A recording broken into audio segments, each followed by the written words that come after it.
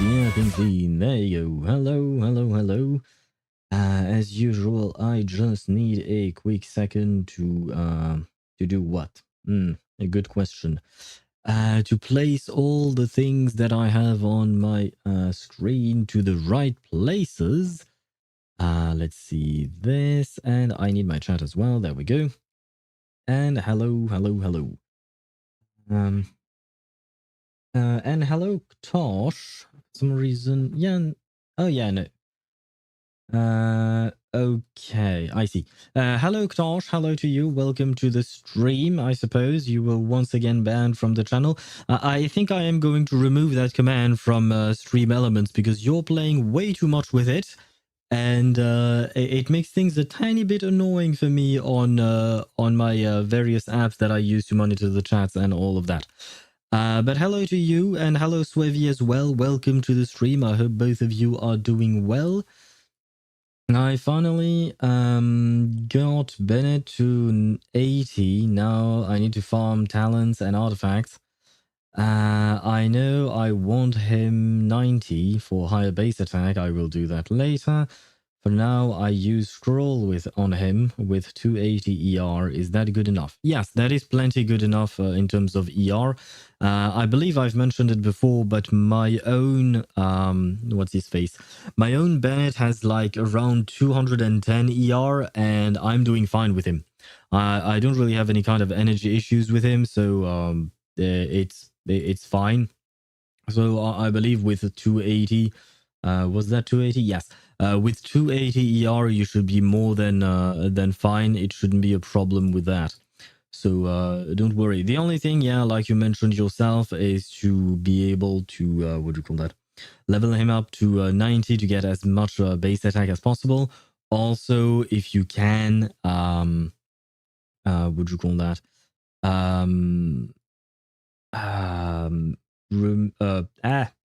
Switch your Favonius weapon to a sapwood blade.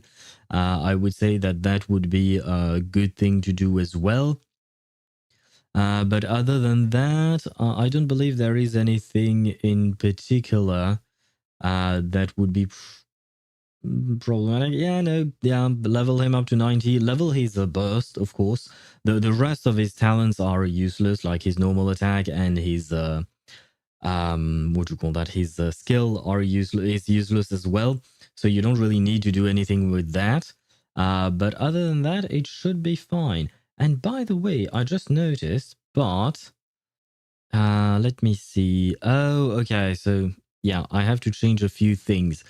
I just remembered that because yesterday Reina mentioned that the link that was in my thingy is not the right one. The link in my description for Discord is not the right one. And why can't I save this? Ah!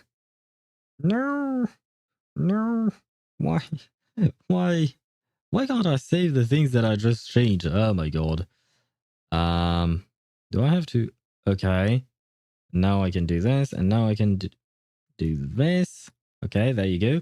And let me try this out. And this. Oh, come on, computer. Stop doing what you're doing. If this is working, let's see. It is not. It is. Okay, Stream Elements is just a tiny bit slow on YouTube, but it is. Okay. I still don't have the UID commands because it's kind of annoying. I can't just copy and paste them. Or can I? Wait. Because yesterday, Ktosh, you were not happy because, or was it yesterday or the day before?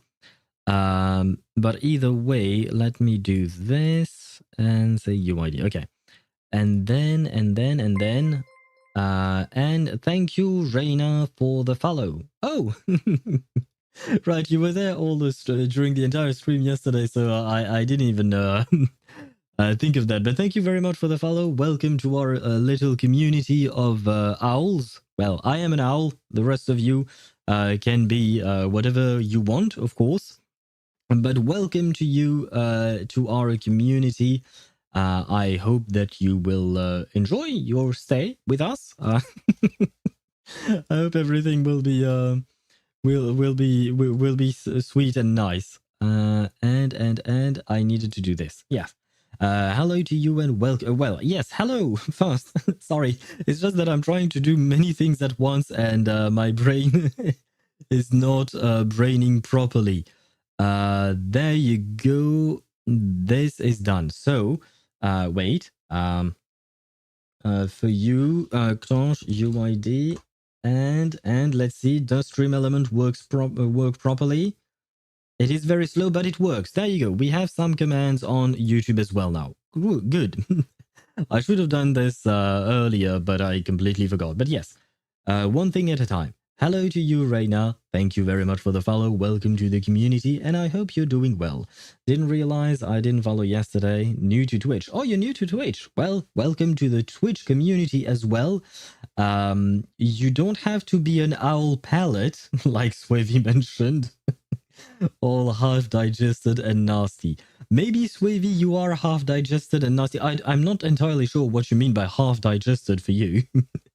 Maybe you are a nasty person somehow. You don't seem to be, but I'd rather not talk about my viewers as being what owls shit, you know? I feel like it's not exactly a nice way of describing your viewers. I know that some streamers have very strange, what do you call that? Nicknames for their viewers, and by strange I mean somewhat degrading or something like that. But yeah, I'd rather not be like that. Aren't owl palettes regurgitated shit, not traditional shit? Same difference. Yes, technically you're right. They can't digest some bones and stuff like that. They will regurgitate it. But same difference. I don't want to call my viewers either puke or shit, you know? I don't want to call you guys that. And Ktosh, you can try the command ban Ktosh. It won't work because you are not a moderator on my YouTube channel. So you can't ban anyone. That is not how it works. I'll just be Hedwig. Is that how you pronounce it in English? Because in French we pronounce it, it's not written exactly the same way, if I recall correctly, and we pronounce it Edwige. But yes, I know who you're talking about, of course, the owl from Harry Potter.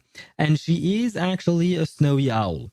Or I should say they are, because technically speaking, throughout the 7 or 8 movies, I don't remember, of Harry Potter, you're not watching a single Hedwig, or how do you pronounce that? I need help, Google Translate. Google Translate lady, how do you pronounce Hedwig? Or Hedwige, Hedwige, Vig. Let me see. Is that how you write it, actually? Harry Potter. Oh, no. It's written with an E at the end? No, wait. Oh, no, yeah. In English, it is head. Okay, so how do you pronounce that? Let me see. Hedwig. Okay, I have been pronouncing it properly. Okay. Hedwig, yes, you are pronouncing it right. Thank you. Thank you for saying so. I also got confirmation from Google Translate. The lady is nice enough to pronounce it for me. But yes, what I was going to say is just that there are several Hedwig in Harry Potter. As with basically any movie or TV show where you see an animal, generally speaking, there are actually several animals playing the same role because, well, poor animals, they do get tired, and also they don't live as long as human beings. So if your movies or your TV show lasts for a very long time, yeah, not the same animal, definitely. But anyway, you can be Hedwig if you want to. I love the way you wrote it, though, to help me pronounce it, Hedwig. It is indeed pronounced like that, which is kind of strange, but I mean, as long as you don't wear Hedwig as a head wig, that's fine. I mean, if you try putting an owl on your head, I mean, owls are heavy, depending on the owl, but snowy owls like Hedwig, they're actually heavy. So I don't know exactly how heavy, but heavy enough to be quite uncomfortable to have on your head, especially because of their talon. their talons are going to hurt your skull. So you probably don't want that. Let me see. How much does it weigh? Arfang des Neiges. Yeah. Snowy Owl. I know what it is. How big? What kind of a question is that? How big is a snowy owl in kilograms? How heavy? That's a better way of phrasing it, I suppose. Females can be... Yeah, no, this is the Eurasian eagle owl. Why is... in theory, okay, yes, there. The snowy owl might be around 1.3 to 2.95 kilograms. I see.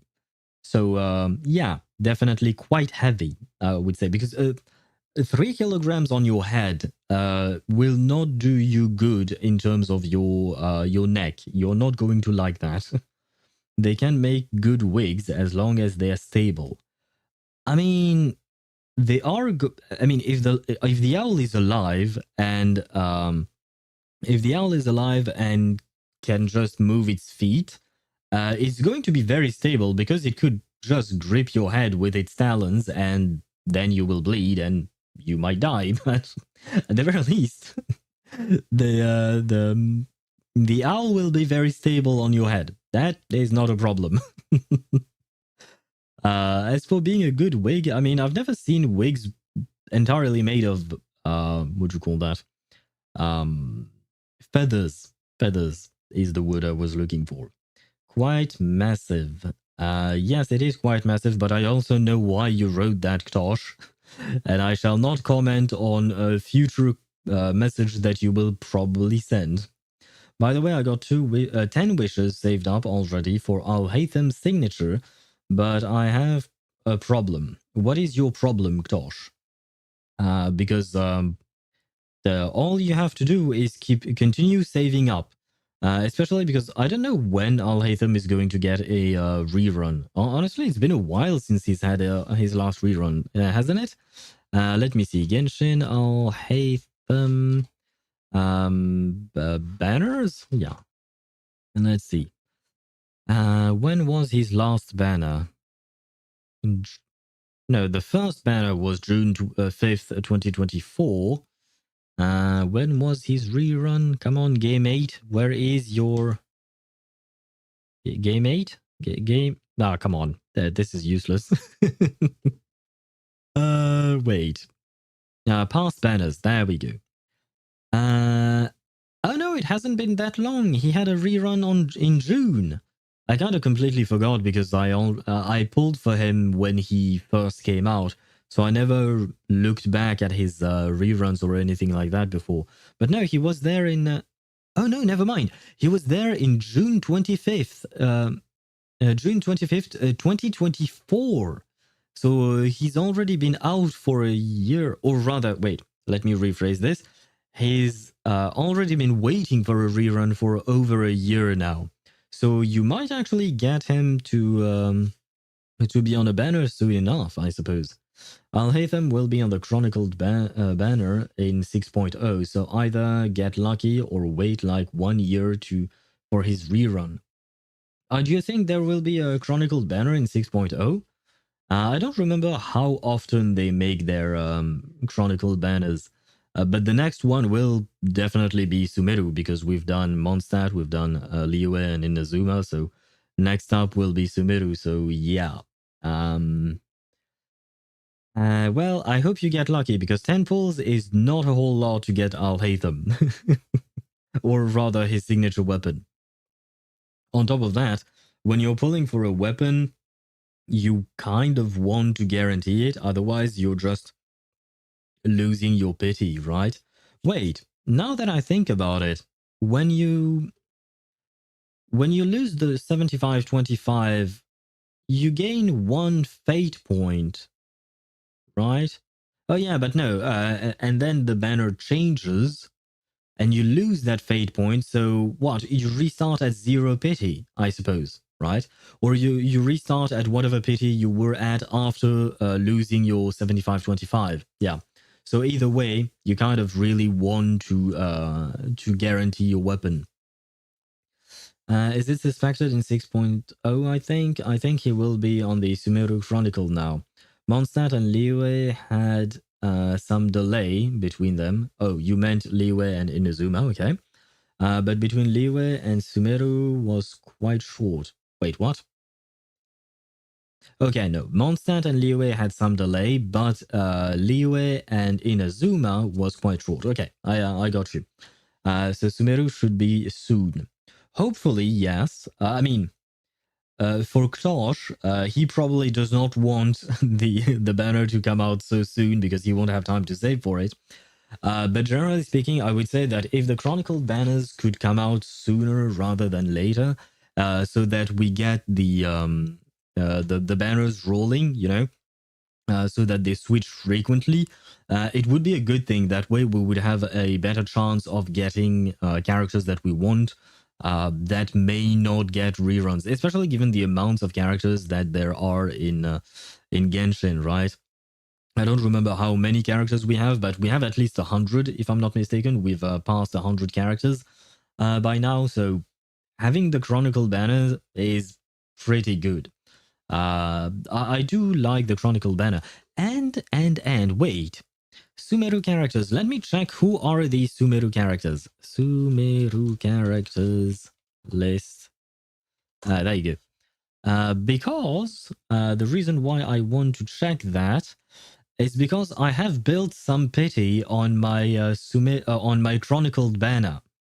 I just built some pity. I didn't win or lose anything on them. I haven't gone that far. But I've been doing 110 pull on each chronicled banner so far, or even more. On the first chronicled banner, I did a bit more than 110 pull. Let me check Paimon dot Moe. Sure. Let's refresh that. Chronicled banner, where are you on Paimon? Oh shit, I am at 70 pity on the Chronicled Wish. Huh. Does Chronicled Banner pity go forward to the next banner? Yes, the pity counts. But isn't there a fate point system as well in the Chronicled Banner, or is it only for the weapon banner? I'm not entirely sure. I think that you keep the pity, but you lose the guaranteed, kind of like the weapon banner. I think that is how it works. I'm not sure. Once again, you know what? More research for me. Chronicled Wish. How do you work? Wishes for Chronicled Wish require intertwined face. There are guarantees for both 5 stars and 4 stars. Yes. When a 5-star item is obtained in this event wish, there is a 50% chance it will be the designated item. Yeah. The items in different chronicled wish period may change. Okay, yes. Only event exclusive 5-star that have already appeared in the... Yeah, that I know as well. Chronicled Path. After choosing a 5-star item as the designated item, if a 5-star item obtained was not their designated item, 1 fate point will be received. Once the player has reached the maximum amount of fate points, 1, the next 5-star item they obtain through this wish is guaranteed to be their designated item. Obtaining the current designated item or changing the choice will reset the fate point to 0. Fate points will not be carried over to the next chronicled wish. Fate points will be reset to 0 when the current chronicle wish ends. But wait, it hasn't said anything about pity. The wish guarantee count for chronicled wish is independent of the guarantee counts of other types of wishes. Yeah, that we know. But does it keep the pity? I believe it does, but I can't find the answer on the wiki right now. I'm reading too fast or not in details enough. You know what? Let me just ask the question. Does the pity carry over in chronicled wish? There we go. A Reddit post. Let's see what Reddit has to say. Pity carries over, according to Lucine_machine on Reddit. So, according to this random person on the internet, pity carries over. And I have confirmation. I mean, there are confirmations from other people. The fate point does not carry over, but the pity does. So there you go. You have missed out on building pity. It's okay.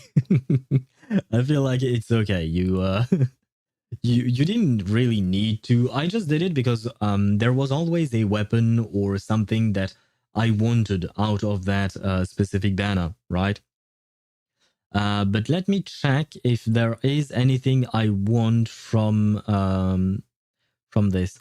Wanderer, Sino, Tignari, Kale, Doridi, no, Alhaitham, Dia, Nilu, Nahida. Ah, I might try to pull for Nahida's weapon then. Might being the operative word, because I do have a big issue. The big issue being that I saw some images of Flynn's. You know when you're on YouTube and you see a thumbnail, if you move your and you're on PC. I don't know how it works on phone because I basically never go on my phone on YouTube. But anyway, when you're on computer and you place your mouse on the thumbnail on a YouTube video, it will start playing the video, right? And I had my mouse accidentally on Flynn's PV, the trailer for Flynn's that was released at the Gamescom. And I saw a few images, and I kind of really liked him from the very few images that I saw. So I actually kind of want to watch his PV to decide whether or not I am going to pull for him, because I do feel like it's important for me to know if I will pull for him. Otherwise, I might be a bit screwed in terms of my what do you call that, my savings and all of that. I have to know. But wait, I've completely ignored chat because I was researching shit. Hello Joel, how are you? Welcome to the stream and thank you for the hydrate. I will do just that. Where was I at? Yeah, but even if I lose the 50-50 at 20 pity, I won't have enough if it comes to... Wait, I'm missing part of my chat because I didn't place them my window properly. There we go. I won't have enough if it comes normally at 75 pity. So I guess I will just have to wait for his rerun. Yeah, wait for his rerun and save as much as you can, I think. And wait, Joel, your first words were older than the heavenly principles themselves. What are you talking about, my man? What are you talking about? I think that's how I'm gonna do my intro now. I'm just gonna start with calling you old. Oh, that's what you're talking about. I mean, Jamie also does that. She always comes in and tells me and says hello, grandpa, or something like that. I am not your grandfather because I do not have children and I refuse to become a grandfather, at least for now. I'm not old enough to be a grandfather. But since we were talking about Flynn's, and since I actually wanted to look at his PV, let's watch it together if you guys are up for it. That way, what do you call that? That way, I can make I can think whether I can figure out whether or not I want to pull for him. Which annoys you more, Gramps or Unk? Unk, just because the word itself is ugly, I guess. Gramps I don't mind so much, but I mean, by saying that, I know that means that everyone is going to start calling me Unk instead of Gramps because you guys want to annoy me more than you want to please me, unfortunately for me. So I should not have answered that, what do you call that, that question truthfully. I should have lied. Oh well, oh well. Let me switch scenes to my browsing scene for a second. I need to capture not Discord, but yes, you. YouTube. There you go. No, don't play yet. I hate the fact that when you maximize the window, it starts playing automatically. That's not what I asked of you, but no well. And let me switch scenes. There you go. Let me grab my my chat again. Wait, no, that's not what I meant to do. This is what I meant to do. Nobody can match my frequency. Happy Unk TV. Oh god, that is so ugly. You sound like a learned young professor with your yapping. A learned young professor. Huh. That's one way of describing me. I mean, I am interested in teaching, so I suppose it makes sense. But thank you, Reina, because you're the only one who seems to be nice with me today. Because I have these people calling me old here. And I am old compared to most of my viewers, sure.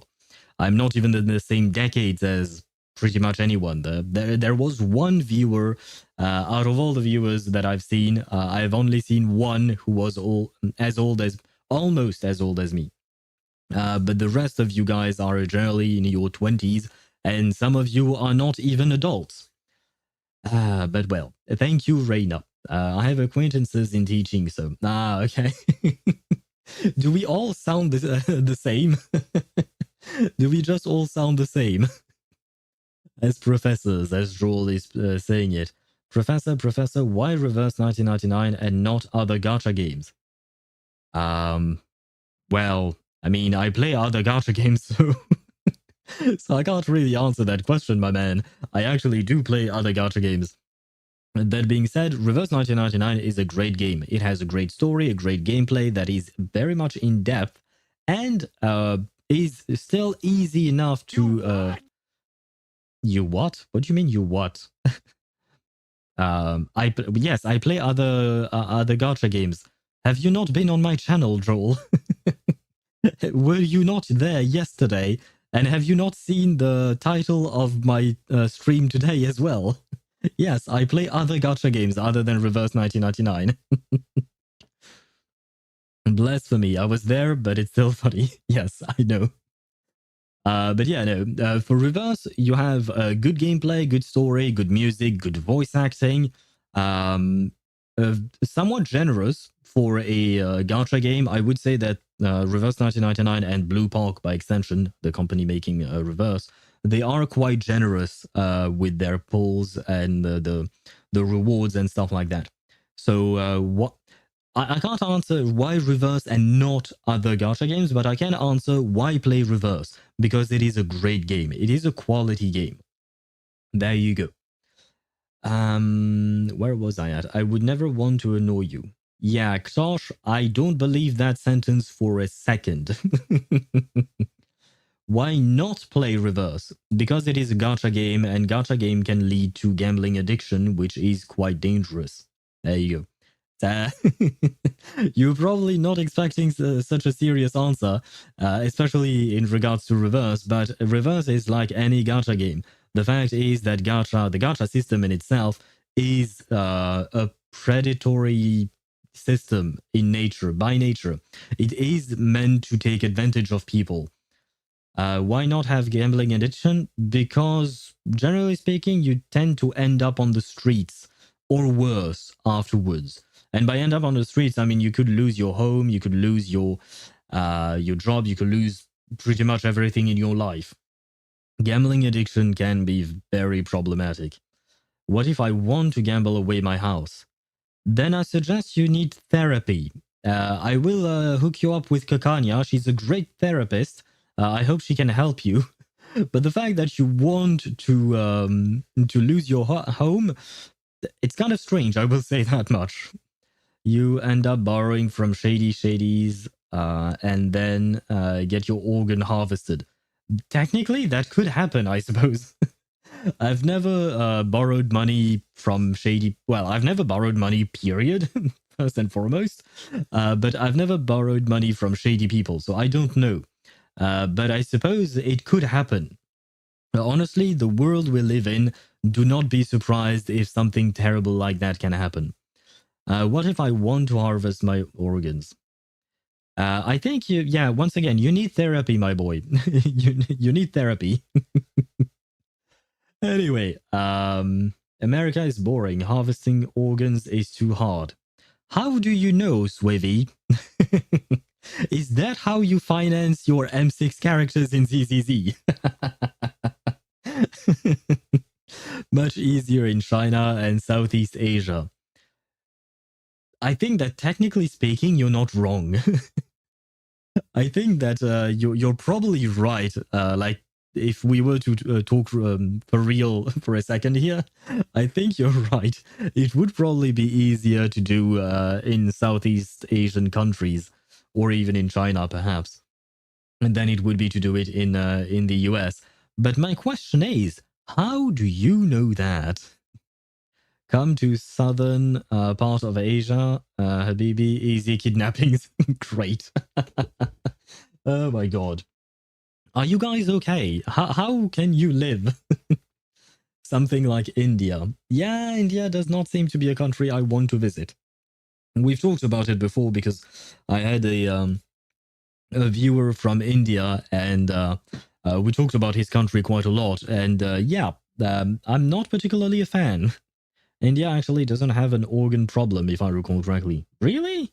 Well, it has other problems. Let's be honest. It has other problems. Mostly Southeast Asia and China are known for the triads, I guess, probably, or the trades. China with its state prisons. Oh, do you mean like the actual government is harvesting organs from their prisoners? Oh, wow, that I did not know. And I probably did not want to know, but at the same time, I suppose I learned something today. Thanks to my serpent spine, my Kinich is usable again. My Kaching does more with a 3-star weapon. What? How does your Kaching do more damage with a 3-star weapon than your Kinich? Especially since you have Bennett now. Shouldn't that be good? And if you put Serpent Spine on him, it's good as well. That being said, with Serpent Spine, you really want to dodge or have a shielder to guarantee that you keep the Serpent Spine buff. The Serpent Spine buff is really strong, so you know, it's something that you should be aware of. And thank you for the stretch draw. Short Frenchmen should stretch to increase their height.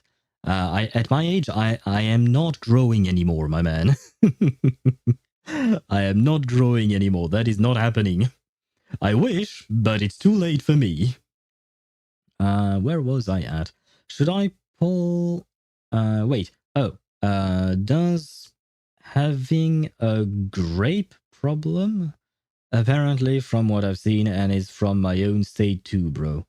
Oh, right, you used the grape emoji for that other word that we shall not use.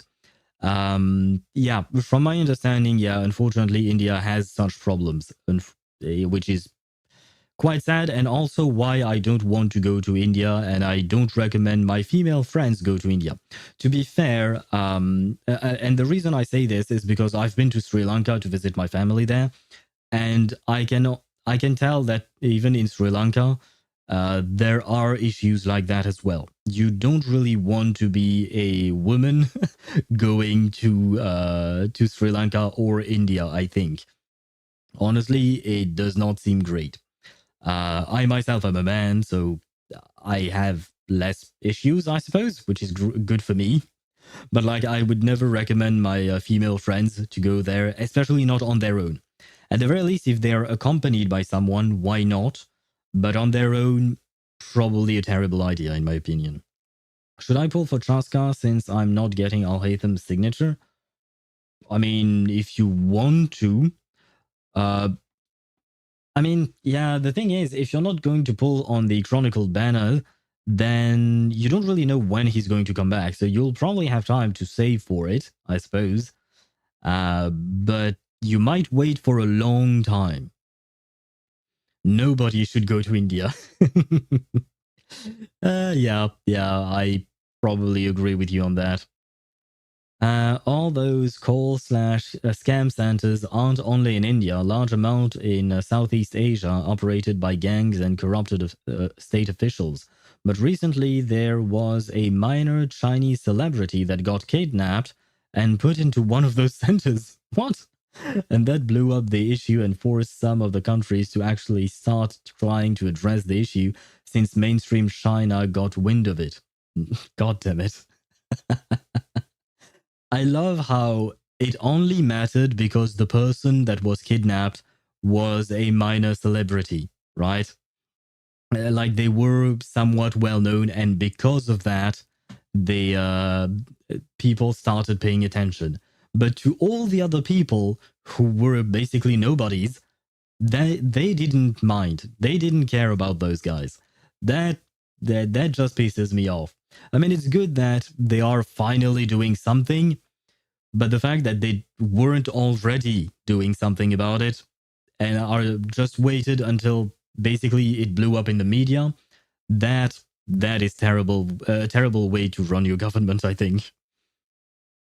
A group of men did something very bad to a woman in front of her husband. I don't think another person is going to help. Yeah, I have heard of stories like that as well, unfortunately. And by heard, I mean I read news articles about that. And yeah, it convinced me that India is definitely not a place I want to go. Don't redeem the gift card, owl man. No. The gift card? Are there... Oh, okay. There are scams with gift cards. I've never used a gift card in my life. So not even like a proper gift card, you know? So, well, I will not. Don't worry, Joel. I will not. Lack of civic sense to many people that I've heard is the main cause. Similar to the elder generation of China, those who lived through Mao's era. Do you mean like about the fact that nobody cares, basically? Or rather, they only care once it's actually, what do you call that? Once it is actually talked about, I suppose. Scarcity, essentially, and competition. What do you mean by that? Wait, I kind of lost you on that conversation. I'm not sure what you mean. Oh, transitioning to India. Oh, okay, you were talking about India. Okay. There is also a growing rate of degenerates in India due to not so positive influences. Ah, yes, the power of influences. Let's not dive into that one. First of all, I don't really like the word influencers, the idea that a person's job is to influence you. I mean, technically speaking, that is the exact same thing that a marketing team is going to do, right? Technically speaking, we've been influenced our entire lives by ads, right? That's basically how our world works, unfortunately. But yeah, I still don't really like it. And at the very least, when a company does it, I feel like there are a few more safeguards, maybe. If the company is really well known, they are probably going to be very careful with what they put in their ads and stuff like that. But when it's just an individual, sometimes they just do crazy shit. And yeah, there are people out there that I don't understand. Like, for instance, I watch a what do you call that? I watch a YouTube channel called Mini Minute Man, I think. He's basically a dude who makes videos on archaeology. And sometimes, and he got well known, especially on TikTok, for clips where he was reacting to other TikTok videos, which generally speaking were basically misinformation posts, right? They were, those guys were talking nonsense, and Mini Minute Man was trying to correct them and teach people that what they were saying is wrong and what was the correct information. And like, I don't understand the point of spreading misinformation. Like, if you spread it by accident, I understand. If you, for instance, didn't do proper research or weren't aware of something in particular, it can happen. But if you consistently do shit like that, you are doing it out of malice. Because you know your stuff is going to get clicks, but you are doing it for the profit, but you do not care that you're shitting on other people's lives, basically. Because you're teaching wrong things to people. And that really pisses me off. If you want to teach something to other people, teach them the right thing. Teach them how the world really is instead of your fantasy, because your fantasy feels better or whatnot. Sorry, I got angry for a second there. Honestly, being Indian is such a curse, which makes me want to reincarnate. Well, I hope you won't get hit by a truck, but at the same time, we all know that there is only one way to reincarnate and be transported into another world, which is to get hit by Truck-kun, right? I think we'll just save until I see someone that I really want, because if I would get Chaska, I would just use her for the Abyss only and maybe domains. Do you not want to use her in exploration? She should be quite fun to use in exploration. Unless you just want to really stick to playing Kinich, of course. Something that I can't read. The internet truly was both a boon and a curse for humanity. Should have kept it only for nerds. Wait, what did you write in... I assume this is Chinese, but I do not read Chinese. Wait. Google Translate, help me. Google Translate, where are you? There you go. And this. It translates to nothing. Thank you, Google Translate, for nothing. I copy-pasted the characters that you wrote, Swivy, and it translated to the same exact characters in English. Oh, wait, no, it's because I hadn't selected Chinese. But is it Chinese simplified or traditional? Oh, does it mean oops? Is that what you wrote? That's what it translates as in Chinese simplified, and same thing in Chinese traditional. Okay, and it's pronounced... what the fuck? You guys should be able to hear it for once, because I am capturing my audio for from Mozilla Firefox from my browser. Is that really how you pronounce it? I don't know why, but the voice sounds strange to me. Wait, where was I at? I already have Kinich, Mavuika, Shilan, and Sitlali and Farina, so I don't need more exploration characters. Fair enough. Fair enough. Ni hao, habibi.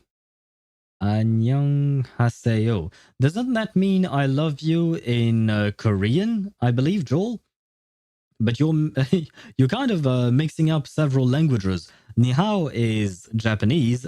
Annyeonghaseyo, I believe, is Korean, and earlier we were talking Chinese with Swivy for disappointment or similar emotions. Okay, I understand. But yes, I do agree that what do you call that?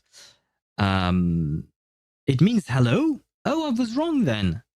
Wait, are we pronouncing Annyeong? It's Annyeong. Annyeong haseyo. I hope I said that properly. And it only means hello. Oh, okay, wait. So how do you say I love you? Because I remember hearing how you say that in Korean, I mean, but I don't remember. Wait, where is Korean? Wait, no, not Malay. I can't speak Malay. Korean. Where does it... K, there we go. And I love you. I love you in Korean is sarangheyo. Wait, let me hear what Google Translate tells me. 사랑해요. 사랑해요. 사랑해요. 사랑해요. Okay, that's how you say it. I'm trying to imitate Google Translate. And how do you pronounce exactly the hello? Hello. Hello, hello. Let's see. 안녕하세요. 안녕하세요. 안녕하세요. But the thing is with Korean, because I remember watching Squid Game, the first season, with the Korean dub, and there was such a melody to the way they spoke the words, especially the main character in Squid Games.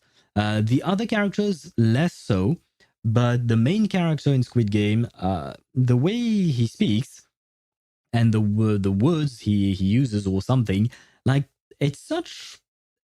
I don't really know how to describe it, but it's kind of like a song. It feels like a song, you know. I don't know. Ni hao is Japanese. Ni hao is Mandarin. Oh my god, am I? Yeah. Oh, you're right. Oh god. Well, yeah, no. I mean, yes, you are right. Of course, you're right. But yeah, I don't know why I'm confusing everything. I knew I shouldn't have started my stream today. I felt like shit when I woke up today. I guess my brain still hasn't turned on. I apologize to every Japanese and Chinese person who may have heard my mistakes. But yeah, well, mistakes happen. Mistakes happen. But wait, then. Right. You say Ohio or in Japanese. Yeah. Okay. Yeah. Never mind. I will stop talking. There you go. You will get a silent stream from now on. I love you is that. I love you T-Twin. I have no idea what you're writing, Joel. I love you T-Twin. Or I love you too, Twin, I guess. Is that what? Why twin? We are not horses, we are humans, and humans are weird. They are weird. Gihun. Not gonna lie, I wouldn't remember a quote if it were from what do you call that? From Squid Games. I've watched it once. I liked it well enough, but yeah, it didn't really exactly completely. It wasn't engraved in my mind. Korean has a melodic tune to it. Yes, I agree, Reina, and I loved it. I loved watching it in Korean. My ex didn't like it because my ex was really into Squid Games, so she wanted me to watch it with her. So we watched it together. But I generally tend to watch movies and TV shows in their original versions. Most of the time. I watch mostly American stuff, so I will just watch things in English. But like for my anime, I will sometimes watch them in English if I prefer the dub, but I will also watch the sub, right? But I will never watch them in French for some reason. That's just the habit that I've formed. So when my ex wanted to watch Squid Games, I insisted that we try it in Korean. She eventually grew to like it as well, but I genuinely really loved hearing Korean because it sounds very pretty. It sounds, I don't know, it sounds like a music. It sounds very melodic, like you said, Reina, and it's really nice because I'm used to hearing, like, for instance, some German, because from time to time I go to Germany to visit my brother who lives there, and German is not as pleasant sounding as Korean. Let me tell you that. It's not as pleasant to hear. I will say that much. You're a streamer. Streamers shouldn't make mistakes. Yes, but before being a streamer, I am a human being, my man. And human beings make mistakes. Germans sound angry. Yes, they always do. I don't know how you raise up a girl or a man, depending on which one you're interested in. But I don't know how you raise up someone in German, you know? Because if you always sound angry, it's kind of like, it's a bit of a problem, no? You should listen to the Korean voice actor of Rodia from Limbus Company. Oh, I've never played Limbus Company. I've watched about 5 minutes of a playthrough, and it was just a loading screen during which there was a lot to read, so the streamer was reading all of it. And it seemed interesting, but I don't know why I clicked off of it. I think it's just that I didn't have the time at the point. But I was always kind of interested in Limbus Company. It's just that the gameplay looks very complicated, and I don't really like the artwork. I'm not saying that it is ugly. Well, I do find I don't like it personally. But technically speaking, it is well made. It is a quality game. It's just that I personally do not like the artwork or the art style. Sorry, that's the right word. The art style. It's not something that I particularly like. And it's pronounced Rogia? Rogia? Rogia? How do you pronounce these things? Wait, you know what? Google Translate, help me. How do you pronounce this? Rodia. There we go. 로디아, Ah, 로디아, the first one, yeah, you're close. So, Rogia, I guess. So it's kind of like a J sound in the middle, right? 로디아, Yeah, I don't think our boy here, Google Translate, is doing the good work here. The D in Rogia is pronounced like a ZG. Ah, like Zhongli. See, you can speak to me like that. When you speak to me like that, I understand. Yeah, so, okay, it's like Zhongli from Genshin Impact. Great. I understand. But man, this is complicated because the ZH, uh, for me, I would pronounce it. I would pronounce it Z, right? In theory, but since Zhongli's name is Chinese, I will pronounce it like a J sound. But now the J sound is from just a J. No, it's from a D. There is no J in the word Rogia that you wrote earlier, Joel. So it's the D becomes a J. Oh, perhaps it's a D that becomes a J because it's actually a DY. Call her Rod. Is it Rodion or Rogion then? Because it's not a DY but a DI in that other spelling that you wrote. Phonetics is hard, man. Yes. Yes, especially because a lot of languages have sounds that you will not always have in your own language. So sometimes you hear the sound, but you don't really hear it exactly. It's exactly how it looks like, by the way. Oh, for Rodion, it's Rodion. Okay. At the very least, that one is indeed easier. I mean, Rogia is not that difficult once I know how I'm supposed to pronounce it. But I wouldn't have known by looking at the word how I was supposed to pronounce it. To be fair, for instance, with Zhongli, at first I did not know how to pronounce his name. I would pronounce it Zhongli because it's a Z. So once again, I vote that we change the way we write things so that so we write things the way they sound. Because this is annoying. Like, why is Zhongli's name written with a Z? It makes no sense, especially because it's a Chinese name, right? Why are we translating? It's not really a translation, but why are we transferring it to our alphabet, our Latin alphabet, but not using the actual proper letters? Like, we have the letters to make the sound J in English, in French, in whatever. So why are we not using those letters? I remember watching phonetics lessons as a 5-year-old, and it's traumatic. Yes, yes, it is.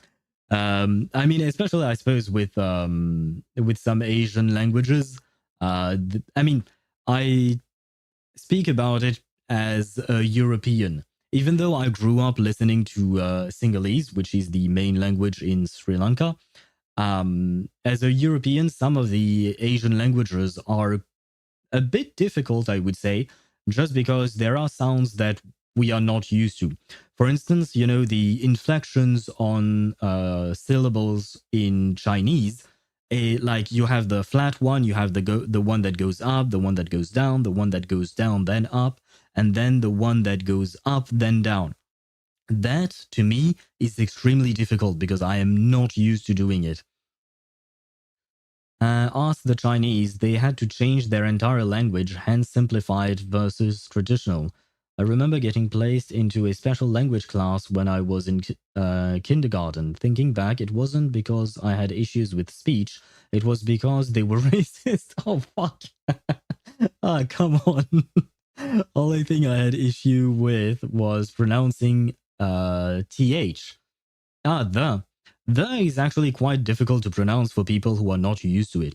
I remember at the very start when I tried to pronounce the when I was younger, it was actually fairly difficult for me to say it. And this is why, for instance, in France, you will often hear French people when they speak with a relatively French accent, but in English, you will hear the because it's easier for them to pronounce it like that. I practiced my ass off to be able to pronounce it the proper the, like with your tongue between your teeth, because that's something that we French people never do. That is a sound that simply does not exist. We never put our tongue between our teeth the same way you would with a th in English. So that was a pain. But it was worth it, I think, because I feel like my accent in English is decent enough. At the very least, I am comprehensible, I think, probably. Where was I at? And sorry about Swibby. Sorry about the fact that you were discriminated against in your school when you were a kid. That feels bad, man. That really feels bad. I feel like Asian languages are more tonal, so the way they are spoken matters a lot. Yeah, I think you're right. I mean, it depends on the language because, like Swivy mentioned, Chinese is pretty tonal, Japanese not so much, and Korean. I don't know if it's tones, the reason why they have that melodic tune to it. I don't know enough about Korean to be able to say anything. And hello to you, Chip. How are you? And welcome to the stream. Lantern Right. Why are you talking about the Lantern Right? Lantern Right is gone. And the next one will be in 4.5 months, I think. Only had to do a small trick and it got corrected. Ah, fair enough. I mean, especially when you're young, it's easier to learn these kinds of things. I mean, it's a pain, but it is easier to change your speech pattern when you're young than it is when you're older, I would say.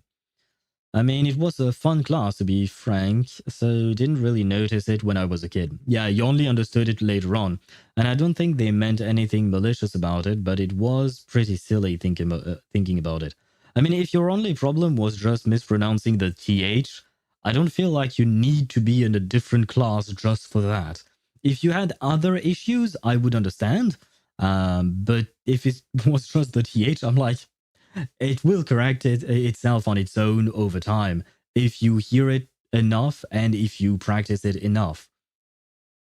When I was a little boy, I pronounced office as off ice, I assume, or off is, like off road, pronounced. Yes. Wait, but office is but office off road. I mean, the off part is the same. Not sure what you mean by that, Joel. So I'm a bit confused there. I didn't think they meant anything malicious. Oh, I read that already, my bad. And so in my mother tongue, there are two sounds for R. One is where the tongue touches your roof, and just falls flat. And the other is when you give your tongue a roll before it falls off. My home teacher spent 45 minutes coaching me to no avail. Wait, Reina, does that mean that you can't speak your mother tongue? Or have you been able to learn how to say those two different R's in your mother tongue? May I ask, what is your mother tongue? I am curious. You are free not to answer that question if you do not want to say where you're from. But if you want to share it with us, I am actually curious.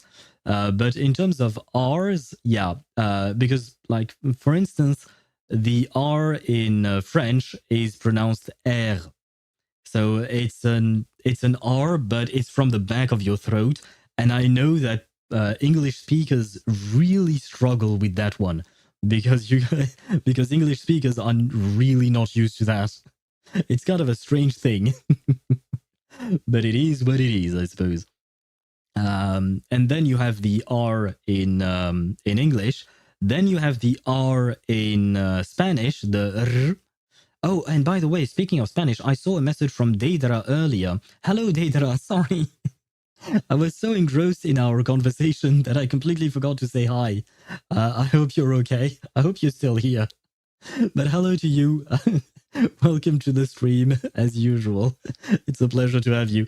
So sorry, I completely missed your message earlier. I mean, I read it. It's just that I was talking, so I completely forgot to actually reply to you. But yes, there is the R. I mean, wait, is it R? How do you say R? Just the letter in Spanish. How do you pronounce it? I know it's an R with the tongue roll, and then you also have the J. Yeah, the J that is like, for instance, in Juan, which is different, but it sounds like the French R, but it's not exactly the same thing, you know? So many different sounds, so many different things. It's Hindi. Ah, I unfortunately know nothing about Hindi. I mean, I probably heard it once or twice in my life, most likely.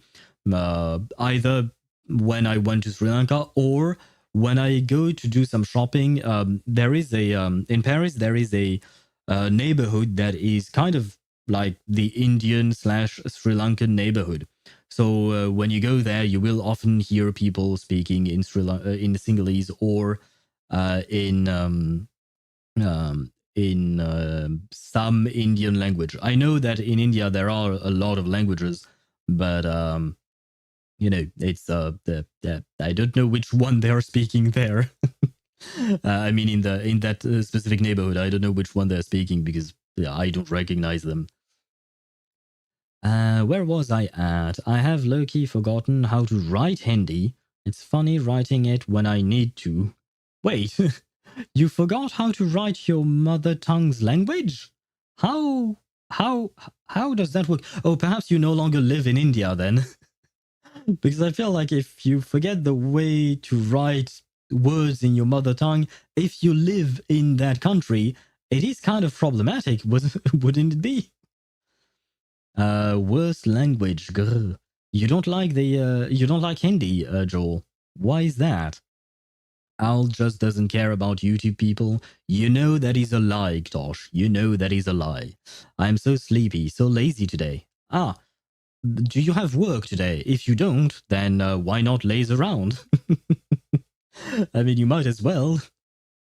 If you're sleepy, why not take a break? Take a bit of a rest. Where was I at?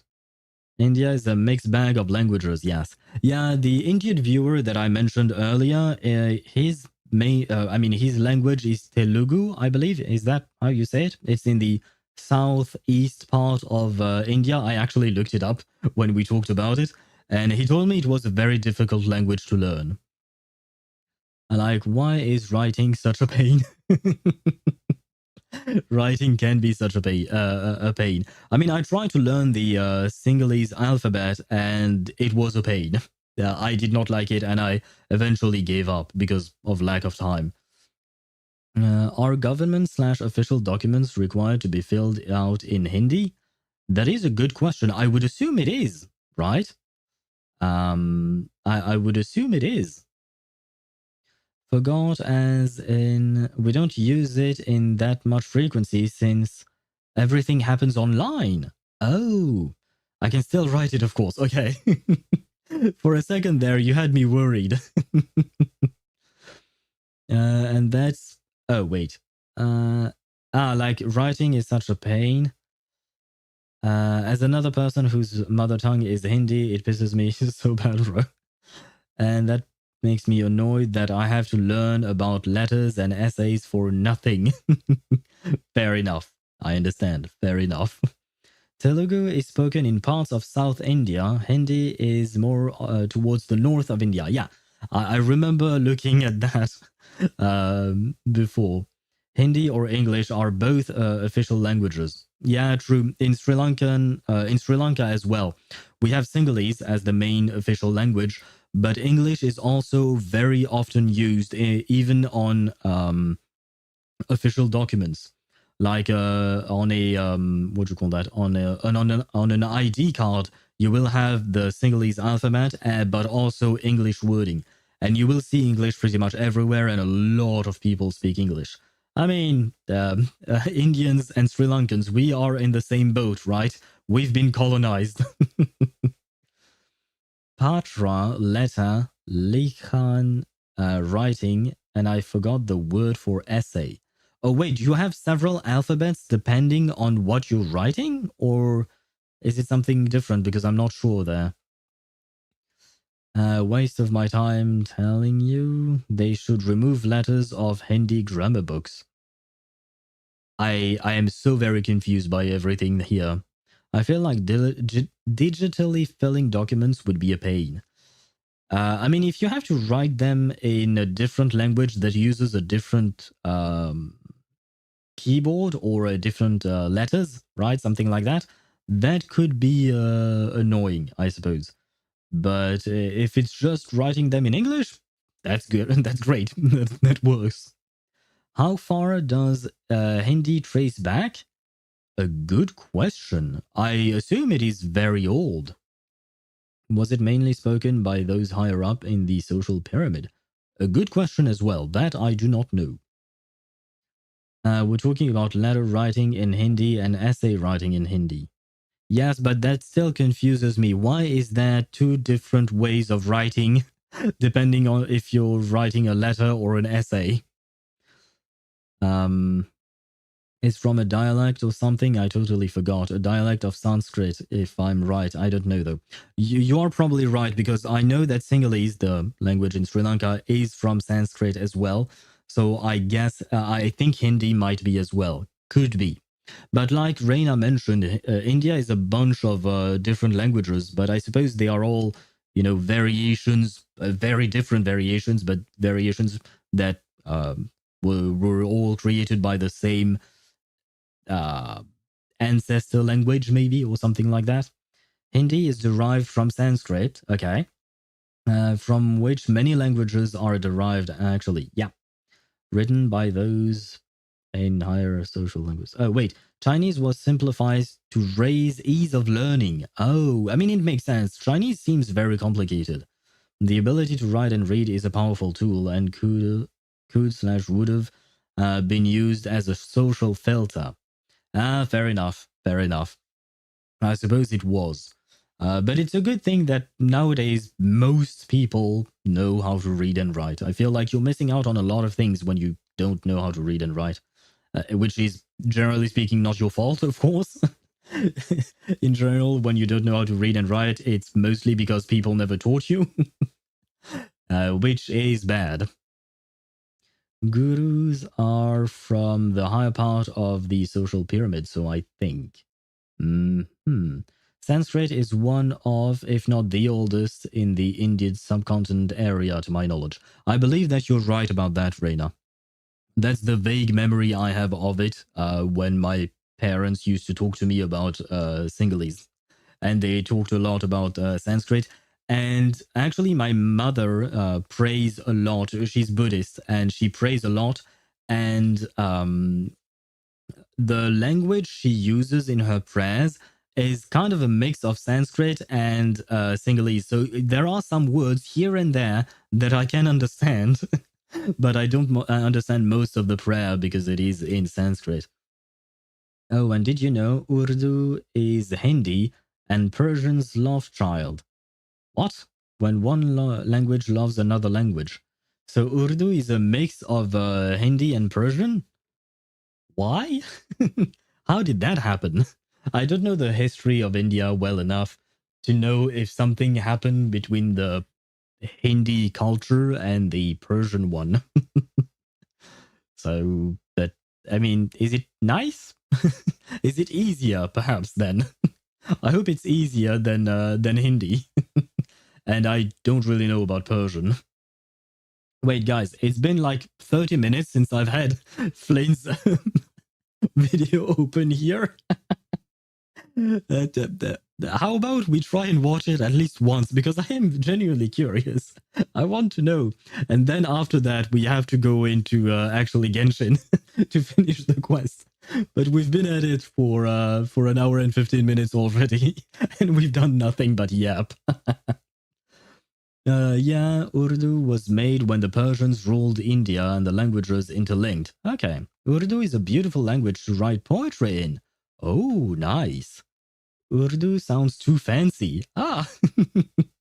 Bro, how did we move from flints to languages? I will blame Joel because he wrote the name Roja, and then everything devolved from there. So Joel, it is all your fault.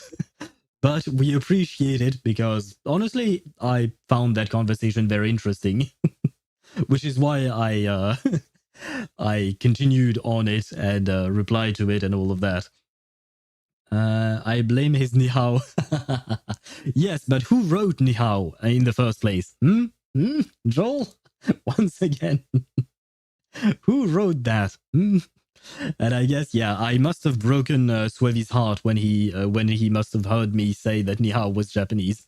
Sorry, Swavy, about that. I apologize. I hope you will forgive me. But now then, I can never win. Never. Mwahahaha. Nerd emoji, actually. Looking at chat, we transitioned to language. When you brought up Germans. And I said German sounds angry. Yes, but why did I talk about Germans in the first place? No, wait. I talked about Germans because before that I was talking about Korean, and we talked about Korean because Joel was writing things in Korean, and he was asking about 안녕하세요, right? So still not my fault. So now we're tracing history, yes, but history of our chat. So it shouldn't be too long. We were talking about the internet. Why were we talking about the internet? Oh, right. We were talking about influences at some point. And at some point, we were also talking about the fact that we should not visit India. It's, well, it's one hell of a conversation, isn't it? Do you think Flames would go to India? They're genuine questions. Wait, have you guys seen his trailer? Do you guys know anything about Flins? And do you think he would visit India? Nihao is Japanese, has the same vibe as bonjour is Italian. Exactly, it's not that far off, right? Don't let Italian people hear that. They are going to be mad. I mean, French people will probably be mad at that. Although I am French and I don't care. I mean, like I said, mistakes happen. Flens has a lamp. I know he has a lamp or a lantern. I mean, it's in the name of the video, a lantern in the night. He has a lantern just like Emily. Not seen his trailer. Okay. Well, let's watch it together. And Ktosh, you were right about the second time when you wrote Flins. It is written Flins. Wait, now I have to wait until Bernice is done. And no, this is not going to be fire, this is going to be electro. And let's see what our boy has in store for us. Thus did I foresee. Waves crashing on the shore. The night sky devoured by deathly silence. Is that his voice?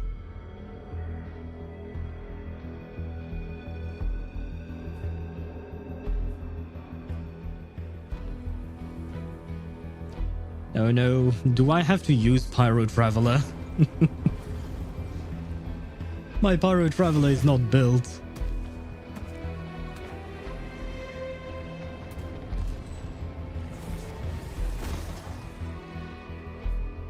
Ah, the lantern, so he is here. May I lend a hand? Of course you... Oh. I like his animations. And he's an electrocharged character. The night cometh. Oh, that frame.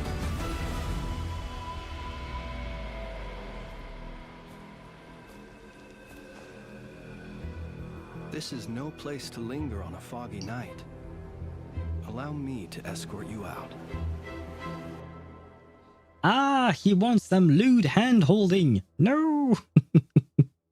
Oh no! He wanted some lewd hand-holding. The guy is not out yet and he already wants to hold our hand. How could he? How could he do that? Wait. No, I don't want you to play. I want a specific frame. Where was that frame? I can't find the frame. No! Where is the frame? There was a frame. Again, please let me find it. I think it might be... The night. Yeah, this no! Wait, how do I go back? Go back one frame. Yeah, this frame. This. There you go. This frame is so badass. This is the frame that I had seen on accident. And it does remind me a lot of Solo Leveling and Sung Jin-woo. But yeah, these eyes, this is one of the reasons why I love Sung Jin-woo in Solo Leveling. It's because of the blue eyes that glow like this. This looks insane. This looks sick, man. Wait, I missed so many messages from chat because I was focused on our boy Flynn's. Isn't Flynn's JP voice Gojo? I don't know about that. Wait, let me actually look it up. Flynn's Genshin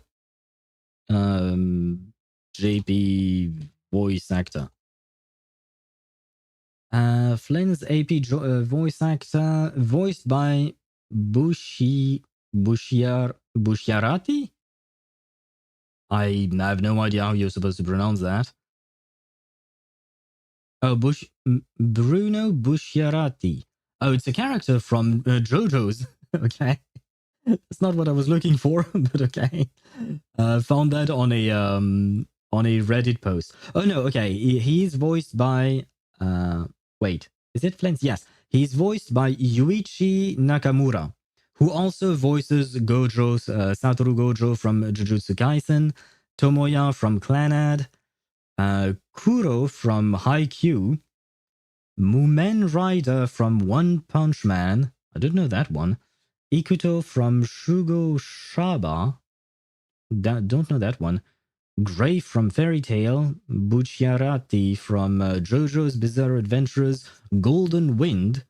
Hawks from My Hero Academia. Okay. Guren from Owari no Seraph. Greed from Fullmetal Alchemist Brotherhood.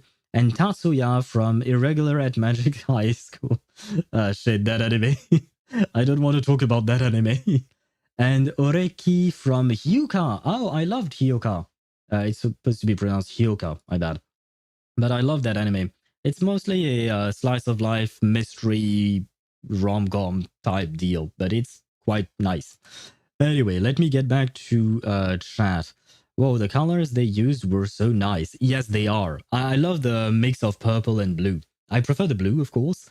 So I hope that he can stay in his blue form like this most of the time, though I somehow doubt it. Notgrai. Yeah, I think we've seen a bit of Notgrai, maybe? I mean, we just saw some ruins, right? Ah, yeah, no, it is Notgrai because I recognize this thing, right? This was in one of the trailers that we saw, and it looked like it was part of Notgrai indeed. Whoa, he's hot. He's hot indeed. He is very hot. I do really like him. Oh, he is Al-Haytham with eye bags. Blue. He's blue Al-Haytham with eye bags. Very important. Or purple. He's purple or blue Al-Haytham with eye bags. Very important distinction. Al-Haytham is green after all. Flynn, I'd smash, no homo. When are we getting baddies? I don't know. Well, we are getting Loma. Let me check if I can find an image of her. Genshin Loma. Oh, wait, no, I can just go on Twitter. They had an image of her. But we are getting Loma on the second half of the patch. Of what do you call that? of Genshin 6.0. We'll have Flins on the first half, I believe, and Lorma on the second half. I could be wrong, but given the fact that they gave a trailer for Flins first, I assume he's going to come out first. Let me find the media. We're going back to Enconomia. It does kind of look like Enconomia. There were parts here and there that kind of look like Enconomia. I have a feeling they reused some of their assets from Enconomia, probably. There you go. I found the person that we were looking for. Let me copy that and do this. There you go. There you go. This is for you, Joel. This is a woman. This is a woman with assets, and she's Dendro. So you might be interested in her for that, for the Dendro aspect, of course. My wife? Wait, who is your wife? Is Flint's your wife, Deidara? No, Flint is going to be superconduct. What are you talking about? Flint is going to be, what do you call that? Flint is going to be electro charge. He's going to be lunar charge. You saw it right there. There you go. You don't really need to understand anything more than that. He's going to be electro charge, right? I am creaming so bad. What do you mean creaming? Are you screaming perhaps? Did you miss an S? Because if you just write I'm creaming, my pants are cooked. Oh, never mind. Okay, so it is indeed creaming. Okay, well, wait. I did not want to know that. Meat Rider from One Punch Man. I don't believe I said Meat Rider. Did I? I don't remember the name of the actual character because I don't know them. If you M6 him, he gets that blue effect permanently, believe.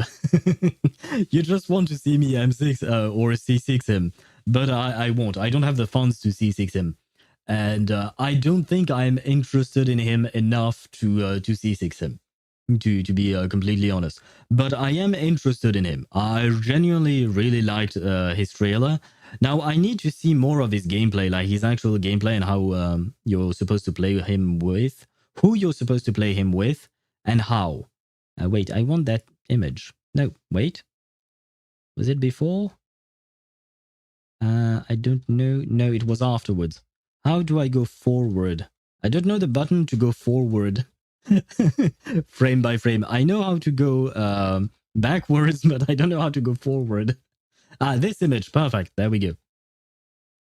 But yeah, if he is like that all the time, I would play him quite a lot, I guess. But it is... I think this is only during his ultimate that he turns into that way, right? Probably, I assume. Where was I at? Her deer form has the biggest D in all of Teyvat. Do you mean Loma? Does she have a deer form, actually? Can she actually turn into a deer? It would be interesting. I would say that much. It would be interesting. I have not seen any kind of gameplay from either of them. I have not looked at leaks or anything. I do believe that there are leaks, so if you don't want to get spoiled, be careful with those. But I assume there are leaks probably for 6.0. But yeah, I don't know if she has actually a deer form. And I don't want to know if she has the biggest D in all of Teyvat. I'd rather not know about that. Something is arising and it's not my shadow army. Come on, Chip. Wait, is something arising because of Loma, or are you turned on by flames? Oh, you know what? Maybe you're turned on by both. It could be a thing as well. You could be turned on by both. Understandably so. Both of them are hot. Not gonna lie, I quite like Loma's design.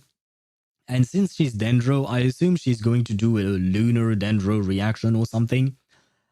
So I kind of want to pull for her, but I won't have enough to pull for both of them. Right now in Genshin, I believe I have like 140 pulls saved. Well, yeah, 140, something like that.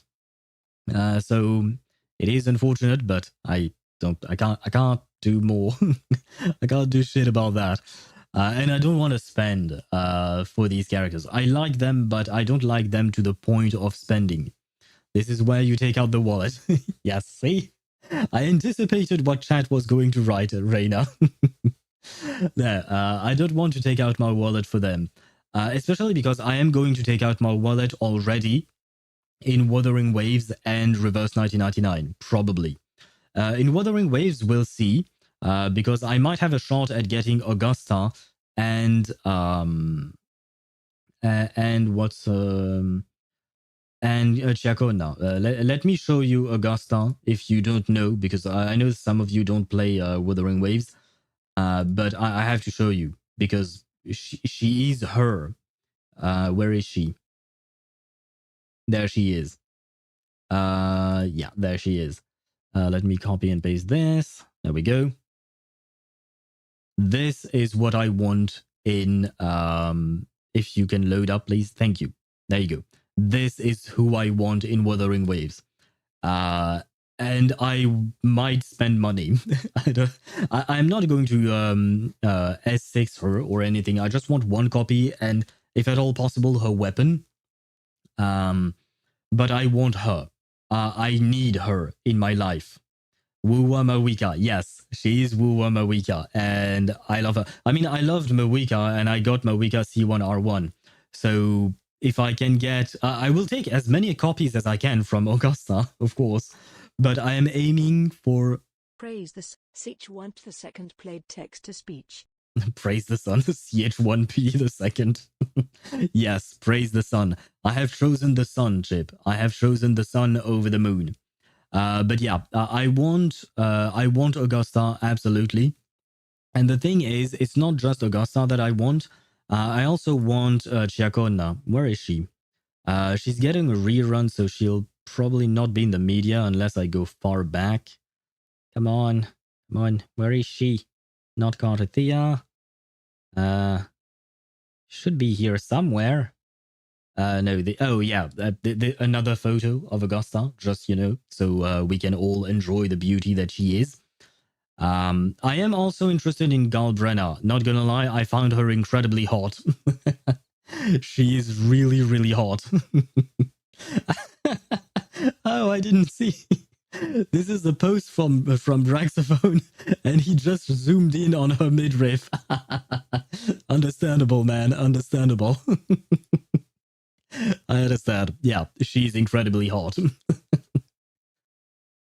I'm coming. My entire clothing is white now. God damn it. Oh, man. Damn it all. I am showing you hot characters. I understand.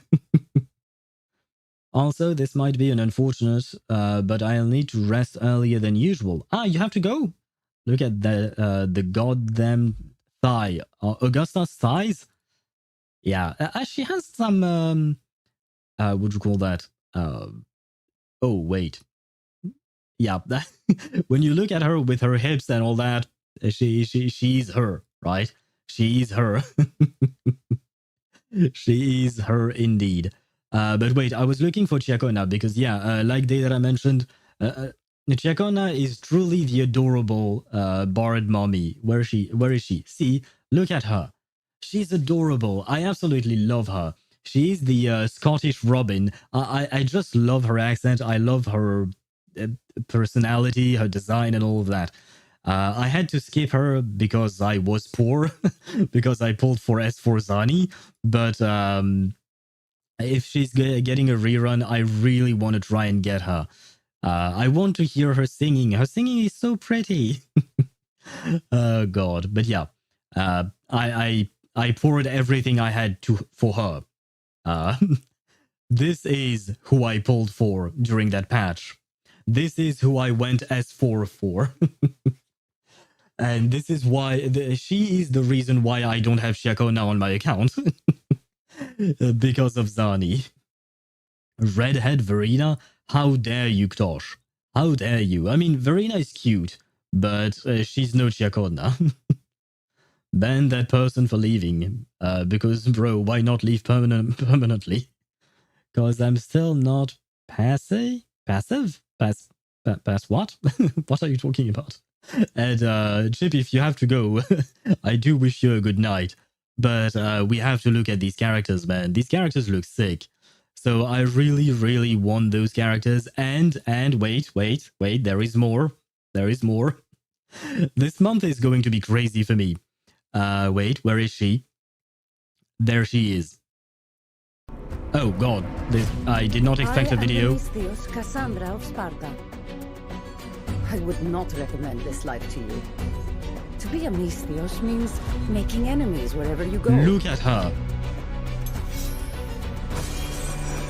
Oh wait, this is her gameplay. I don't want to see her gameplay yet. I want to be surprised, but yeah, I want her, Cassandra. Now, I really, really want her. OMG, whoa, this is pretty. This is reverse 1999. Yeah, the artwork and the art style in reverse is really, really beautiful. I absolutely love it. Show Lupa? Oh shit, sorry, Deidara. I can show her right after, but I want to see some images of Cassandra. There you go. And yes, Joel, armpits are here. But yeah, women in what attire that is not sexualized? War. I mean, this one, she has a skirt and all that, but she does have some armor. But I feel like her design is really good. Like, especially this one. This design is really a solid design. And it's not just like, you know, a skimpy outfit. It is still somewhat sexy, I would say. But it's definitely better than things that I've seen online. It's better than Nikkei. That's what I'll say. It's better than Nikkei. Oh no, is there no other images of her? Oh, there are none. I mean, I suppose there is this one. No, there are no other images of Cassandra yet. Ah. But yeah, the fact is that I do want to pull for her. I will try to get her to P5. I will try. But I can't guarantee that I'll be able to. It will kind of depend. We will see. Where was I? I blame you for showing Augusta's thighs. Hey, Chip. You want to go rest, right? You said you wanted to rest? Wait. Are you sure you want to rest? Are you sure you want to rest? Are you sure? Do you truly want to rest after seeing this? Do we have other images of her? No, we don't. She's here. That's the image we saw already. I suppose there are no other images of her. Oh, and for you, Deidara, here is Lupa as well. She has them thighs as well. Let's be honest. Bloody hell, by the grace of my lord. Praise the sun. Yes, praise the sun indeed. Wait. Yeah, see, she has some muscly thighs as well on our wolf girl Lupa.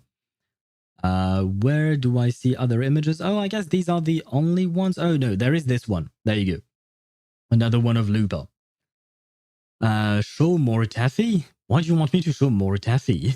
Out of all the characters you could have chosen. But wait, where was I at? It is sexy, but not skimpy. Yes, I agree with you, Reina, about Cassandra. And I really like her design. I mean, overall, Reverse 1999 is a game that has very little fan service, in my opinion. There is some, but generally speaking, there isn't a lot of fan service there. And the character's design is just really, really well made. Like, she has armor. I've seen warring women characters with only assets and plot armor.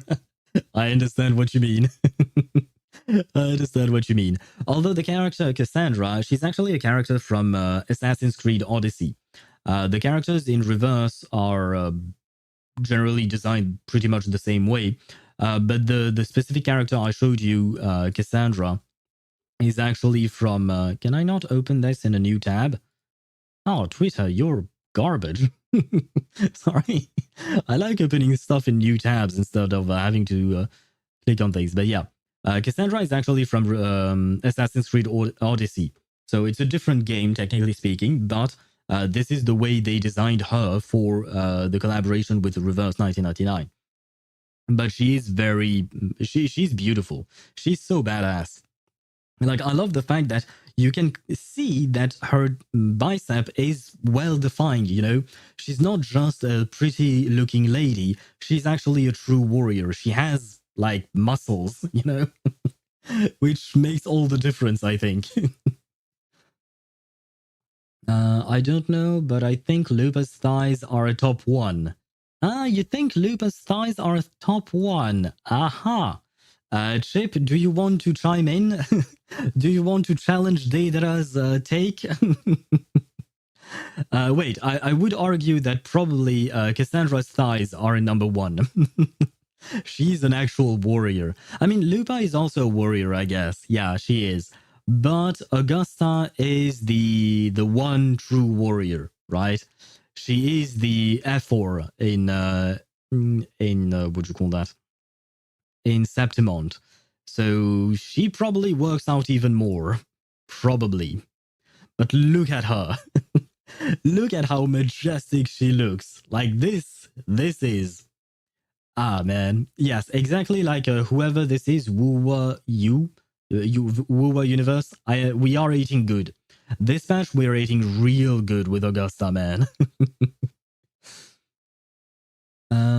She's an Amazon, and the artist really went wild. Wait, who are you talking about, Daedara? Are you talking about Augusta? Are you talking about Cassandra? Are you talking about Galbrenna? No, we're no longer talking about Galbrenna. But yeah, that art is insane. Here you truly see she is the leader of Septimont, and no one, and she will take shit from no one. I'm more of a heart and value person, so yeah, Augusta's thighs is the best. There is a competition here between Daedara voting for Lupa's thighs and Chip voting for Augusta's thighs. Or we don't have to actually, what do you call that? Make it a competition. Each of you can have the thighs that you want, right? Chip, you can have Augusta's thighs, and Daedara, you can have Lupa's thighs. That way everybody's happy, right? And we also have Yuno next patch. She's pretty cute, I will say. She's pretty cute, but I don't have the funds to pull for everyone, man. I don't have enough money to pull for everyone. So I will probably have to skip Yuno. Unless I get extremely lucky, I will probably have to skip Yuno, unfortunately. Look at this artwork of Yuno. This is absolutely beautiful.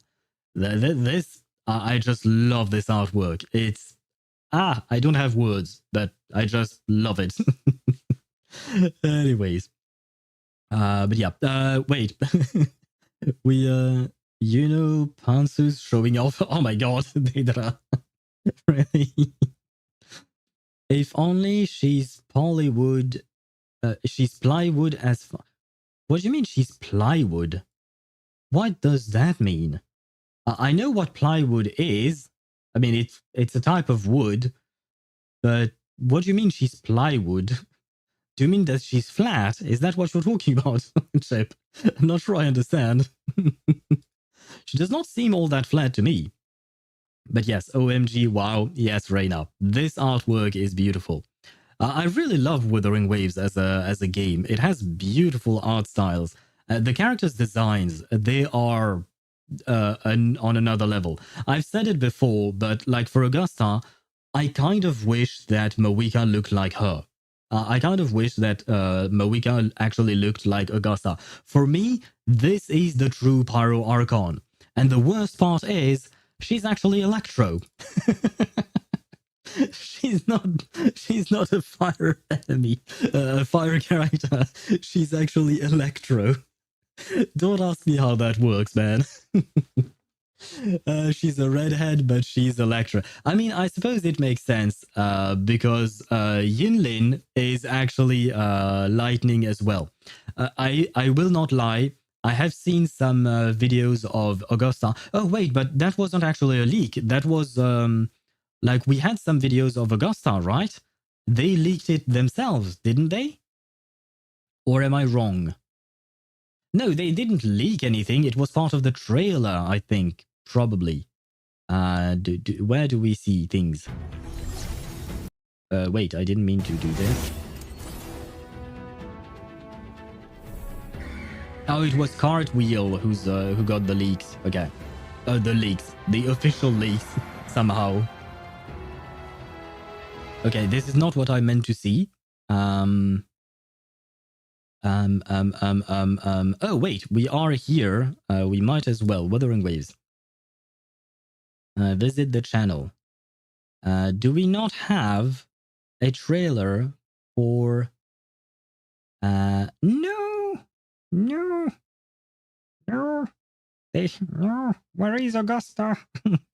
I assume they probably showed it in this, right? You know what? I've actually never seen this, so I don't know what's going on. We're supposed to play Genshin Impact, god damn it. Okay, you know what, guys? After watching this, we are going to Genshin Impact, okay? Because otherwise, I'll never finish Mavuika's quest. And only if she actually punches instead of swinging motorcycles and swords. Yes, I don't really like the motorcycle gameplay of her. But no, for real, I love Mavuika's biker design, and I can see it as her conforming to modernized Natlan, but really wished and / headcanon past Mavuika in her Archon form looked similar-ish to Augusta's design. I somewhat agree in the sense that I'm not entirely a fan of Mavuika's biker design. I didn't really like the way they implemented modern designs into Natlan. It kind of looked weird to me. So I wasn't a fan. Now, the motorcycle does look good on its own, but I didn't want it to be in the character's gameplay. And more importantly, I did not want to do donuts with my Mavuika, you know? I wish that she just attacked like a regular character. And more importantly, if they really wanted to give her some kind of vehicle, give her a fucking dragon. She is the Pyro Archon. The Saurians are descendants of dragons. Give her a mother flipping dragon. Just do that. She rides the dragon instead of riding the motorcycle. That would have been so freaking badass. But no, they give her a motorcycle. So I'm kind of disappointed with that. I really wanted her to have a dragon, but oh well. That's why Hoyo giving Mavuika a Science of Canopy warrior outfit in her sunset animation. It was beautiful. Yes, that Mavuika is what I wanted to have. That was the Mavuika I wanted. The closest to dragons she has is the motorcycle's dragon design. Yeah, I know. I know, technically speaking, the motorcycle has dragons designs and is inspired from dragon technology. But I wish it was an actual dragon. How badass would that be, seeing the Pyro Archon riding a dragon? But no, we got the motorcycle. Like I said, I'm not particularly a fan of it. It is what it is. I still love Mavuika. I still pulled C1R1 of her. I still love her character, her voice acting. I love her voice. She sounds very motherly, in my opinion. But yeah, fact is, there were some decisions about her designs that I do not particularly agree with. Anything but playing the story. Yes, Ktosh, I know. We have to focus. I just want to watch this. I want to see Augusta's gameplay. I want to see a bit of that. We already have Ahau though. Ahau can go in the trash can. Ahau does not exist in my mindset. Not gonna lie, with Mavuika having a bite, the traveler should have gotten a tricycle. Technically, yeah, you're not wrong, right? The traveler always get basically the traveler is discount Archon, right? In terms of their kit, so we should have a tricycle indeed. They missed out on this opportunity, I suppose. I will see it when you pull for her. The gameplay, yes. I mean, I will use Augusta when we play her, but I do want to see her animations. Because I am very much curious. And I also want to know what's going on with Wuthering Waves, because I did not watch the live stream.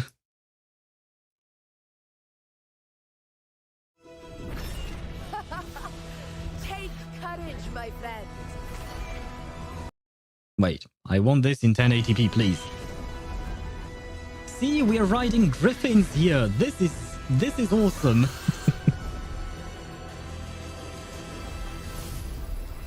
By Sun's Scourge and by Moon's Revelation. The hunt. In Septimon's long fight for survival. Listen to It her. holds profound significance.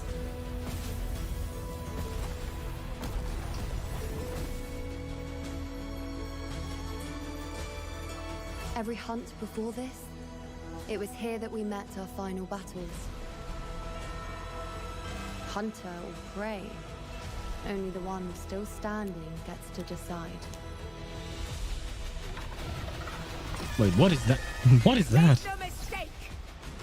Your fight is with me!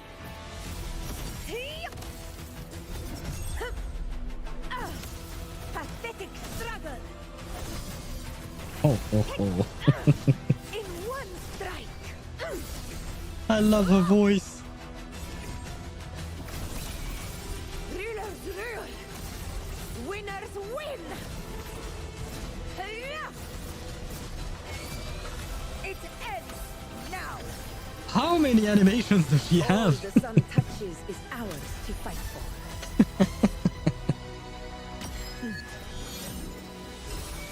Come, feast your eyes. Ha! Ha! Psycho.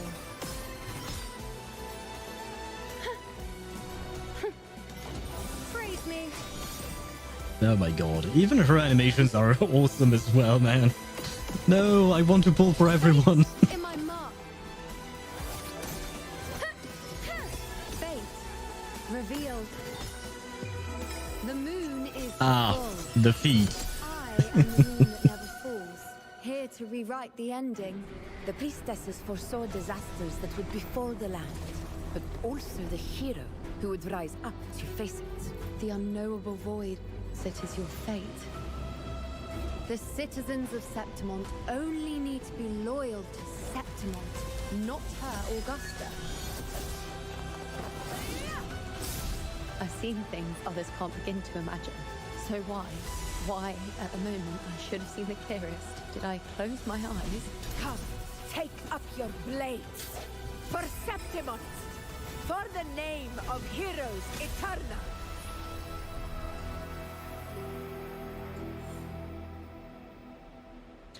Man, Wuthering Waves is... it's always absolute cinema with them.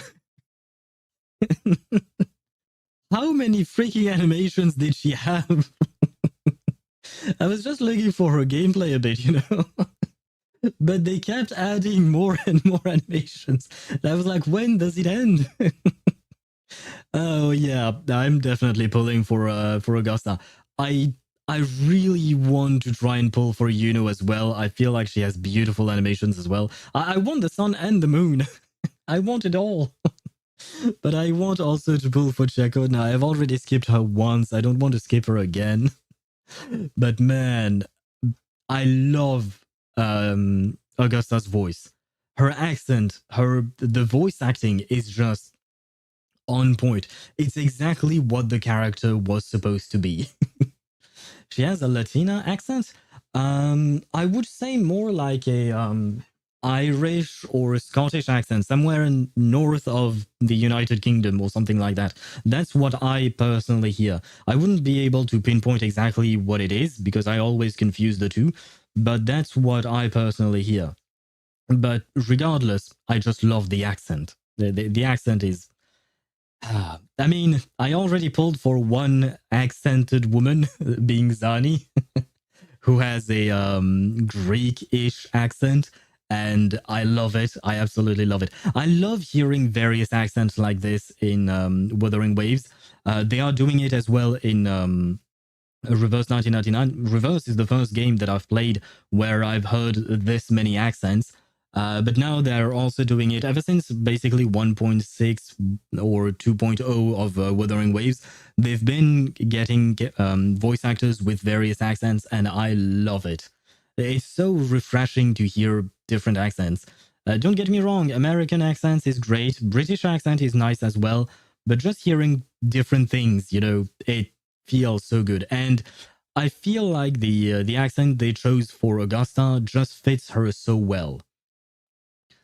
I am bad with accents, so I might be wrong. Yeah, I believe it's more like what do you call that? Wait, you know what? There is an easy way to find. Never mind. There is no easy way to find it. Can I find who voices Augusta? Woola Augusta voice actress. Do we know who is voicing her? Augusta's voice actress is Alex Welton Regan. Let's see. Perhaps her origins will tell us a bit more. She's a British actress. Okay. Her name is Alex Sophie Welton Regan. Regan? Regan? I'm not sure how to pronounce this. But she voices characters in The Last of Us, not The Last of Us, The Last Story, sorry, Mass Effect, Dragon Age Inquisition, Assassin's Creed Origins, Dota, Dragon's Blood. Oh, nice career. EU British. What do you mean EU British? And not gonna lie, she's pretty cute. She's blonde, so she's not she's not a redhead like like Augusta, but she's you know what? I can show you who she is. There she is. This is the voice actress of at least according to the website behind the voice actor. And there is also a post on Reddit saying the same thing. Ah no, I misclicked. Where is my chat? I lost my chat. There we go. She's cute, right? She's cute. She's too cute to be Augusta. Augusta, in my opinion, is not cute.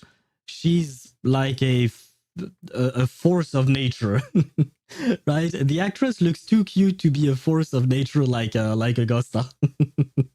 But yeah, she's cute, and she seems to have been in a lot of various well-known things. What do you call that? Productions, I suppose. Oh, she was born in 1986, like my brother. She's 39. Yes, we are old. I know. I am not 39 yet, but my brother is 39. And she is indeed from London, UK. So I assume it is a UK accent that she's using with Augusta, but probably like either Scottish or Irish. Those are the two that I keep confusing every time. So I would say that her accent is somewhere like that. But beautiful accent. I absolutely love it. And by the way, Alex, thank you very much. Miss Reagan, thank you very much for voicing this character so beautifully. I know you're not listening to my stream, but I am a happy man. The first time I heard Augusta talking, I was a very, very happy man. Anyway, anything but playing the story. Yes, I know, Ktosh, we are going to play the story. It's already been 2 hours. We've been yapping for way too long. Let me switch scenes there. And I guess I can close this now. And I am going to launch Genshin right away. In the meantime, wait, I lost my stream manager as well. There we go. Where is Genshin? Oh my god, this is the longest yapping session we've ever had. 2 hours of yapping. We've never... we broke yesterday's record. We broke my record, period. Because usually my record was around an hour and a half, I would say. But this time we've actually achieved 2 hours of yapping. Congratulations, guys. We made it. We I don't know what we made, but we made something. And thank you for the hydrate. Yeah, I definitely should, because after 2 hours of non-stop yapping, I have to admit my throat is kind of dying, slowly but surely. Ah, man. And now we will go back to Genshin. We will finish Mavuika Story Quest, finally. Well, hopefully we will manage to finish it today. Please don't tell me it'll actually take 3 streams. I hope it won't. Because I feel like that would be teasing you guys way too much if I did it in 3 streams. But hey, you know what? At least I know how to somewhat create content, right? In the sense that I know how to stretch content. That's what I would. That's what I should say. So instead of having just one stream on Mavuika Story Quest, you get to experience it over multiple streams. So it kind of feels like there is even more Mavuika than you would regularly have or normally have in a regular stream or just by doing the quest yourself. Ah shit, some ads are going to start. You know what? Let me start the ads myself. That way I don't have to wait for no reason. And I will switch scenes in a minute just when, what do you call that? When Genshin launches. Once it's loaded, and while the ads are running, I guess I'll just keep yapping. But I'll actually what do you call that? I'll actually start the quest once the ads are gone. That way, I'm sure that everyone can see what we're doing, can watch the story.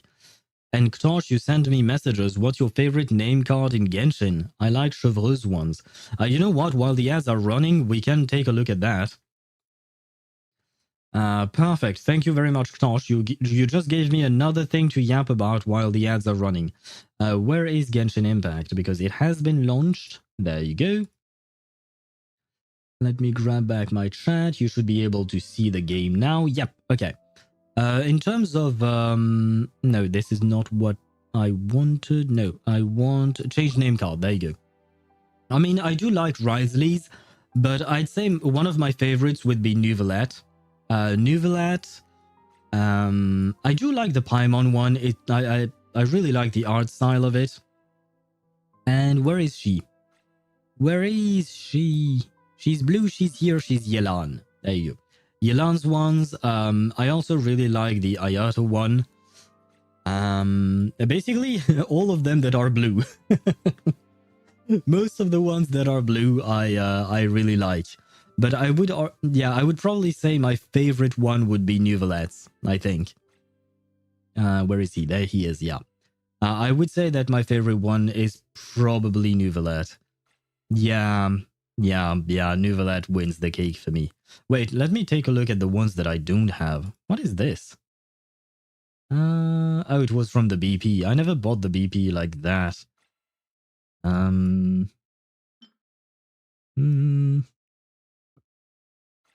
Yeah, no. My answer remains the same. Ktosh, my answer remains the same. My favorite name card is Nouvelette's. There you go. And if you're wondering why I am cheating on Mavuika with Chlorinde, it's just that I've been farming domains. And I'm farming this domain in particular. For Emily, Chlorinde, and Arlecchino. And in there, I find that using a Overload Chevreuse team is actually pretty good. Which is why she's here as well. There you go. But wait, I saw something. Something that I need to do. There you go. The ads will be done in 3 seconds. Yay! Once the ads are gone, we can start. But first, let me max this out. There you go. Let me see the rewards that I can get as well from the parametric transformer. Let's feed it this thing. There we go. And I don't remember if these things attack this. Yes, it does. Rise with the sun!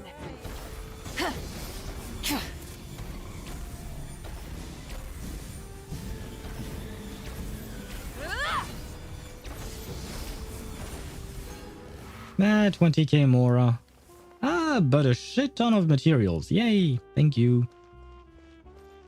And what did you say, Ktosh? Toma clears any day, but it doesn't go well with Kaching.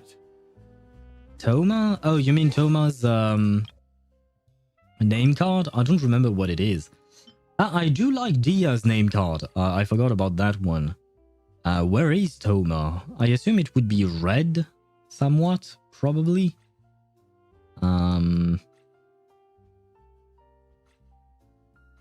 I have to have it. Oh, Toma is here. Yeah, why not? Why not? Not exactly fond of it, but why not? Oh, I really like the ones with the hilichurls. I like those ones too. Oh, and Deluxe one is also really good looking. Forgot about that. But wait, since the ads are gone, we will start with the story. I will change teams to get my my Natlan crew. There we go. To put our dear Mavuika front and center. And now we can proceed with the story. After 2 hours and 5 minutes of yapping, we can get back to the story.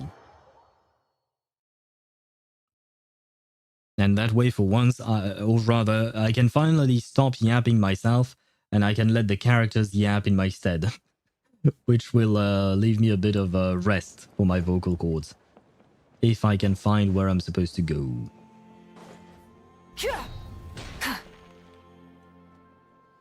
Hey there, boss. I'm here with some guests. I'll have the usual. Ah, Pyro Archon. Welcome, welcome. It's been a while. Glad to see you with our new heroes, too.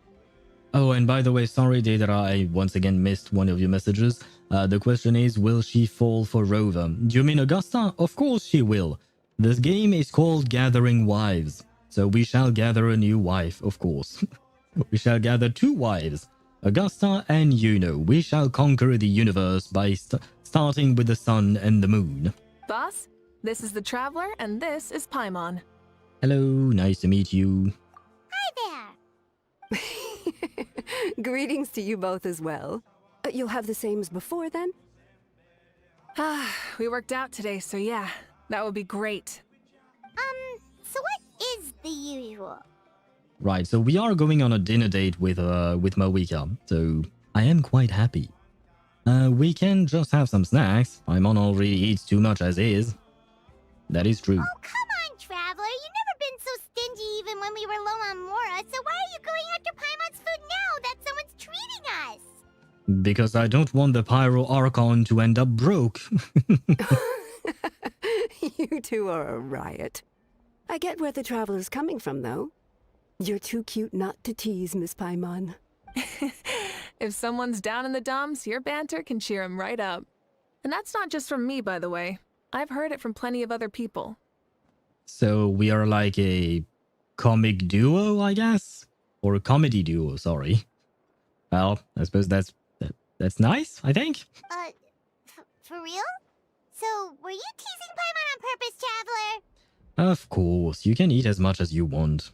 Well, as long as Mavuika allows it, I suppose. Depends on her purse, I suppose. Just leave it to us. Please wait a moment.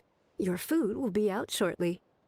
Well, it's almost the same for Zani. She is a badass woman, but I think Augusta imposes more than Zani. Yes, I agree with you. Even though Zani remains my favorite, she is my favorite, she's my main, and I will S6 her one day. I still have that hope. Despite that, I do agree with you that that Augusta has more presence than Zani. But at the same time, Zani is a very discreet person. She does her job, then she becomes Batman, right? Basically, that's Zani. She's also very badass and all of that, but she's rather discreet. Whereas Augusta, in my opinion, she's more of she's a leader, so she has to be front and center in the spotlight, right? So she will have to have a more commanding presence because that is the image of the leader that she wants to be in front of her people. So I feel like it makes sense, but I definitely agree with you. Which is probably why I want to pull for her. Alright, eat your fill, Paimon, but just remember, the tournament is in 3 days, so try and make sure your food coma is finished by then. So I find it funny if Augusta suddenly acts ooh, oh god. I hope she won't act all ooh-like, but it's kind of like what we've seen here in Genshin with Mavuika, right? We always see her as this leader-type personality, but she has a bit of a mischievous side. Well, she likes teasing people as well, right? So I feel like Augusta is allowed to have a different side to herself, the one that she does not show to the public, the one that she only shows to her husband, the Rover. What? Food coma? Huh. Don't know what you're talking about. Paimon will be there on time, don't you worry. Seems like you've also grown quite fond of teasing Paimon, Mavuika. Don't worry. In the event that you do oversleep a bit, I have my ways of waking you up. What does that mean? Mavuika is very carefree, yes. Mavuika is very different than Augusta. Because, well, let's compare them because they do look alike. They even have the same kind of earrings, I would say. But they have very different personalities from what we've seen so far of Augusta. We know a lot more about Mavuika than we do about Augusta. And Augusta, thus far, seems to be much more stern and serious as far as what we've seen. Whereas Mavuika has a more carefree side and more chill vibe. She has a chill vibe, I would say. Augusta, not so much. Augusta seems very intense, you know? Really? You do?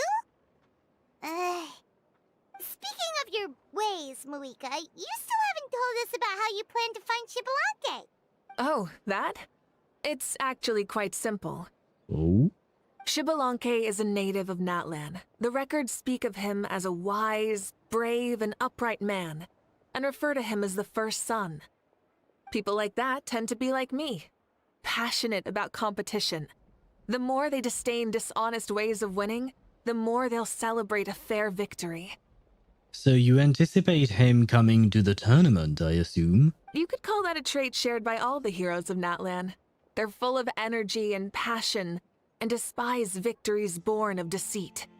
Conversely, they're constantly drawn to things that are full of hope and excitement. You mean Xbalanque might want to take part in this upcoming pilgrimage? It's not a matter of might. He will.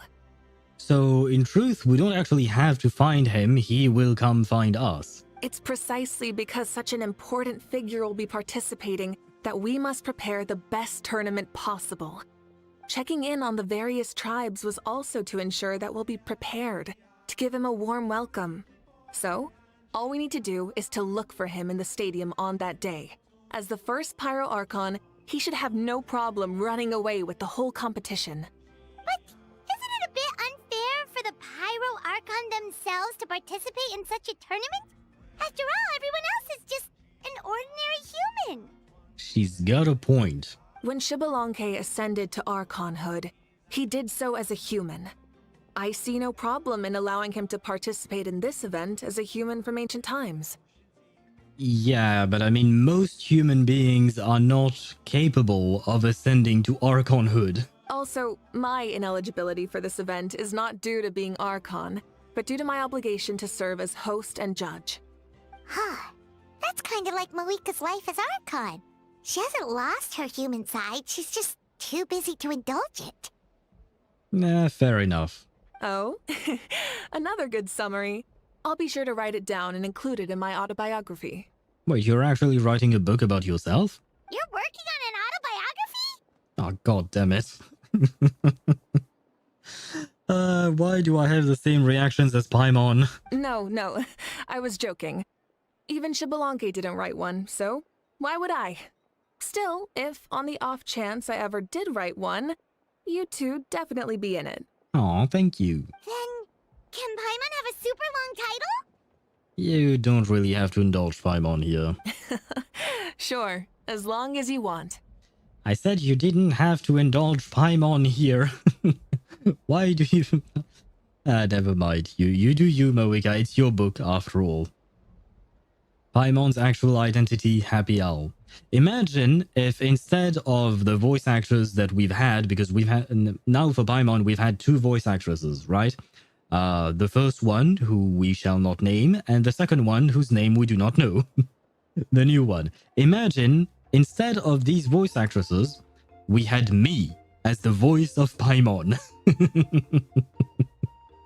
Imagine, and keep in mind, we would keep Paimon's actual design, right?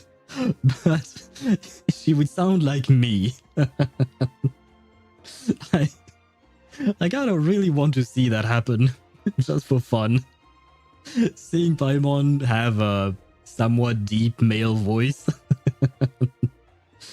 That would be Detective Paimon. Ah, I should have voiced Paimon when she was in Fontaine during all the trials and all of that. It would have made sense with the specs and the mustache.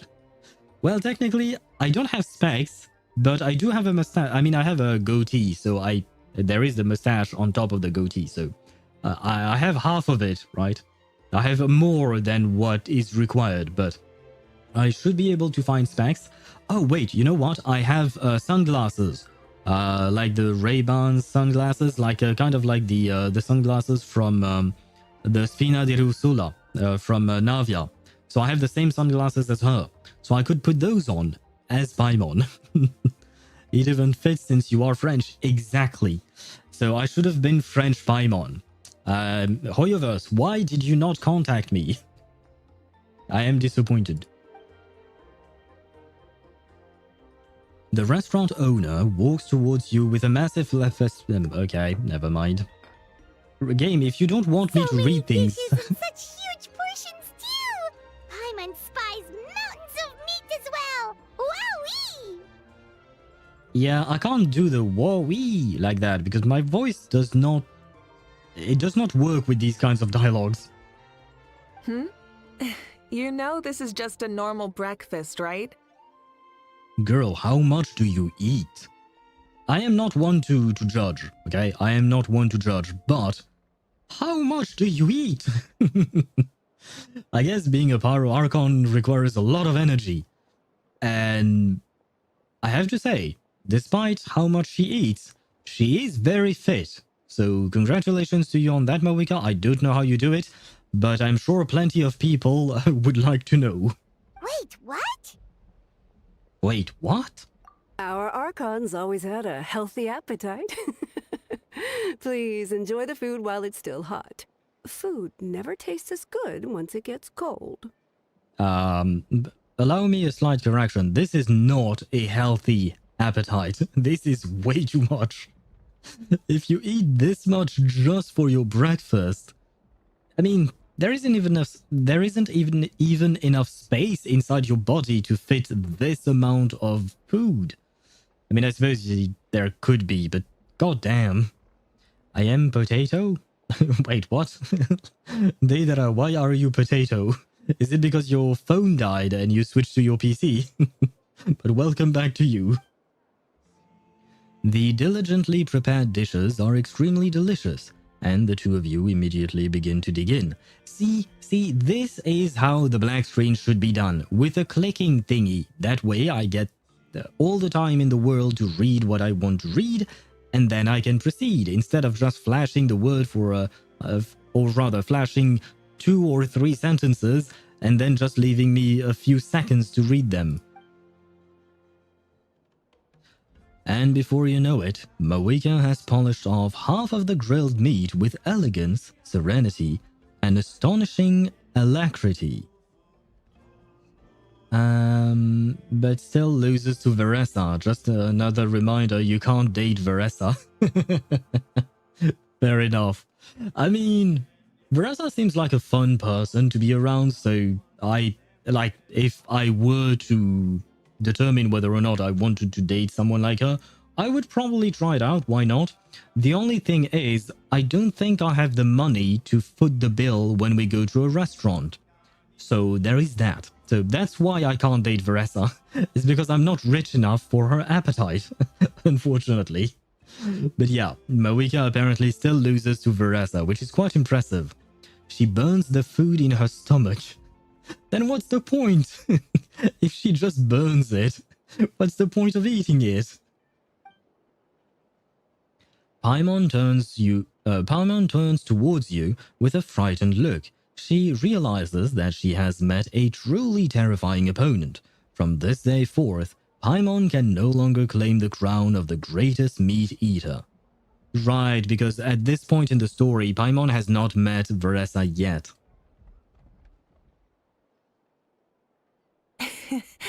Judging the state Paimon ate herself into, I assume you'll be staying someplace close by. Worst case scenario, I can just roll her over. Is that okay? Actually, since it's so beautiful around here, we were planning to stay in the area for a few more days anyway. See the sights and all that.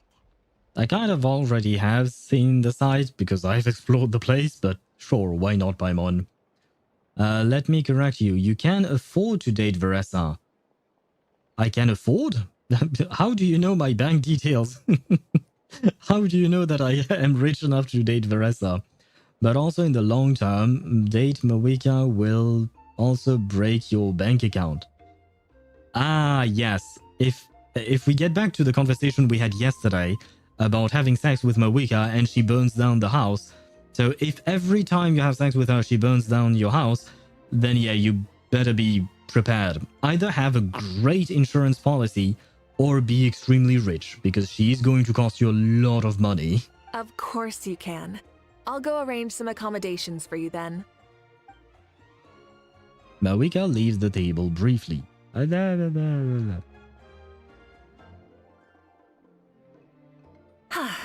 right, I'll leave you here. Have a good rest. Thank you. You wanna join us, perhaps? Well, join me, and we can leave Paimon somewhere, I guess. Do we have a babysitter, perhaps? Alright, good night! How do you feel? Want another drink? I'm good. I'm pretty full. Then how about some dessert? Paimon still wants something sweet.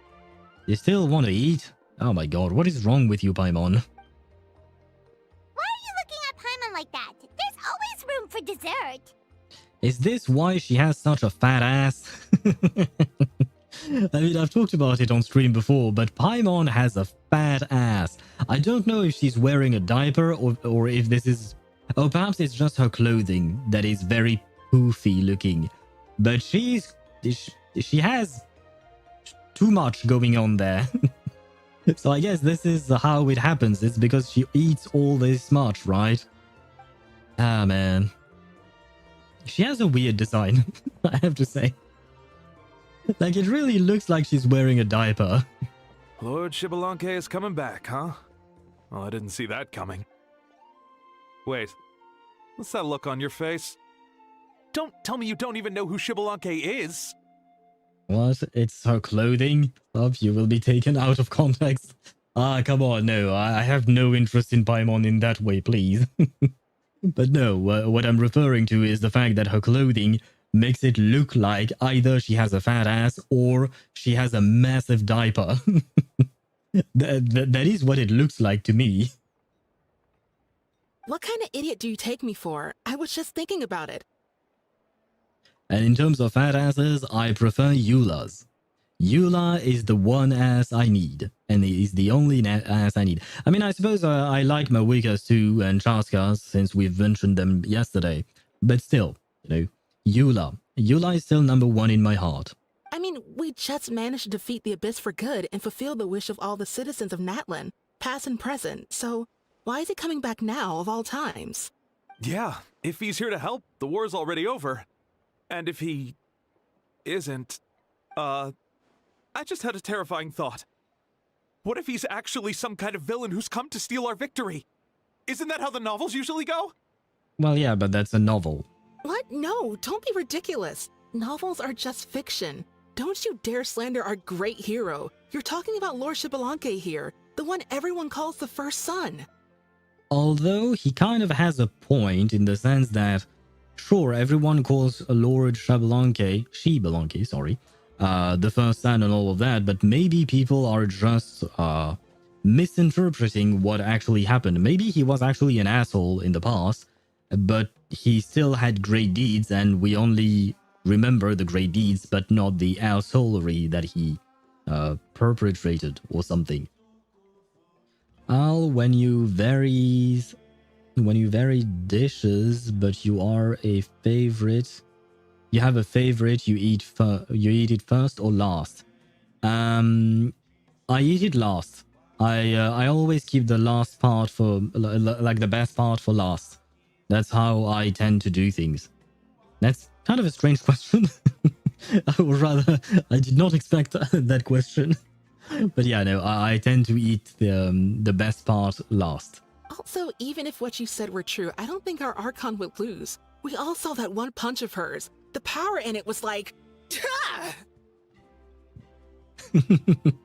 That is one way of saying it, I suppose. Yeah, I agree, but I bet Lord Xbalanque is no slouch either. Say, if they fought, who do you think would win?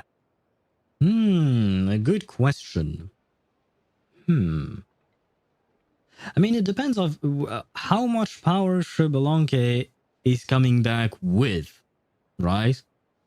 And does Mavuika have access to all the power of the Sacred Flame, of the Heroes of Natlan, and all of that? Like, how does that work exactly?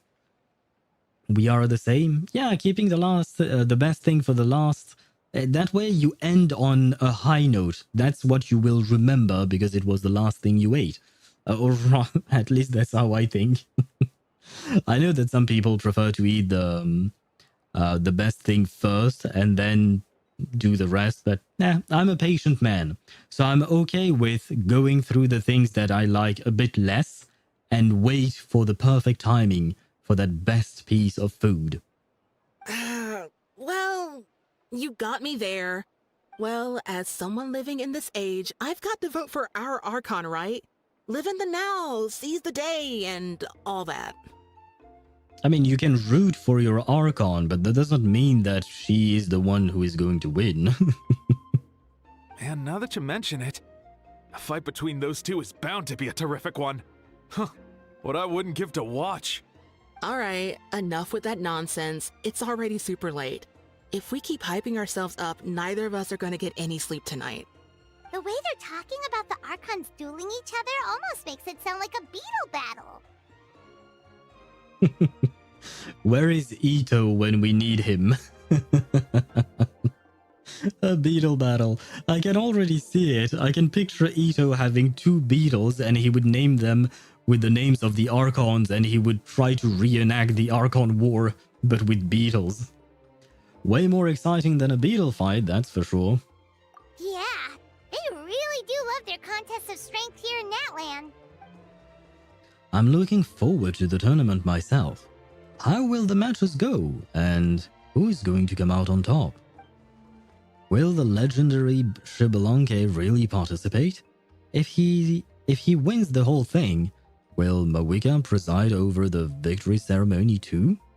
The more I think about it, the more interesting it gets.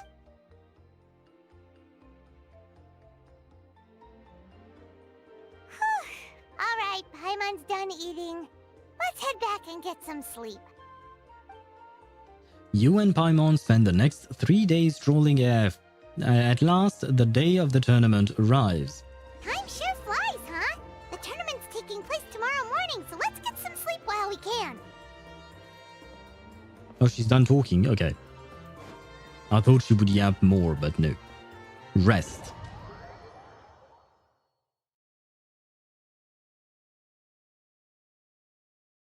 Come on, let's see this tournament, and I hope Mavuika wins. Or, no, wait, I want to win because I am participating in it, right? Wake up! The tournament's about to start! That voice. It's Paimon. Wait, the tournament? Oh no! We've overslept! Only a little bit, but... Okay, wash up and pack your things. We gotta go, go, go! Aw, Mavuika has come to pick us up, I assume, by the presence of her bike. Paimon can't believe it! Mavuika totally called it! How could we have been so careless? I guess that just means that she knows us very well. Is this what people mean when they say you get so excited before a trip that you struggle to sleep the night before only to miss setting out the next day? Yeah, I mean, it has happened to me, not about trips, but about trips as well, but mostly about school. The day before the back to school day, I guess, because we have an actual word for that in French, but I don't know it in English. But the day before that, I would always be a bit stressed out. It wasn't about excitement, I was just stressed out. And Joel, what is it? You wrote uncle, uncle, uncle, but what is it? Are you okay? Hey there. How are you feeling? Well, hello there. Mavuika, why are you here? Isn't the tournament about to begin? Yeah, but she came to pick us up, right? Wait, no, it's our fault. We're really sorry. Yeah, we're about to start. I'm here to pick you up. Nah, she's here to pick us up. I was right. Thank you very much, dear Archon. Put on your helmets and get on the bike. Oh, right. Wait, the Traveler has a helmet. I remember in the cutscene at the very end of the Archon quest, the Traveler actually had a helmet when he was riding Mavuika's bike. But does that mean she also has the helmet for Paimon? How many helmets does she have? Because our heads are not the same size as hers. I mean, the Traveler, maybe, but he's still smaller than her. But Paimon is even tinier than a child. Streaming right now. How much stream do you have, my man? Huh? Can we make it in time? I'll hang on to you. Paimon, don't worry. We'll take a shortcut. Are we going to fly? Sit down and sit tight. You can hold on to my waist if you get scared. You don't have to ask me twice. Especially when you're in that position like that. Oh my god. Yeah, I will definitely be very, very scared during that motorcycle ride. To be fair, I've never ridden on a motorcycle myself. Like in real life, I've never been on a motorcycle. I've been on bicycles, I mean, but never on an actual motorcycle. So I would probably be a bit scared, I assume, probably. So yeah, I will definitely hold on very tight. Thank you very much for the offer. Oh, go to the stadium. Oh, okay. We're speeding, right? We have to be speeding. Oh, come on! If this counts as speeding, Mualani would have been arrested a long time ago. Hyman's entrusted her life to you for so long, but only today has she realized just how unhinged the two of you are. They are kind of unhinged, kind of.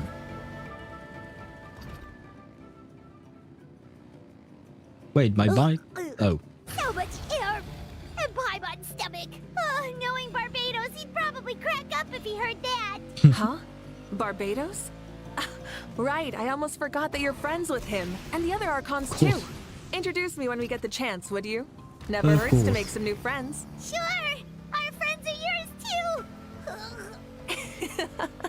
Don't open your mouth so wide. The venue is just up ahead. Sit tight. That part is so funny. It is funny indeed. I thought for a second that Paimon just puked, but no. I think she's okay. Is she seriously doing donuts right now? Woohoo! And safe! Just in time, too. Oh my god, she was really doing donuts. We won the bet! We won the bet! Congratulations. What was the bet? That's right. Pay up a how. Ah, if Ahau is paying, then congratulations, yes, indeed. I am very happy that he lost. Yeah! Pay up a how! Does Ahau have money? Pay up. Darn it! How do you like that?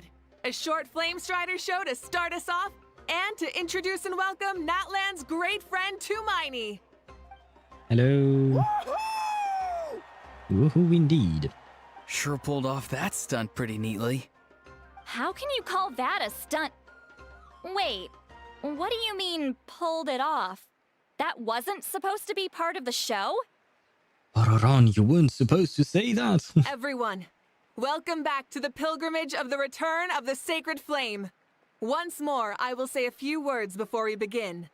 Bored? Heard it all before? Not to worry. We're doing things differently from now on. The abyss no longer threatens us day and night as it once did. My comrades, my friends, thank you for your hard work and sacrifice. We have achieved a lasting victory. A new day has dawned on Natlan. Yeah! All right! Woohoo! From now on, the pilgrimage will no longer serve as the prelude to a war waged to defend our land. However, many aspects of it will remain the same. Ah, so I was right. The tournament is basically the same thing. It's just the purpose of the tournament that has changed. It remains a trial to determine the strongest among us, as well as a stage upon which to showcase your individual growth. Today marks the beginning of yet another legendary saga, one written in the triumphs of the victors. So without further ado, let the tournament begin! Yeah! Yeah. Heck yeah! Who's gonna be the new champion? Now then, you two. You'll be the mobile supervisors, moving with the contestants as they progress, and making sure that everything is proceeding fairly and in good order. Okay. Leave it to us! We're the best adventurer and travel guide duo you'll ever meet! Oh, and one more thing. I believe I've mentioned this already, but if you find any leads on Lord Xbalanque, please pass them on to me. Will do. Thanks. I'm counting on you. Let's go check on everyone and see if we can find any leads on Xbalanque before things kick off. Ah. I mean, yeah, sure, but why are you just giving me the traveler? No, because I don't remember how you go up there. Oh, I guess I can take the stairs. Because usually I would just fly with Citlali, then switch to Mavuika and just fly over there in an instant. Oh, but wait, are these others? I know only one of them is upstairs. The others are not so much. Okay, very well. Hello, Yan-san. How are you? Oh, hi there, Ian-san. Are you gonna participate in the tournament? No, as the designer of this course, that's out of the question. Yeah, that wouldn't really make sense. I'm here to cheer everyone on and monitor the pre-event warm-up. Contestants must limber up properly if they don't want to get injured. That's fair. Can we ask you something then? You know about Lord Xbalanque's resurrection, right? Have you seen anyone with that kind of aura over here? Yeah, the others told me about it. I've kept an eye out, but haven't noticed anything unusual. At least, I haven't seen any contestant whose strength or skill is clearly a cut above the rest.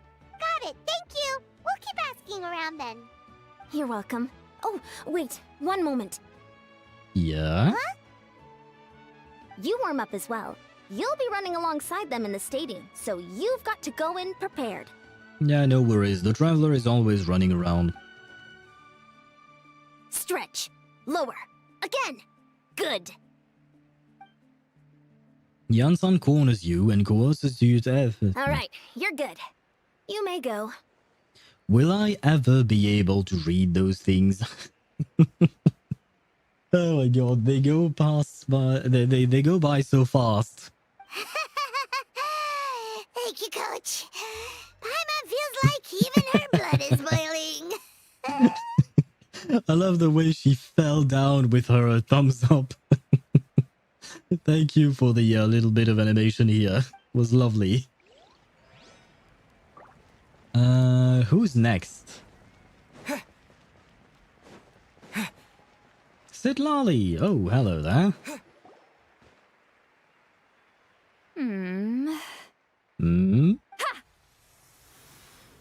What you doing?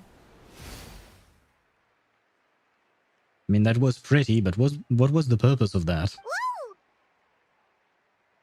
Oh? Well, hey there, Traveler and Paimon. What brings you here? To see the lovely Miss Itzley, of course. You... I'm not buying what you're selling. Really? The Traveler means it! Now that I think about it, I kind of miss Citlali's voice because she has the same voice as March 7th, right? Her voice actress is Skylar Davenport, I believe. So I'm kind of happy to hear the Citlali because I've missed March. And I know we've seen March again in Honkai Star Rail, but it had been a while, so I'm happy that we get to hear her even in this different form. I mean, it's still kind of like March 7th, right? She has pink hair, pink eyes, I think. I don't remember the color of her eyes, actually. But, you know, she's kind of discount March 7th, but from Genshin, right? She's wrong. It's not the Traveler. It's hello, my love. Ah, yes, I know all the people who are shipping Citlali and the Traveler. Why not? Why not? She's not my type, but why not? Still, Paimon didn't think you'd be taking part, Citlali. given who you are you sure it isn't against the rules? Though not a violation per se, what it will be is an unpleasant surprise for the youngsters. Normally I stay out of this kind of event. Don't want to put too much pressure on everyone else. But we're celebrating the end of the war here, so I'll give the occasion the respect it deserves. Do you think Citlali is what March 7th will become after she, when we met March 7th in HSR, she was very joyful, very cheerful and all of that, right? Then she continued on to be that way, of course. And now we have Evernight, who seems to be a variant of March 7th, and she's in her emo phase, right? Do you think that after her emo phase, she will become a somewhat angry granny, basically? And March is going to turn into Citlali one day. Good luck then! Make sure you show off your super majestic side, alright?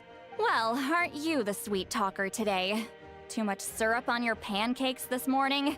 Anyway, thank you both. I'll remember your words of encouragement and do my best. So, what was that?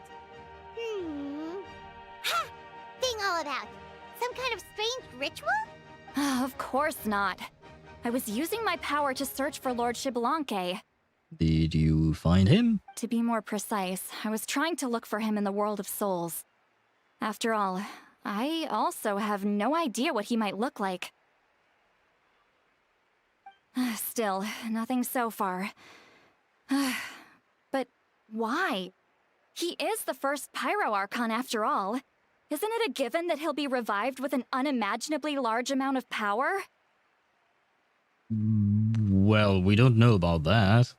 Do we? Why does he have to have an unimaginably large amount of power? Well, after being revived. Maybe on the contrary, being revived will consume a large amount of power, so he will be revived as a regular-ass human. Seems like we still have to keep looking. Yeah, we don't have any leads yet. We'll check for leads somewhere else. Good luck, Granny, and take care! Be on your way now. Oh, and take care of yourselves, too. Granny Eatsley will display her dashing self on the competition grounds soon enough. I think Evernight is a totally new entity. That is why I am happy with her. I believe... wasn't there a cutscene at some point? Yes, there was. You know, at the very end of the quest, in Honkai Star Rail, there was a bit of a cutscene, a few dialogue lines between Evernight and Dan Heng. And Dan Heng says that Evernight is not March 7th, because March 7th wouldn't remember a specific thing, right? But then Evernight replies something along the lines of, what if she is actually March 7th, but with the memories that she had forgotten? And it changed her personality because now she remembers all the things that were blocked off earlier. So maybe Evernight is actually March 7th, but a warped version of her personality because of everything that she now remembers, all the trauma or something. She gonna take part in the tournament? Of course. I wouldn't dream of missing such a rare opportunity. What about Ahau? Please tell me he's not here. Best of luck, you can do it! Where's Ahau, though? I don't want to know, as long as he's far away. I locked him in a chest. Nice. I'm going to win the tournament solely on my own merit. So he's not needed during the competition. Very nice, very good. You know what? The more time passes, the more I see you mistreat Ahau, the better I feel, so the better I like you, Kenichi. On a different note, have you heard anything about Lord Xbalanque? That was certainly one hell of a transition in subjects. I've looked all over, but haven't seen anyone that struck me as being on his level. Okay then, let's touch base later again. Sure. You're reliable as always, Kenichi. We should go check with the others now, so we'll see you later. Good luck, and make sure you don't get injured. Appreciate it. Wish you guys every success as well. Hey, now that I think about it, do we have any healers in Natlan? Mavuika is a DPS, Citlali is a shielder. Shilonen, I suppose, is a support / healer. Ah, yeah, she does heal with her burst. But her job is not a healer. 1, 2,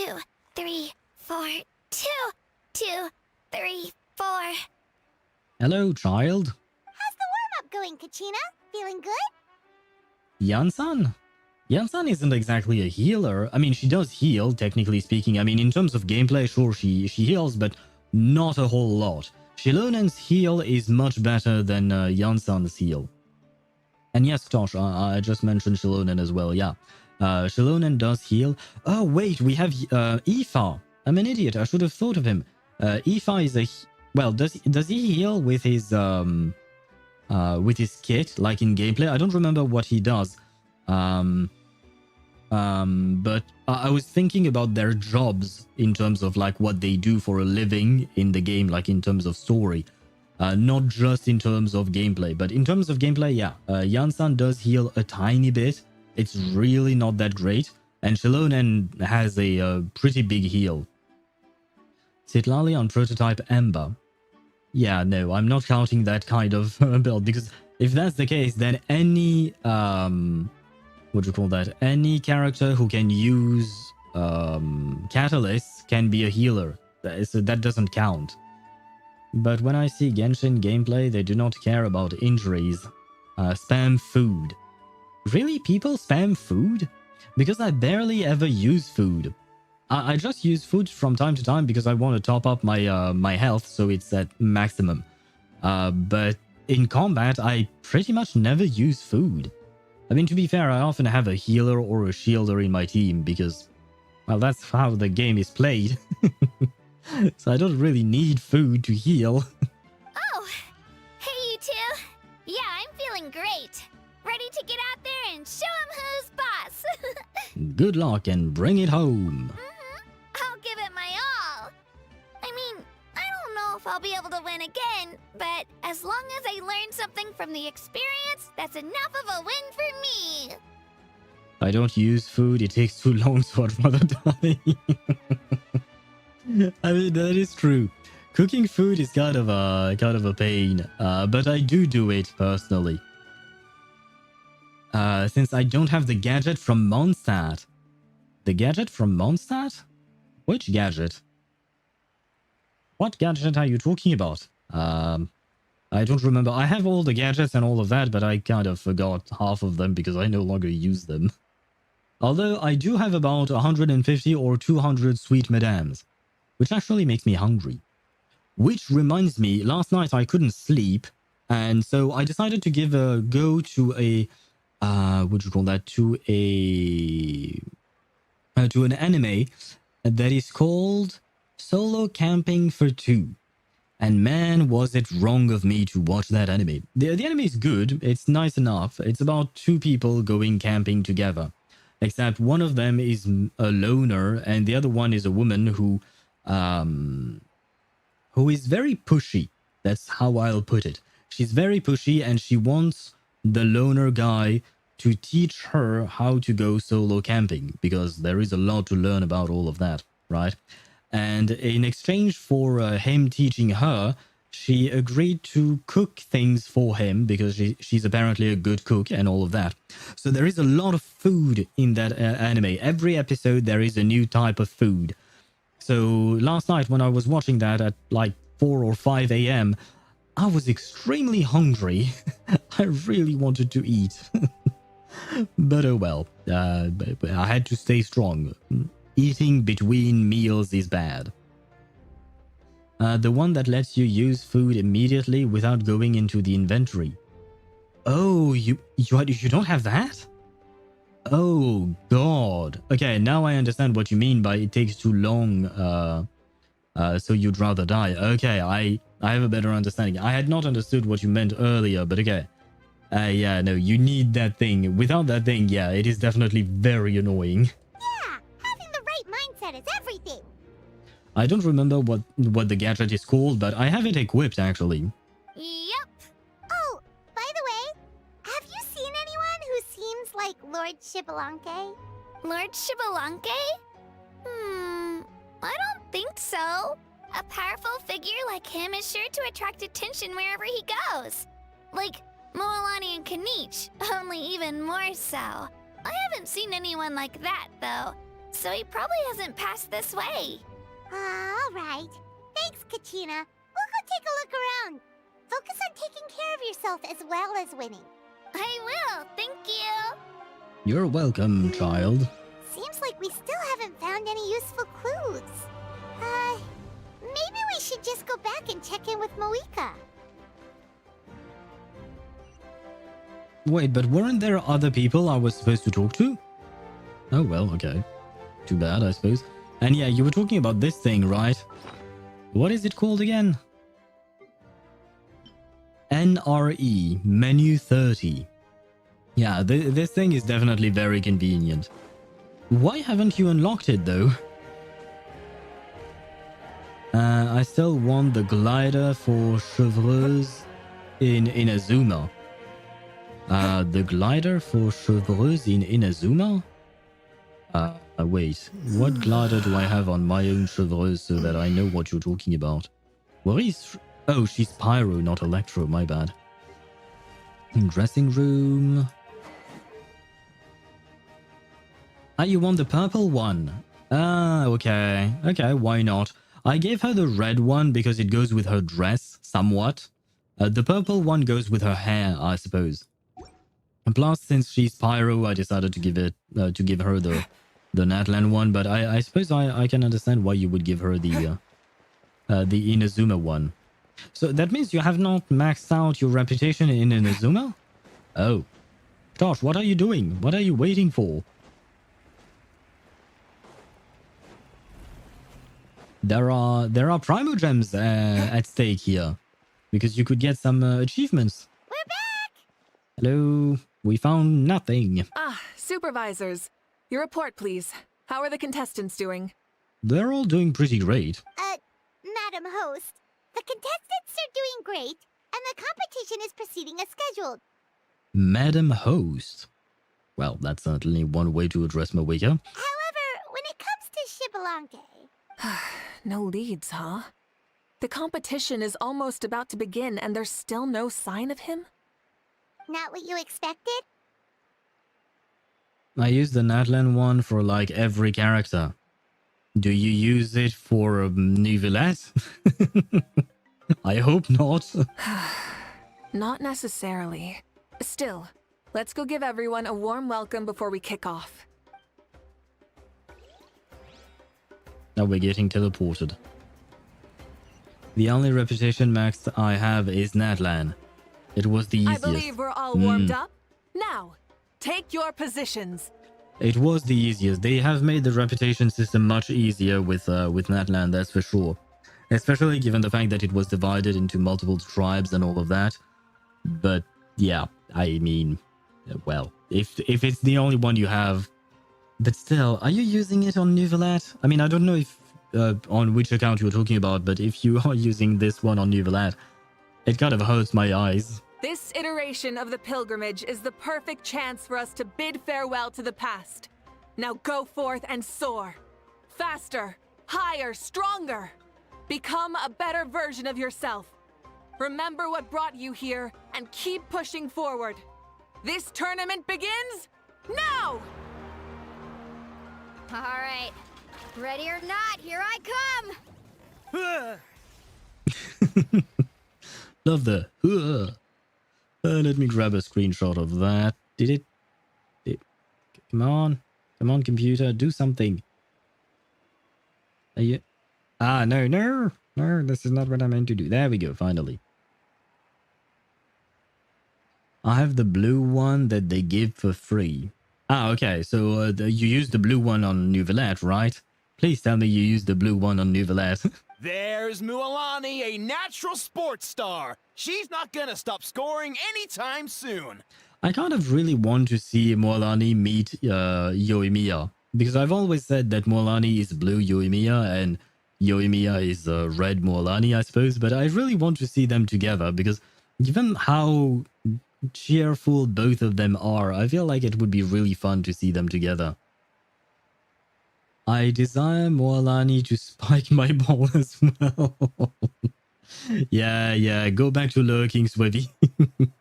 After what you just said. Do you really want that? Because it would hurt. Given how strong she is, need I remind you that yesterday she managed to pull 2 people off the sea with her hands while holding, you know, the cane of what do you call that? For fishing. So that girl is incredibly strong.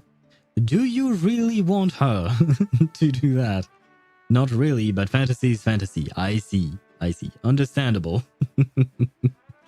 I understand you. You just want to fantasize about it, which is... why not? We established yesterday that apparently she's in her early 20s, so... she is close enough in age, I suppose. I've got this. See, she says it herself. She's got this.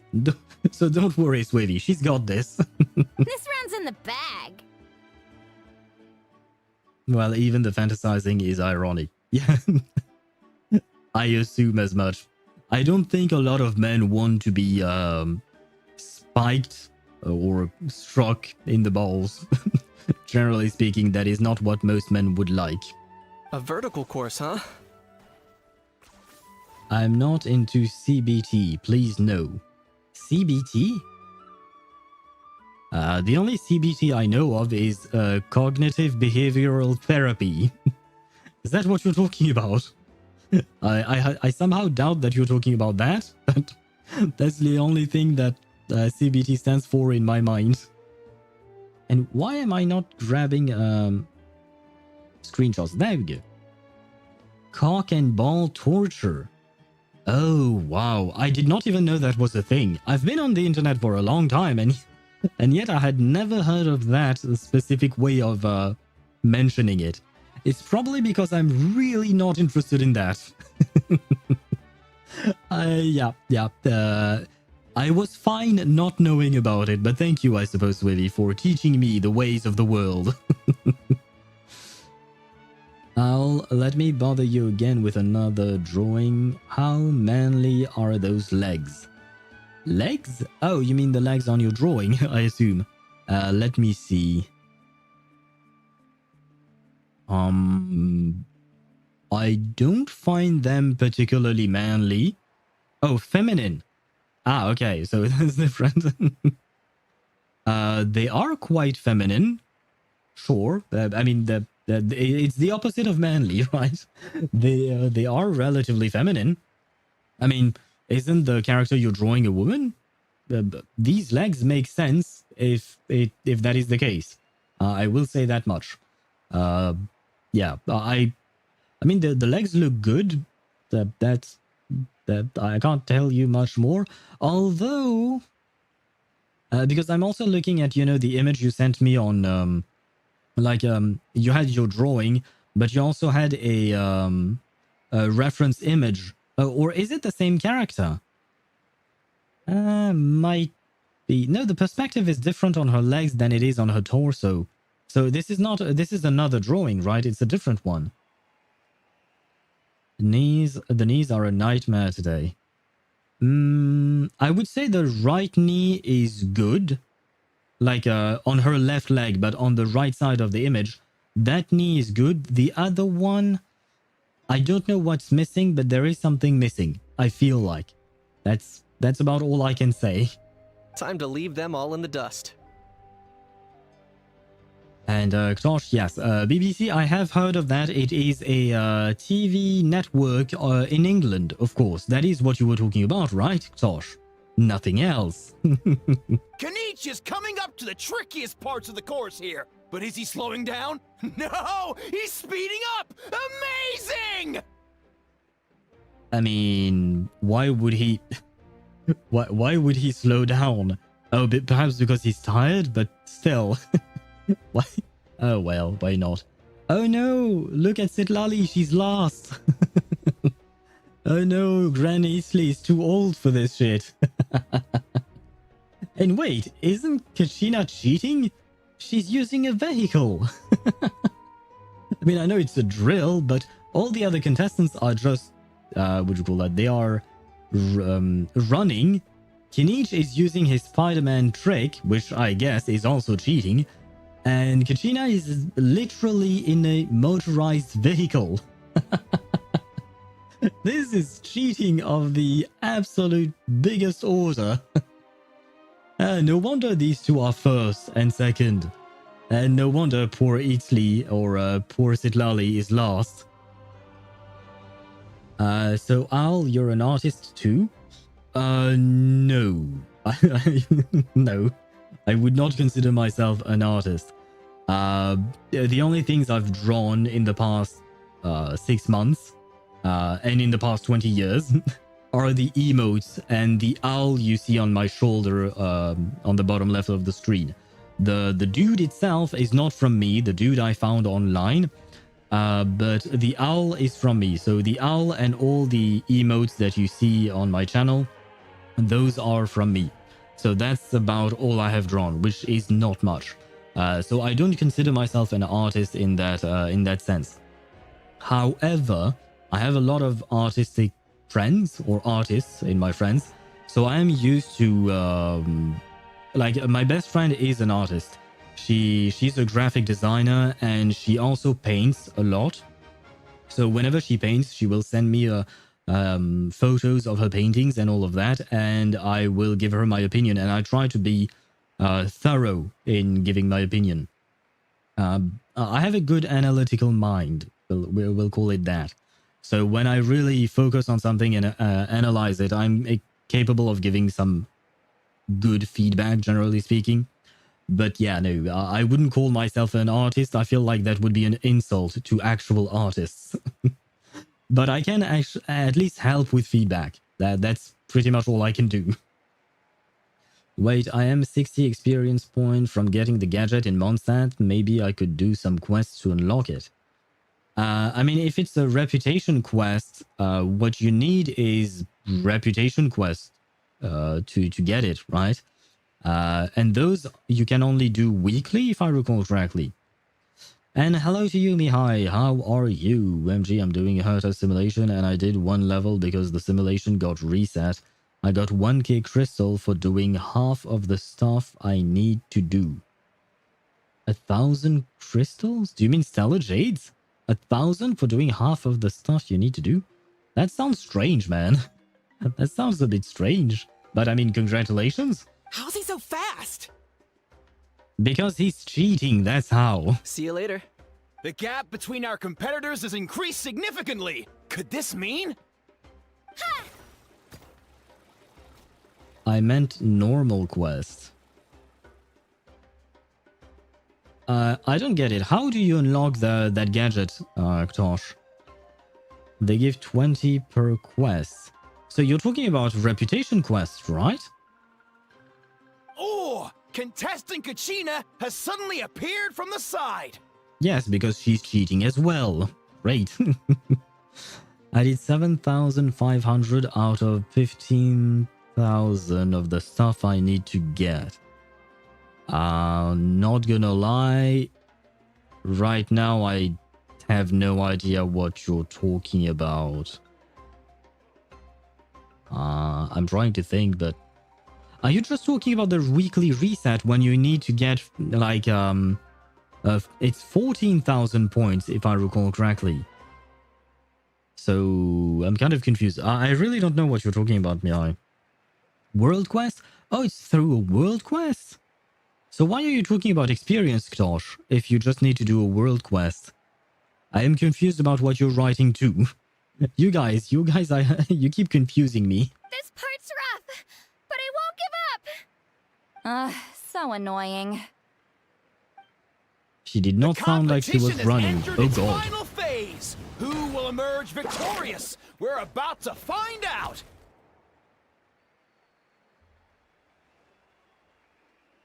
When doing Herta simulation, you need to get 15,000 points and you get 7.5 for doing 1 world. Yeah, but I still don't get what those points are. Are you just talking about the weekly reset where you get a few stellar jades, 4 stamina thingies that you can only use in the simulated universe and all of that? Or what else is there in terms of points? Off the top of my head, I can't think of anything in particular.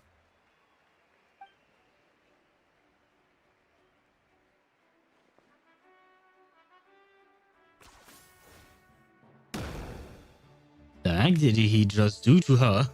Oh god. Got you. Well, I hope she's okay, or he's okay. I don't know, but I hope they're okay.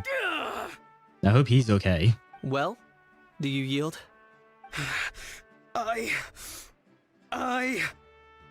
Wait. How on earth do you pronounce his name?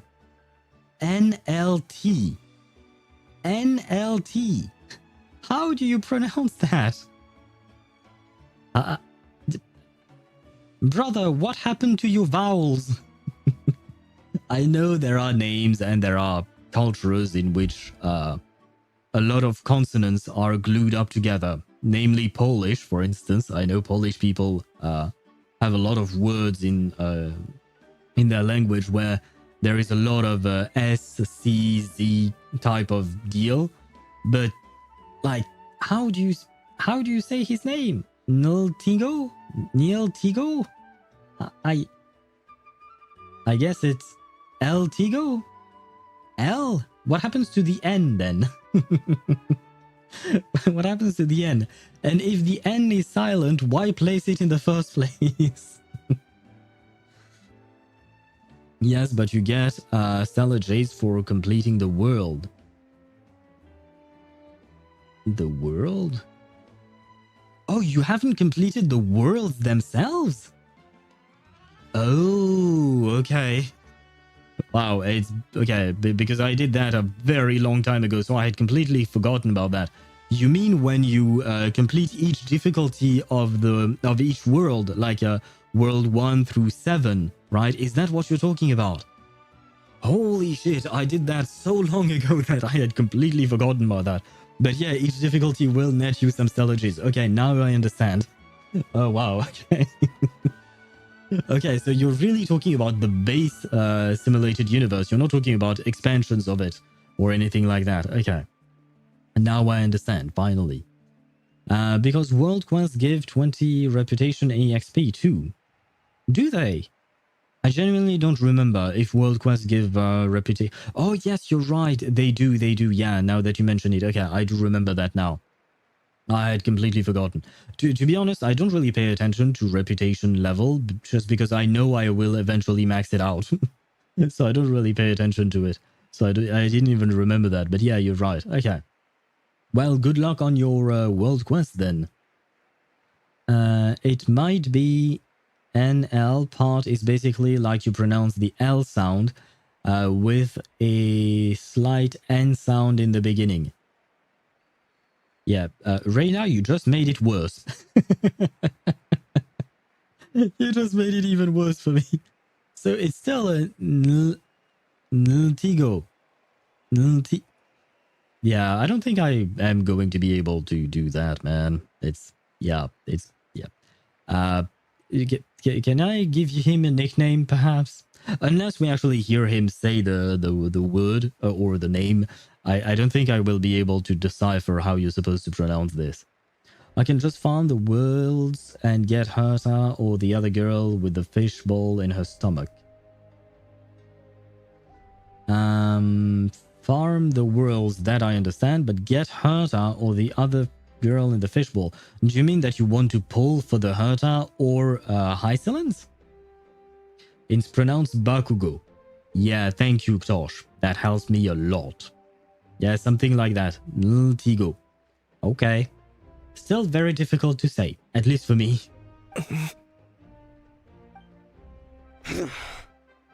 I yield. Tigo, I am disappointed in you. Our champion has emerged, and his name is Kinich. Congratulations, Kinich, and congratulations, Tosh. I am sure you're very happy that your boy just won. Kinich! Kinich! That's amazing! Woohoo! I'm fine with either of them. I would say that Herta is more free-to-play friendly than Hycelins. Hycelins really wants Kafka and or Black Swan in her team. Mostly Kafka. But like, if you want to build a dot team, which is exactly what Hycelins is, she's one of the core of the dot team, you kind of really need that. You need the other characters for the dot team. Whereas the Herta, at the very least, you can basically, what do you call that? You can slot her with any kind of buffer that you would use for any kind of hyper carry, right? So you could use her with characters that you already have. But if you don't have Kafka or Black Swan for High Silence, I would argue either pull for both, because Kafka's banner is here right now, I believe. So either try to pull for High Silence and Kafka, or don't pull for High Silence at all. Yeah, that's our Kanich. I knew he'd win. I mean, I'm just talking in terms of gameplay. If you really like the Fish Lady, feel free to pull the Fish Lady, of course. What? So not only is the little punk hard to kill, but he's good at fighting too? He does have skill. Or I'll just pull Saber. You could pull Saber, I suppose. She's pretty good, but she kind of wants very specific characters to work with. She wants Sunday, she wants Huo. If you have them, that's great. Otherwise, I suppose you can make her work with Ting Yun alone, if that is all you have. Not Herta, Kafka, or the Fishbowl Girl. Was thinking about Herta simulation and messed up my text. Oh, okay. Okay, now it makes more sense. Especially because, yeah, the Herta is not on banner right now, so I was a bit confused by that at first. But okay. Kafka or the Fishbowl Girl. Well, I have to admit, if you only pull for one of them, you might struggle to build a proper team around them, unfortunately. So I would argue that it's not exactly the best idea to try and pull for only one of them. You kind of really want both of them. You kind of really want both of them. If you get both of them, your team will do really well. But if you don't, it's kind of a problem. I got both Sunday and Huo. Then I think you should probably pull for Saber. Saber is a pretty good character. I think I 4-cycled or 3-cycled the last MOC with Saber, just out of curiosity. I wanted to ride, and I managed to 4-cycle it or something like that. And I was using Sunday, Huo, and Tribi. You can replace Tribi if you don't have her with Ting Yun, and it will work fine. And honestly, Saber is a pretty good character, and you will have an easier time building a team around her with the characters that you already have. But the problem with Dot is that there is basically only 3 Dot characters: Kafka, Black Swan, and High Silence. And you kind of want to have all 3 of them, or at the very least 2 of them. But if you only have one, it won't work. Like, you can't make a team around Black Swan alone. You can't really make a team around Kafka alone. And you might be able to make a team around High Silence alone, but I've never seen that. I've always seen High Silence with other Dot characters, either Kafka or Black Swan, mostly Kafka. So this is just a recommendation that I'm giving you, but of course, like I said, if you want the Fish Lady or if you want the Spider Mommy, you do you. You beat me fair and square, Kanich. People always talk about how tough you are, and now I can say for sure, they're not exaggerating. Is she dependent on her cone like the same way Castress is? I mean, Saber. I don't know. I will say that her light cone, I remember that her light cone does make things easier in the sense that it provides some energy regen in there. I don't remember exactly what it does, but I do remember that it provides some energy regen, which helps since her whole shtick is about doing a lot of damage with her, or rather she has a very high cost burst. Let me see. According to Pridewin, the difference between On the Fall of an Eon and A Thankless Coronation is only 16%. So if you have On the Fall of an Eon, I mean, you have On the Fall of an Eon, it's a free light cone, it's a 5-star free light cone from the Herta shop. You can put that on her and it will work. That being said, let's see. Yeah. Her own light cone helps with the energy regeneration, which is good. But honestly, if it's only 16% of a difference, I feel like that's not that much. The fish girl can go work with Acheron, I guess. You're right, Ktosh. Technically speaking, you can play fish girl with Acheron. Herta, Pela, Small Herta, Gallagher. That could also be a team, yeah. Since Pela debuffs even more with E4, like 30% ice res. Yeah. That would be a good team, I think. The one that you described there. Do we know the character banners in the future? Because if we get Robin rerun, I will pull her. I don't know about the reruns. I can only tell you about the new characters. Second phase, we are getting Ceridra. I don't remember who is the rerun on the second phase of this patch.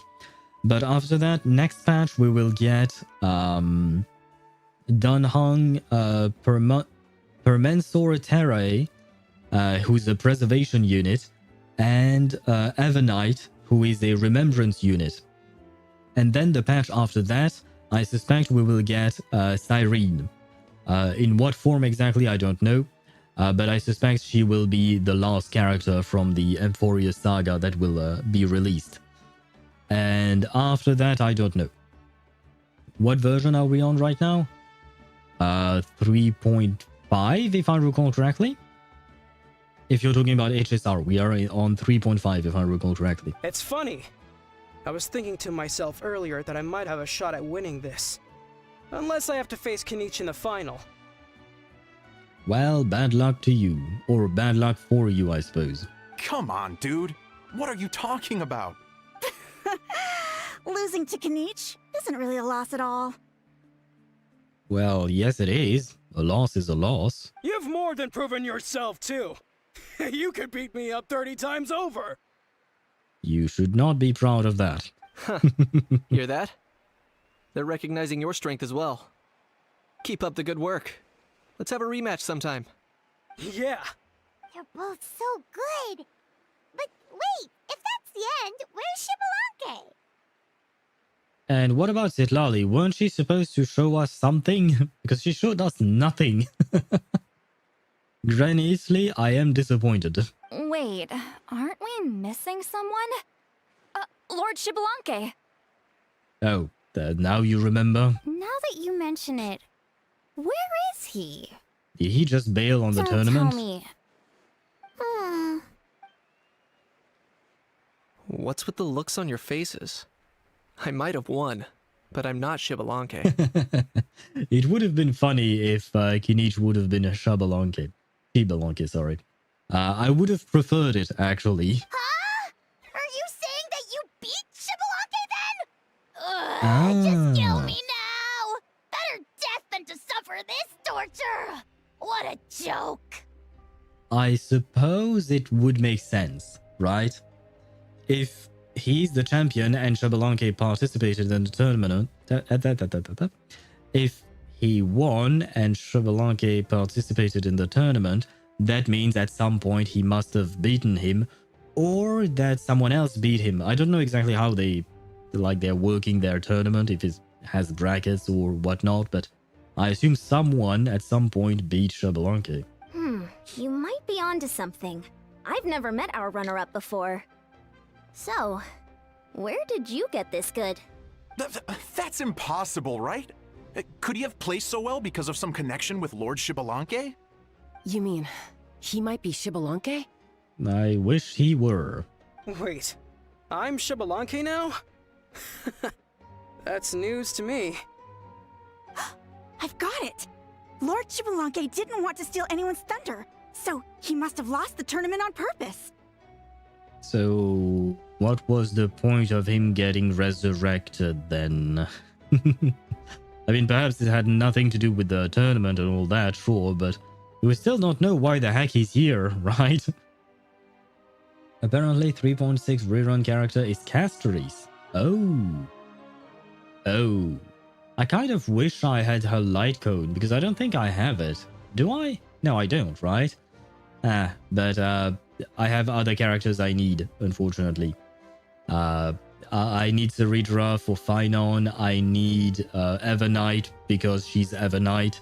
I need Danhong because he's Danhong. He's our bro, right? And then after that, I need Cyrene because she's Cyrene. So I'm cooked. I'm not pulling on any rerun anytime soon.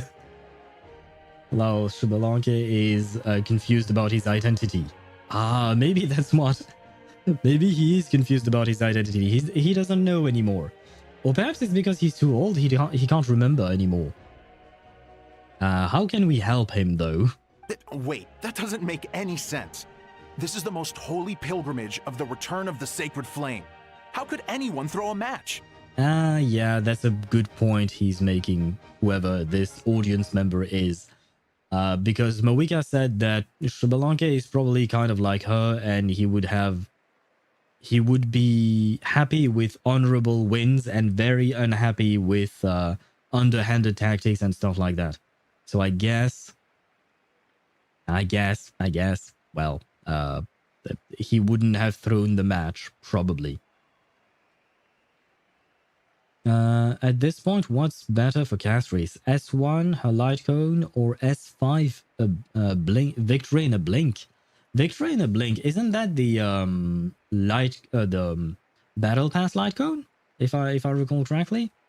Well, let me check. I don't remember what her S1 does. Wait. Oh right, earlier I was on Saber's page, which is why I'm confused now. No, it's not the battle pass light cone. No, the battle pass light cone is sweat now, cry less. My bad. Victory in a blink. Oh wow. Just so you know, Mihai, between S5 Victory in a blink and S1 Castries light cone, there is basically a 35% difference. So isn't Victory in a blink for support? No. It is for remembrance characters. So I would say that the light cone might be useful. What does it do? Increases HP.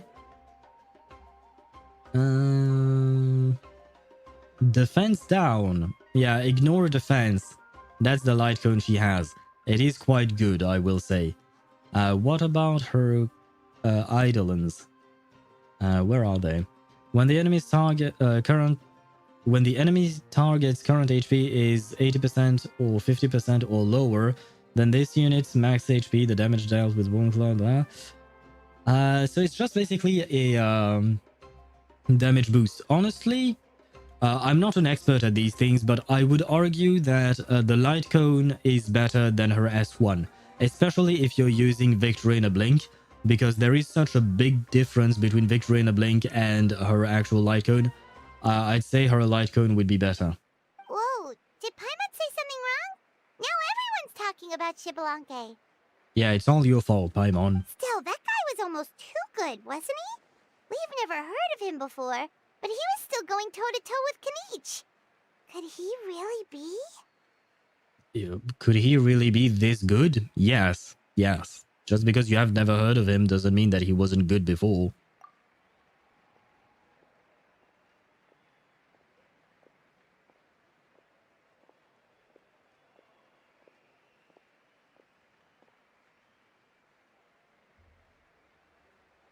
Huh? What are you looking at, Mavuika? I felt that something was off since the tournament began. Yes, I said it. Kenichi and Kachina have cheated. Reflecting back on it, it wasn't because I could sense Xbalanque's power, but rather that I could not. Does she mean that Xbalanque is not present? Or does she mean that he wasn't resurrected in his original form? Please, excuse me. Wait, she's going straight in the direction of the other contestants?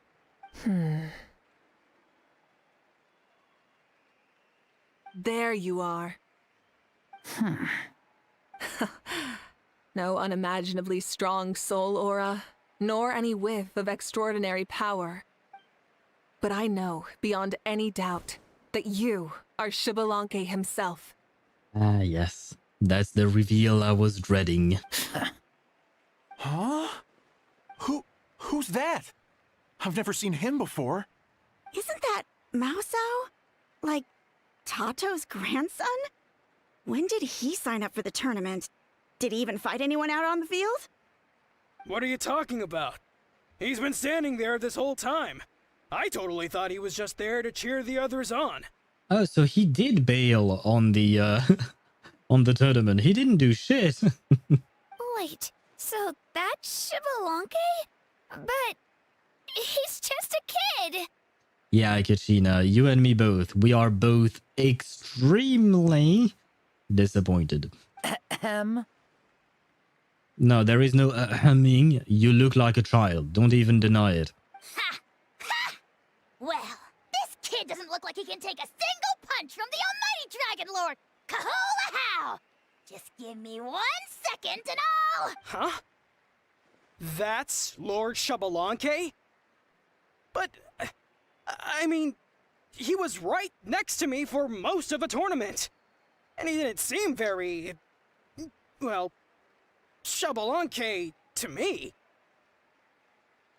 He gives off Bennett vibes, looks-wise. Mini Bennett. He, you know what? He kind of looks like a mix between Bennett and Razor, in my opinion. Maybe it's just the hood that makes me think of Razor, but yeah. I'm gonna be honest with you guys. I do not like his design. I am truly, sincerely very disappointed in Xbalanque's design. You recognized me? Perceptive. No less than expected of this era's Pyro Archon. And he sounds like a brat. Sorry to whoever voices the character. I don't mean anything mean to you. But yeah, this is the first Pyro Archon. I mean, I know this is not his true form, but why? Why would HoYoVerse give us this? And thank you, Reina, for the hydrate. I will do just that. But right now, I wish I had alcohol in my cup instead of just water. I need to cope with alcohol. I need to drink to forget about this reveal. Yes, I'm really genuinely not happy. But it is what it is, and it is all in the past, technically speaking. I'm 5 patches too late, I know. But yeah, this is the main reason why I did not want to do her quest. I'm happy that we did, because I'm happy that we spent time with Mavuika and all that. But this, yeah, this is my my genuine reaction, Mihai. The bruh, basically. Mini packet big bomb? Oh, because he's supposed to be powerful despite his size? Yeah, I'm not fond of these types of tropes, because we've seen characters who are extremely powerful while being tiny. I mean, if we take a look at, what's her name? Didn't see that coming, did you? I mean, 3002 play didn't see that coming, did you? Right. I forget that the voice, the TTS reads who did what with some of these things. I have to change that to remove it because it's kind of pointless. But anyway, I did see it coming because I was spoiled a long time ago, which is why I didn't do the quest for 5 patches. So yeah, but at the time, I did not see that coming. And my reaction is exactly what Mihai used, the bruh. I'm just like, this is what we've been waiting for? Really? Why? Why, HoYoVerse? Why would you do this to us? Forgive me for asking, but how did you do in the latest tournament? I didn't even make it to the final 32. Yeah, you're definitely a very big disappointment, but don't let me stop you, of course. No! This is a joke, right? It has to be. It's clearly staged. Out of my way! I've got to see Lord Xbalanque for myself! As expected, your return has caused quite the commotion. Might we inquire as to why you're here? Why the fuck are you here exactly? What are you doing here? Less talking, more doing. Hurry up and take Lord Xbalanque to a safe place. I've got this place covered. Safe place? I don't think anyone is going to assault him. Please, remain calm, everyone. Lord Xbalanque is one of the most important people in all of Natlan. I will take responsibility for receiving him into our midst. You heard the Archon. Just leave this to her. Don't worry. We'll let you know as soon as we know more. Yeah, I don't know if I want to know more. I mean, they do have the same eyes, after all. Like the red with sun, pointy sun inside them. Mavuika seems to be signaling Paimon and I to follow her? She's calling us! Quick, let's go! Yeah, that's what I just said in my mind. Hey, wait up!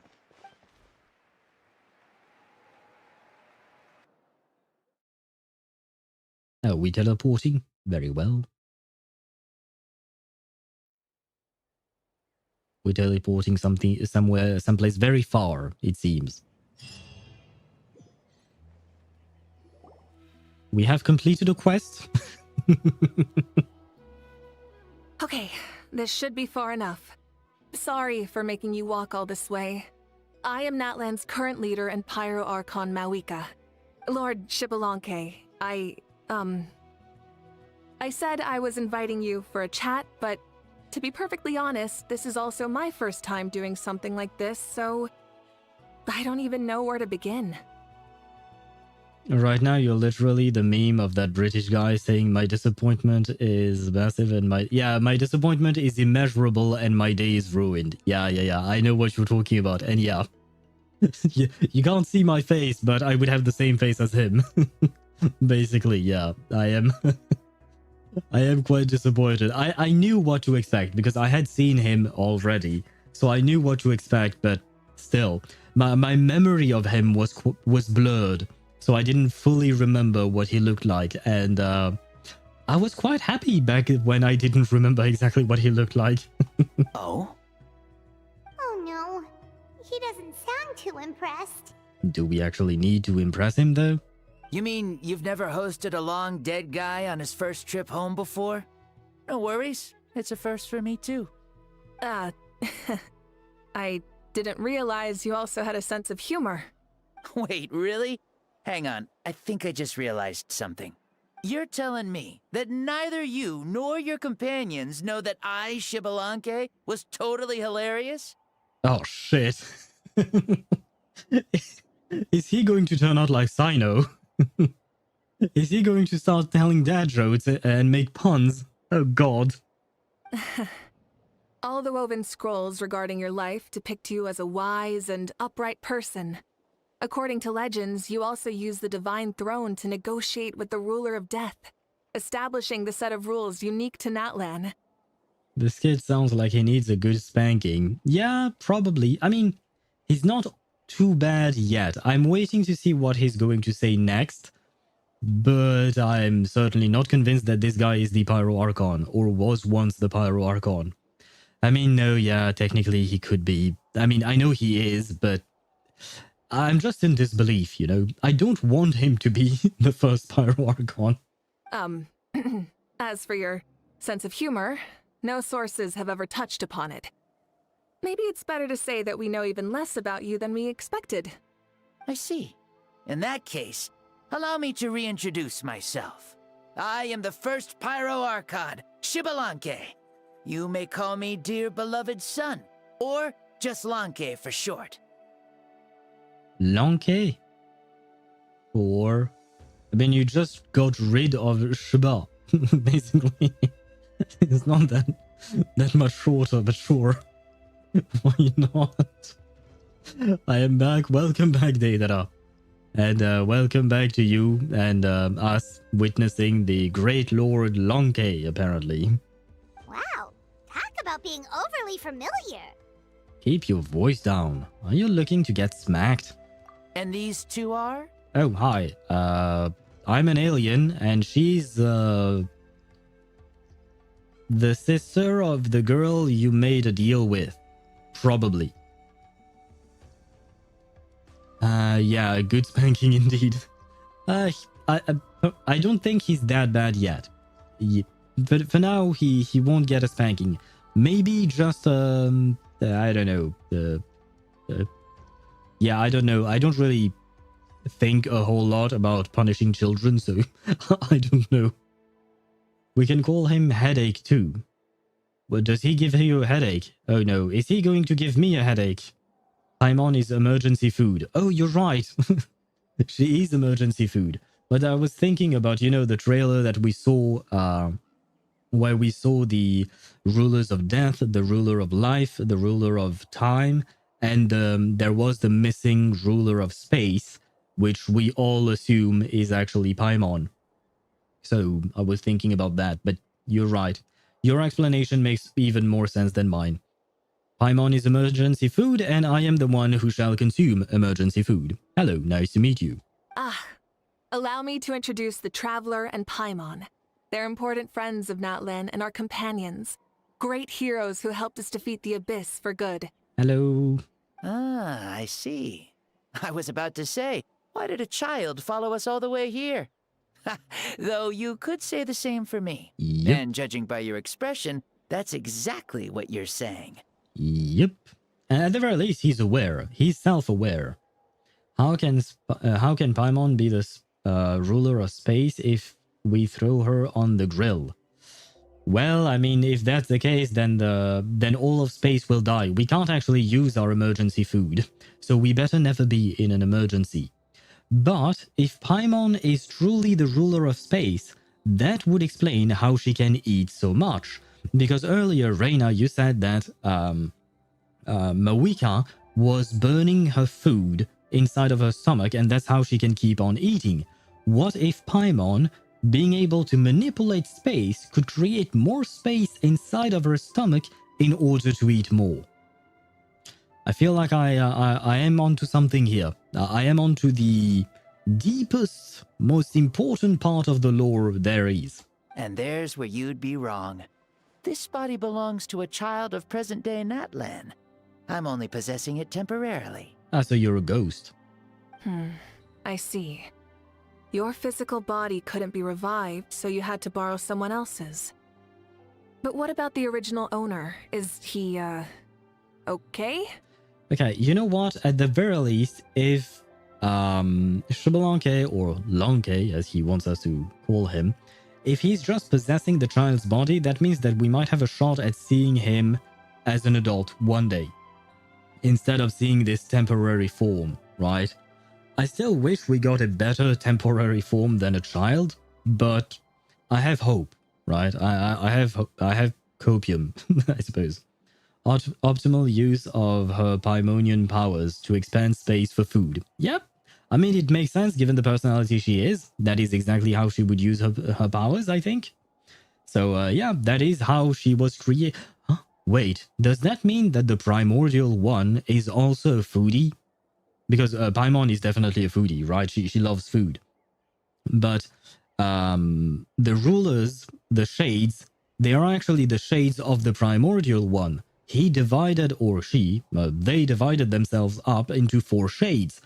So does that mean that this is just part of who the primordial one is? A bottomless pit for food? No need to worry. My existence has not affected this child in any way. This body's original occupant is currently experiencing a fantastic dream. I suppose that's good for him. I have my own plans. And as for my reasoning, you'll find out soon enough. No, we haven't. Because, like I said, I am 5 patches too late. So I technically am from the future of this patch and this story. And we haven't learned shit about you. At least as far as I can remember. Alas, this borrowed body is a bit lacking when it comes to exercise, and hasn't really trained any aspect. I tried my best at the tournament, but could only get so far given my physical limitations. Well, it is a child after all. Oh, that explains why you couldn't make a deep run. You're not used to this body, are you? He's just experiencing a fantastic dream. Great Fent ad. Are you talking about fentanyl, like the drug? I don't know what the effects of fentanyl are. I just know that it is extremely dangerous. It can kill you very easily. But I don't know what it actually does. Does it give you fantastic dreams? I assume so, right? Does that mean that Xbalanque is a drug addict? Ah, great. Add that to the list of disappointments I have about this character. I wish that was the only problem. I'm simply unable to do a lot of larger movements. Oh, and my usual climbing and jumping motions aren't exactly suited for him either. Also, you've got to be twice as careful in a borrowed body. If I pushed him too hard and got him hurt, I'd be no better than a criminal. I could never do anything like that. I will say he kind of sounds like Razor as well. I don't think it's actually the same voice actor, but he kind of sounds like Razor. Indeed. Still, the great shaman Citlali learned about your impending resurrection from the Wyup, but we still don't know why you've returned. Yeah, why are you here? Oh, is it time to get serious then? Yes. All right, serious mode activated. Ahem. In any case, you've already touched on the topic. I did indeed strike a deal with the ruler of death.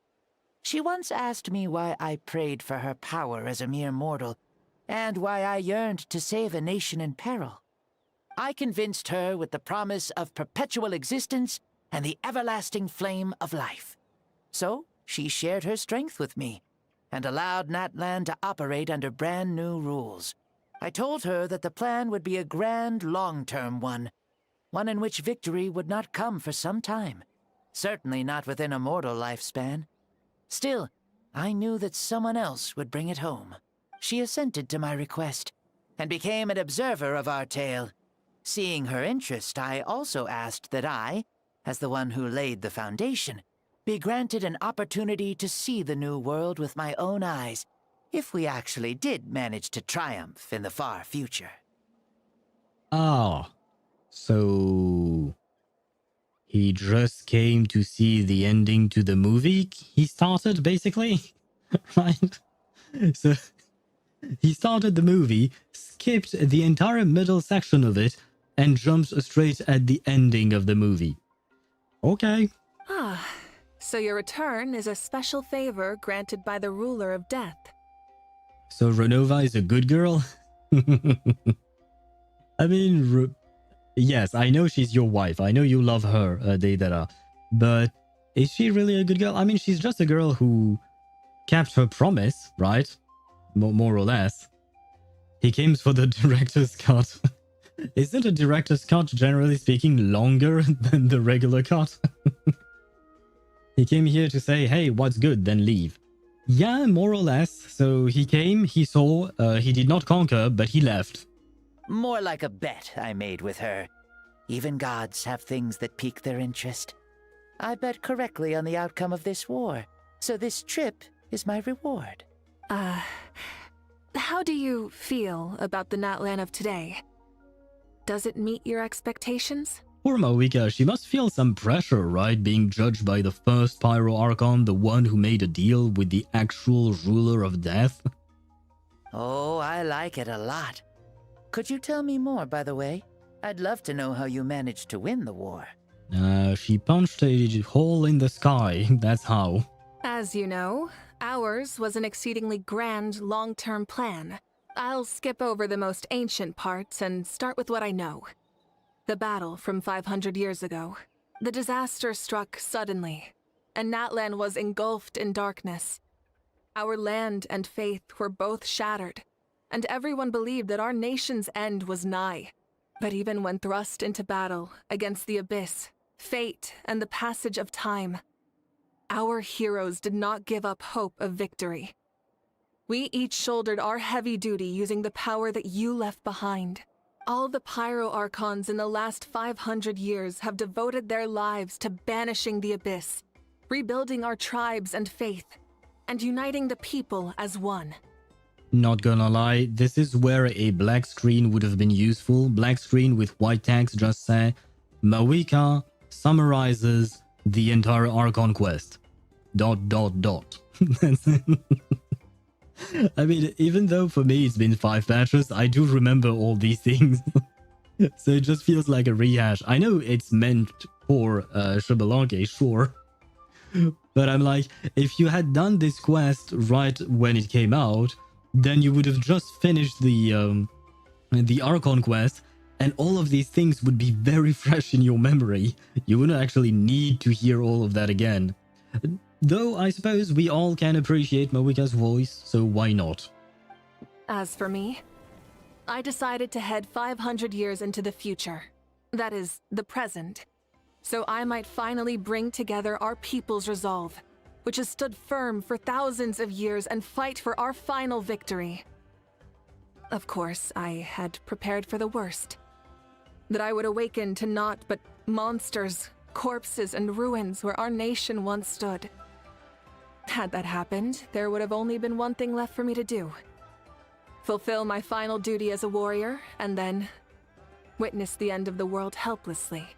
Still, the outcome proved that our faith was not misplaced.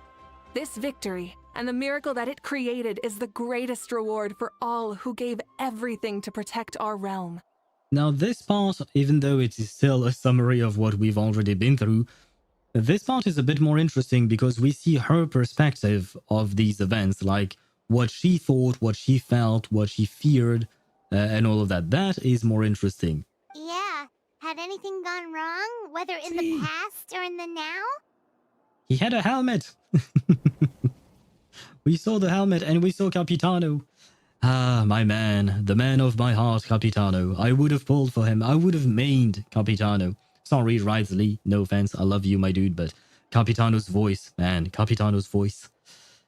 Ah, well, but now he's just sitting on a chair. I have always believed you to be shrewd. Surely, such a quality was needed to bargain with the ruler of death, and win so much for us in the process. Natlan was only able to overcome this crisis with your help.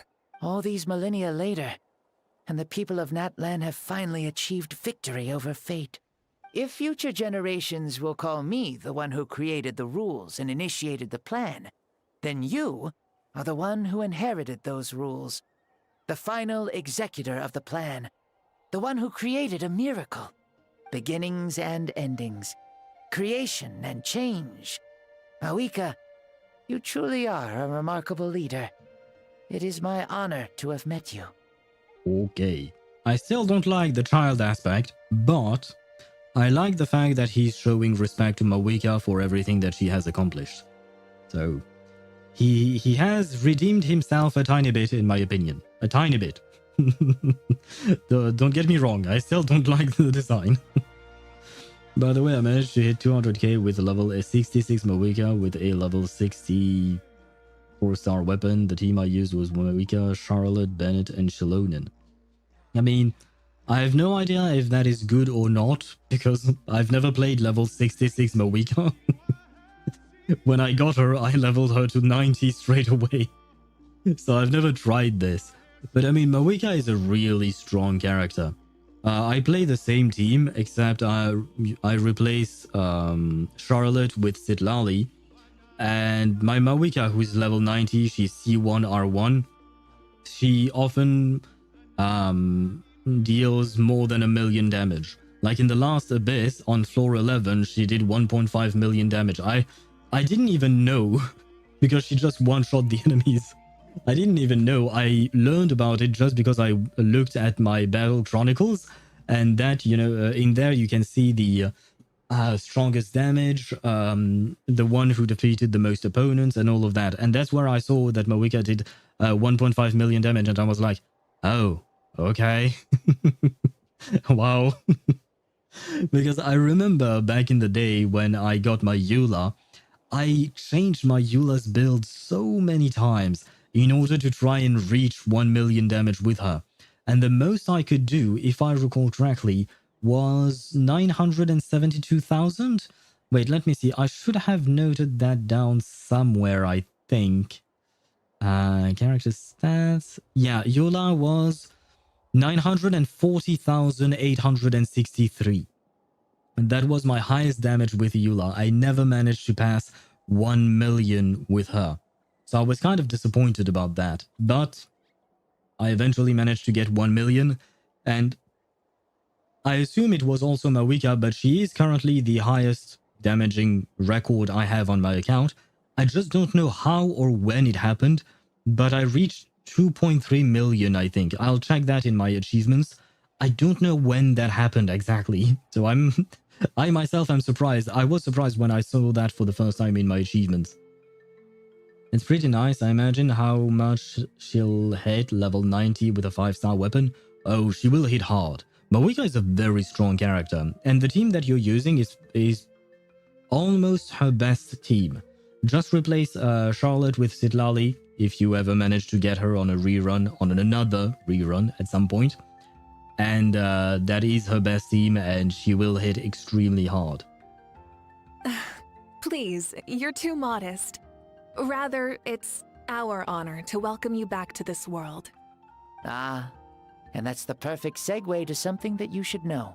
Oh? You see, you don't have to worry too much about my second life, since I'll only be here for a single day. Like, from sunrise to sunset. Sounds kind of sad, but it's also understandable. He's just here to witness what he started, or rather the conclusion to what he started.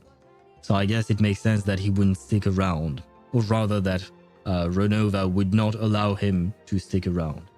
Yeah, with the Citlali I don't have... Yes, this is why I quickly mentioned once you get her on another rerun, hopefully at some point. I mean, you said yourself that because you didn't get Citlali, you decided to skip all the characters in Notkraj, right? But that means that you will be able to save a lot of Primogems, unless you pull for some reruns or something like that. But that means that the next time Citlali gets a rerun, you should have enough pulls in order to guarantee that you get her, right? Or even better, if you don't pull at all until the next time she gets a rerun, then you will have a Citlali guaranteed. A single day? What? But the day is almost over. That's why I said you won't have to worry too much about the boy this body actually belongs to. I'll be long gone by this time tomorrow. Yeah, but the kid would have lost a day in his life. It's not a big deal, sure, but it must be very confusing for him. Besides, no one ever said I was actually going to return and stick around for years and years, right? This is just a short little outing back home, so I can see some of my compatriots again. But wait. That means we'll never see him again because he's done, right? He came, he saw, and then he will vanish. So this is actually what we will always remember Xbalanque as. We will always remember him as a child. Ah, well, my hope just got crushed again. Well, it is what it is, I suppose. It is what it is. If I don't pull at all, I'm already guaranteed. Yeah, that's what I mentioned earlier. Yeah. If you don't pull at all, you will be guaranteed your Citlali, hopefully. Oh, and hello Kiwi, how are you? Thank you for the raid and welcome everyone here. Hello. Welcome to the stream. We are at the tail end of Mavuika Story Quest. Wait. Let me... give me a second. It's just that I was very focused on something, on the conversation I was having, and then my brain died. My brain stopped because of the raid, and I was like, oh wait, what am I supposed to say now? Yes. Okay, so let's take things slow. First of all, hello and welcome everyone. Hello Kiwi, I hope you're doing well. I hope your Fortnite session went well. I was on your stream earlier today. I didn't say anything, but I was lurking on your stream today. I did not understand shit about what was going on, but I was there. I wasn't there for long, unfortunately. I had some things to take care of, but I saw you playing Fortnite with a character whose proportions are kind of strange, because it looked like she had a huge ass and a very tiny body. And she was wearing blue. But I mean, I believe that's the character that you tend to play when on Fortnite. But anyways, not the point.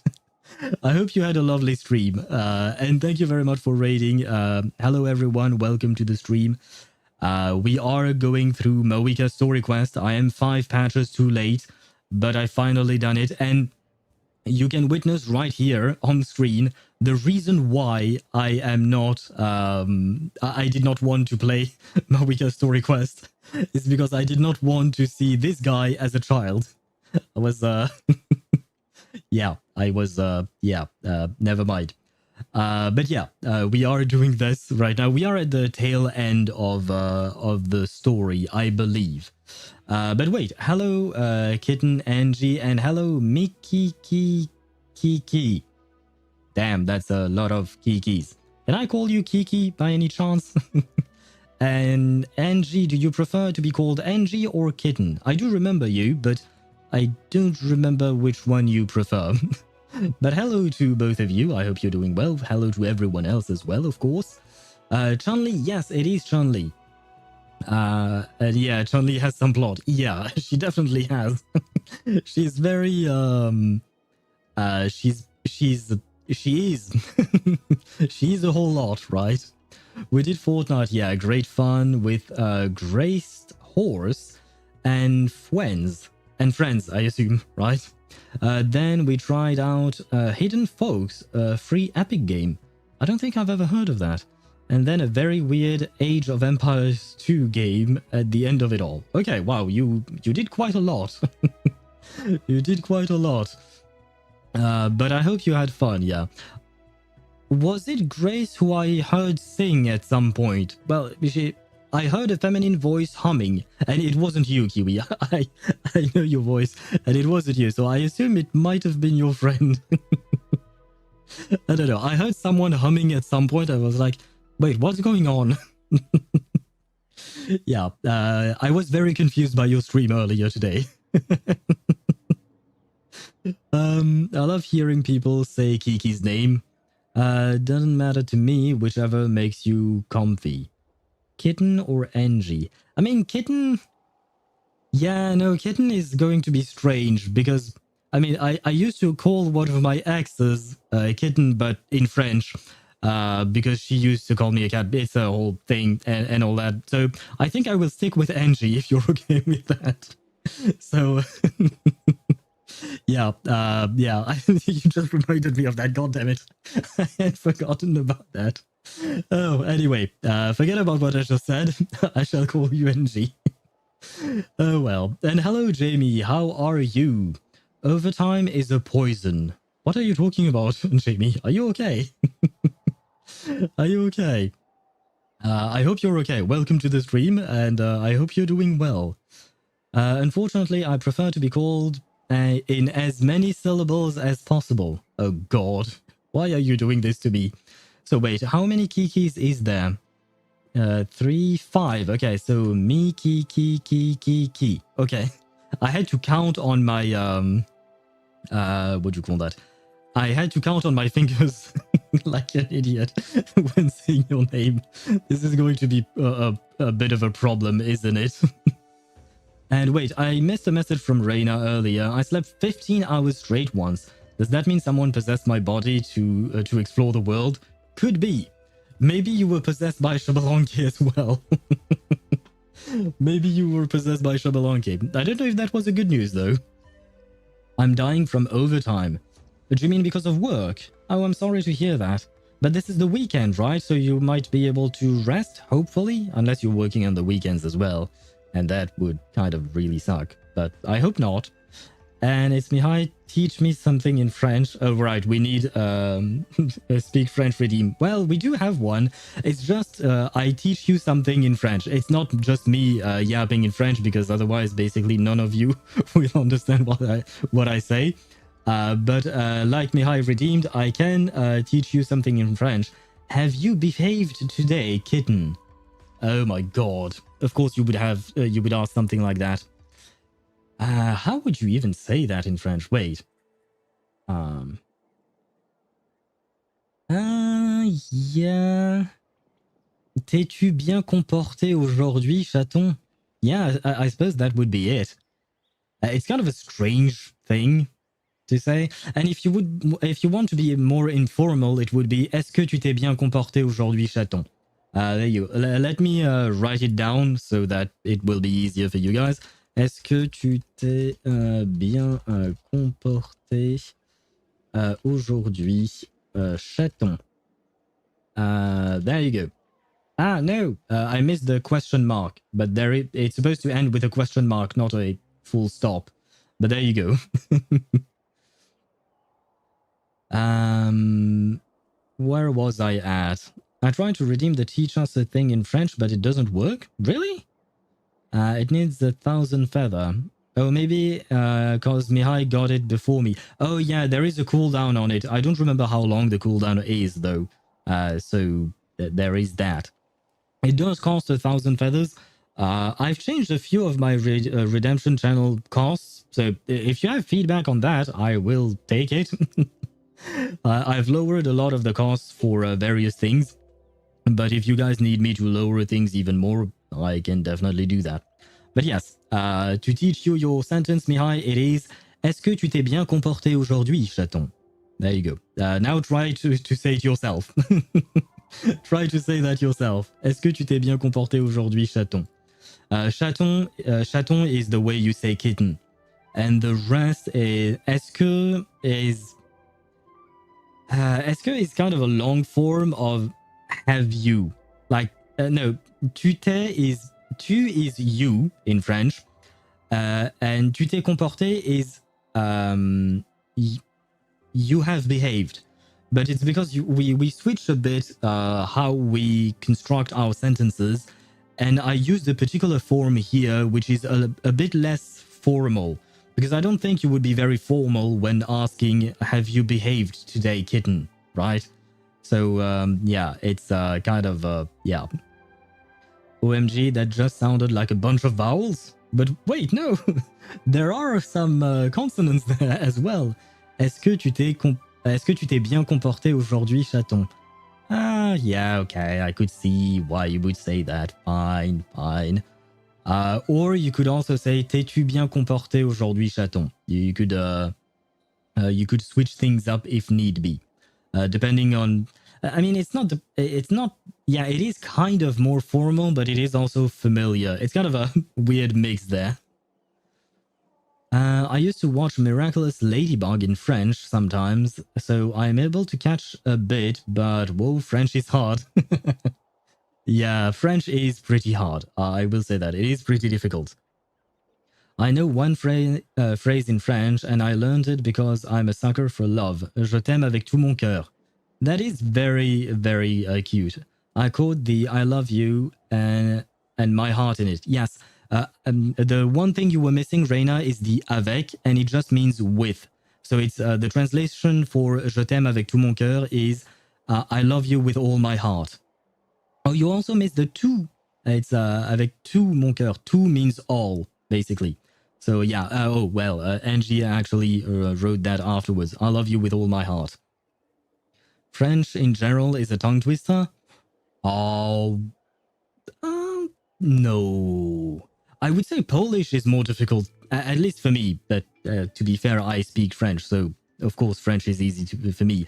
But I do find Polish to be quite difficult. True, but it sounds so pretty. Thank you. I thank you on behalf of the French language. Or should I say merci, je suppose. Shit. See, no, but that's the problem. If I start speaking French, my brain switches to French mode and I just start yapping in French. Then I married an Austrian, much less cute sounding in German. Ich liebe dich von ganzem Herzen. Holy shit, yeah, that's German for you. Yeah, yeah, that's less, not so great. Oh yeah, I don't know if Al knows, but Angie is my wife. Oh, oh shit, no, but now that you mention it, yes, I know, but I forgot. Because I remember, I actually saw her on your stream when you guys were talking about, there was a chaos mode at some point. You were doing, I think it was, you were playing ZZZ, and there was something called chaos mode, something I had never seen before. Like when someone redeemed it or something, like there were emotes flying all over my my screen. And after that, I guess it was Angie who showed up on your cam, and you guys started talking. So, but yeah, it didn't tilt. Yeah, the lizard. Yes, I had no idea what the fuck was going on. I saw everyone spamming lizard in chat, and I was like, what is going on?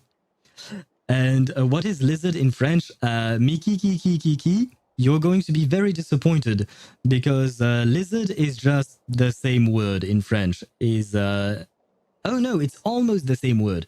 It's lézard. Wait, how do you write lézard? You probably write it the same way. Lézard. Oh god, what happened to my lézard? I know. Yeah, basically it's the same thing almost, but with a with an e with an accent. There you go. This is how you say lizard in French. It's lézard. So slightly different, but I feel like this is much easier to pronounce than the whole ass sentence that I said earlier, right? Where was I at? Wait, did I miss something? I feel like I missed something. Oh yeah, right. I was with the marrying an Austrian. Yeah, okay. So you were talking about Kiwi then. Now I understand. Do you guys... Angie, does that mean that sometimes you speak German as well? Do you guys speak... no, because I don't know where Angie is from, so... do you speak German as well, or it's just Kiwi speaking German? That's lizard with a baguette. Yes, lizard is a lizard with a baguette, I suppose. Oh, I can speak French. Watch me. Lizard, but in French. Almost. Almost. And she's American. She only knows a bit of German. Okay. I mean, to be fair, German is hard. I've tried learning German a tiny bit a while back, and I gave up very quickly. Don't speak German. I speak intentionally bad German to bother Kiwi.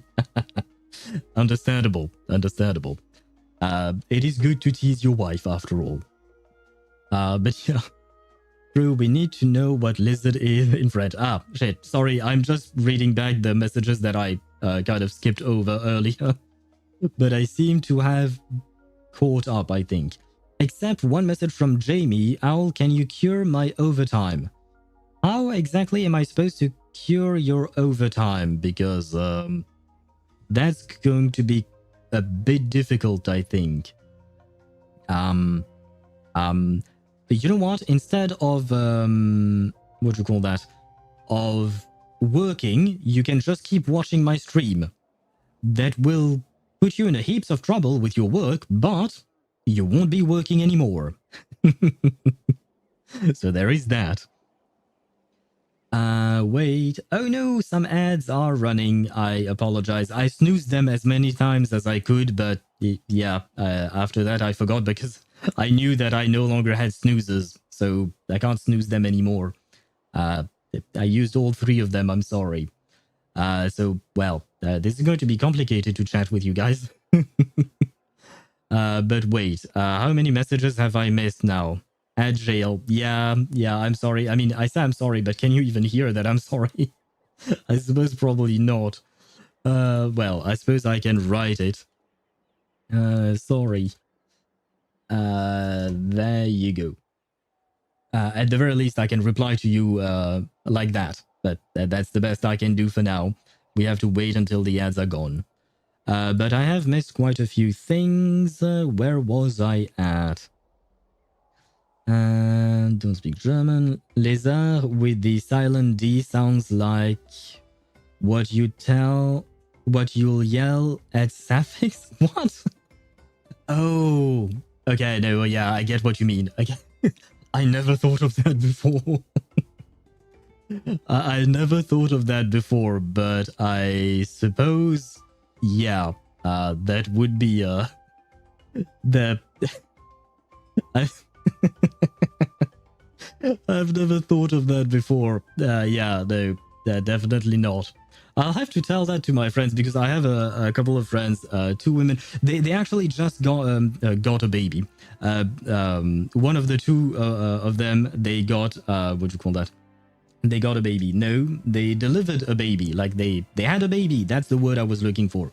They just had a baby. Well, I will probably not see them that soon because they seem to be quite busy with their baby. But the fact is that they just had a baby, so I will have to talk to them.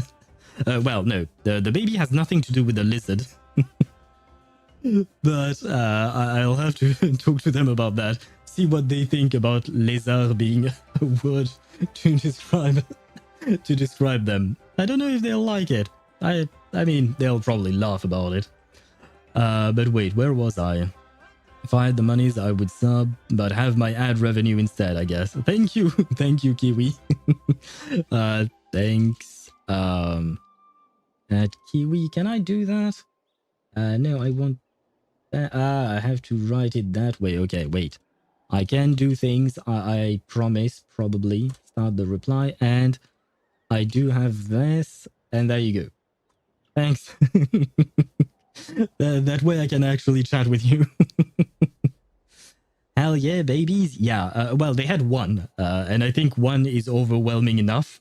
At least it seemed that way. It is their first. It is their first baby. And he was born, well, wait, we are Friday, right? Yeah, so he was born last Friday. So he is barely a week old. So very, very young, right? So yeah, very, very young. I'm back, bitches. Welcome back, Kiwi. Welcome back to you. I was talking about babies because wait, was it Miki? No, it wasn't Mikiki. It was Angie who mentioned lézard being a word to to describe suffix, as she put it. But and then I digressed towards a couple of my friends. Like, where are they from? Where do they come from? Do you mean my friends? From France? Is that what you mean? they are friends. They are French, sorry. Thank you in French is also how you say it in Romanian, fun fact. Oh, really? So wait, how do you say thank you in Romanian? Because in French it's merci, but how do you say it in Romanian exactly? Like, is it exactly the same thing? Nah, baby. Oh. Wait, don't you have a son? Don't you have a child? Do you not know where babies come from, Kiwi? And you know what? Ask Angie. She probably can tell you, since you do have a child, right? So you should be able to know that. As for where the specific baby that my friends got came from, it was a long story. They had to go through IVF. It took a long time. It was very difficult and all of that. But we were very, very happy for them when it finally worked and one of the two got pregnant. And, you know, it's a happy news. It's a relief as well, in a way. He just showed up one day. So what, was he like a baby and he was just dropped on your door? Or did he just actually knock on your door and was like, hey, I'm your new son? There was a big bird, appeared one day, left the kiddo on the ground. What a shitty bird.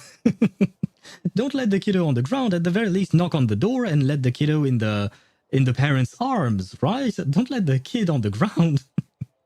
I've said many times, I'm not particularly fond of children myself. That's just not really my thing.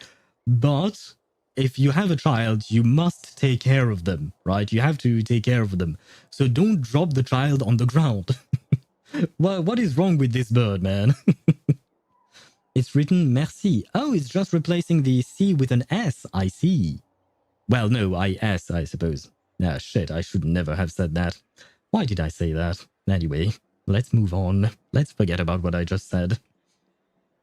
When two people love each other very much, they hold one pen together and write a letter to the stork. Okay, at first I was a bit worried because I was thinking about the actual way of getting kids and I was like, why do you have a pen? Why do you have a pen in that context? Kind of a strange thing I mean, why not? I suppose. I mean, oh wait. I mean, I suppose some toys do look they are kind of pen-shaped. I guess maybe, but it is still. But then the letter and then the stork. I hope you're not doing it that with a stork in your bedroom and all that. That must be very strange. But to each their own, I suppose. Well. Sometimes I wonder why my mouth opens. You know, you say things and then you immediately regret them. But it is what it is. Anyway, exactly. Anyway, let's go back to the quest with Xbalanque. Ah, shit. Xbalanque is actually a kid that just showed up in the story. Was he dropped by a stork? Was there a pen involved somewhere? I don't want to know. I don't want to know, man. I don't want to know. I mean, to be fair, yesterday we had a whole debate with chat about Mavuika. I don't remember if Kiwi you play Genshin or not. I know you play ZZZ Fortnite, and Age of Empires 2. But, well, I mean, you mentioned it earlier. But I don't remember if you play Genshin. I don't think so. I think ZZZ is your only gacha, right? But in Genshin Impact, there is a character called Mavuika. And when you use one of her skills, her hair is set ablaze. Basically, her hair becomes fire. It's very pretty to look at and all of that, sure. But at some point, the character said that when she gets excited, her hair might burst into flames as well. So yesterday, with chat, we had a whole debate over whether, while having sex with Mavuika, she would set your house ablaze. Basically, would she burn down the house every time? Yeah, thanks. And then we went on to question, how does insurance work in Natlan, like in the game? How does that all work? Because it would be very expensive to date Mavuika if she burns the house down every single time, you know? So yeah, we have strange conversations on here. But it's for science. We need to know for science, right? Xbalanque's soul was dropped in the poor kid by a Kukasaur. Hopefully, it was Chaska's sister, right? Chaska's sister at least is nice enough. And I believe Chaska's sister also has a child of her own. I think she has a family of her own. And I'm talking about the Kukasaur sister, not the actual sister, because, well, she died, so she can't really do much anymore. Oh, by the way, the emotes flying all over your screen is just a Twitch setting for redeems. I can show you if you're interested. Sure, why not? Because I had never seen that. I barely dabble with anything related to the redemption thingies. For instance, I just got TTS as a redemption thingy, and I implemented it like last week maybe, or a few days ago or something. Like, I am terrible at these kinds of things for some reason. It takes me forever to implement new things like that. But yeah, I would definitely be interested, for sure. Today I started the day with 35 pity on Kafka banner. Now I'm at 70. Because you were farming on the in the simulated universe, right? Yes, all the best indeed, just like Reina mentioned. Good luck to you. So you've decided to pull for Kafka then, I assume. Why not? I would still argue, technically speaking, out of the two, I'd say Hysolence is probably a better pull in terms of worth for gameplay and all of that. But Kafka is mother, right? She is our mother. She woke us up on the spaceship on the Herta space station, so she is mother. So I understand. She was my first 5-star in the game, so you know, makes sense. And thank you, Reina, for the hydrate. I think I've been yapping for 30 minutes, and poor Xbalanque is still waiting for us to continue. But it is what it is. I think you'd have to make love only in the shower. I don't think insurance would cover that. Yeah, that was our conclusion as well. But we didn't think about the shower part. Ah, that's interesting. I mean, it depends on the size of your shower. I have some stories about one of my ex's apartment that was relatively small, and the shower was small, and it's complicated. I leave it at that, but I would say that it is a good idea for Mavuika at the very least. Maybe a bath, I suppose. Yeah, at the very least. Also, water is a terrible lubricant. Oh yeah, no, don't use water. Yeah, no. Actual lubricant is good. I suppose technically speaking, spit is good as well. If that's all you got. But yeah. How did we devolve into this conversation? I mean, there are ways, right? There are ways. But water itself, yeah, no, not great. So it's not really meant for that. I mean, it's not... let's not get into the details of that. I have to shut up at some point. I have to shut up at some point. We're here now. Yes, we are. I mean, it is part of life. And, well, not everyone on my chat is an adult. I think, probably. Some of them, most of you are, but not all of you. So I suppose you will learn things on my chat, on my stream. Do not use water as a lubricant. It's not great. You can buy a lubricant you like in a shop or something like that. That definitely works. Otherwise, yeah, well, spit. I mean, it kind of depends because, yeah, no, never mind. No, I can't say that. Because this is way too personal and it's about one of my exes and yeah, no, can't say that. I have to stop. But the fact is that there are ways to lubricate and all of that. And it is quite important to do so. Because otherwise, you know, you risk hurting yourself, hurting your partner and stuff like that. You risk irritating those areas and those areas are very sensitive. You really do not want to irritate them. So do things properly, right? Education session with Professor Owl. Yes. I mean, yesterday we had what? A history lesson. Today we have a sexual education lesson. Why not? Why not, after all? I'll do a poll on Kafka and a poll on Fishbowl Girl and so on until I get one of them. Oh, okay. So you will let chance decide which one you will get. Understandable.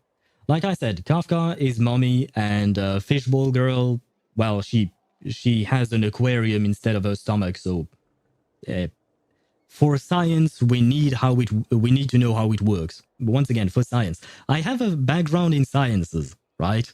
So it all makes sense, right? I can use the excuse for science. A mother or a mummy? I would say, I don't know. Kafka is a bit in between a mother and a mommy. No, you know what? Kafka is mommy and Himeko is mother. Himeko really has a mother, like she's kind of like a mother figure in the group in Honkai Star Rail, whereas Kafka, she's a bit more seductive in the way she conducts herself. So I would say Kafka is mommy and Himeko is mother. And Welt is grandpa. Or I want to call him father, but he's old as shit, so we'll call him grandpa, I suppose. But he's the cool grandfather, right? Welt is the cool grandfather. It's important to note him. And then we have the idiot that we are, the player character, the main character. Then we have March, who's also an idiot. And thank God we have Danheng to redeem the rest of the group. Danheng is probably the only smart child in the group. Oh well, and he's not exactly a child, but you know what I mean, right? Anyway, let us get back to the story. I feel like poor Xbalanque is waiting for us, and I can't wait for him to disappear from my screen. Still, I've got to say, it has not been an easy trip. After being resurrected, I woke up in the home of a normal boy and wanted to take a quick dip to relax, only to have my trouser legs snagged by a fishing line that came out of nowhere. No way. No. Wait. No way. Was Xbalanque actually fished out of the sea by Mualani? Did it actually work? Oh my god. I thought this was just some bullshit, but I guess not. I guess she really did manage to do it eventually. Sorry for derailing. Oh, no worries. It happens all the time. It's okay. That's just how I work, more or less, basically. I'm a lurk, gotta get food, but wish you a great rest of your stream. Thank you very much, and happy lurking to you, and more importantly, bon appetit to you, and I hope you rest well after you have... Wait, I can speak, I promise. I hope you rest well after your stream. There you go. I can say things. I can say sentences, probably. But yes, once again, thank you very much for the raid. Thank you for sharing your community with me. And yeah, I hope you have a wonderful rest of your day. Yeah, right, because for you it's still daytime, right? Probably. It's probably the afternoon or something. So have a wonderful rest of your day. Called it last stream? What did you call last stream? The fact that I would do this quest in 2 streams? Probably. I don't remember. But plenty of people tend to mock me because I take too much time to do my stories. But man, it's so fun to yap with you and talk about lubricant and a house being set on fire. It all makes sense. Well, he inherited Benny's luck. That's why. Man, Reina, you always come up with the best answers, the best explanations. He did come out with Benny's luck. Huh. Wait, I have to... wait, we have to move on with the next line. I want to see, did he fall for Ororon's trap as well? And once I finally made it to shore, I decided to take a stroll and see the sights, only to step into a trap along the way. No fucking Beats me way. who'd put a trap out there, and there wasn't even anybody around to check it. No way. He actually got fished out of the sea by Mualani and got trapped by Ororon. I can't believe this. This is the worst Pyro Archon we've ever had. I mean, I know he's in the body of a child and he's not used to all of that and all that, but this is... No! I refuse to believe this. I refuse to believe that, that this is the Pyro Archon. No, I am in denial. I refuse. This is not my first Pyro Archon. No, this is not it. No, can't happen. But Owl, you can't marry your mother. That is true. That is true. I mean, I call Himiko and Kafka mother and mommy, but yeah, no, I don't consider them to be actual mothers. Although, no, technically speaking, I would say that Himiko truly has a mother-like aspect to her relationship with the rest of the crew on the Astral Express. So the way she treats the Trailblazer, the way she treats the MC, I would say that they have kind of like a mother-son relationship. Or maybe an aunt-nephew relationship or something like that. It is very wholesome, the way she treats everyone on the Astral Express. But she's hot as fuck and I really love her.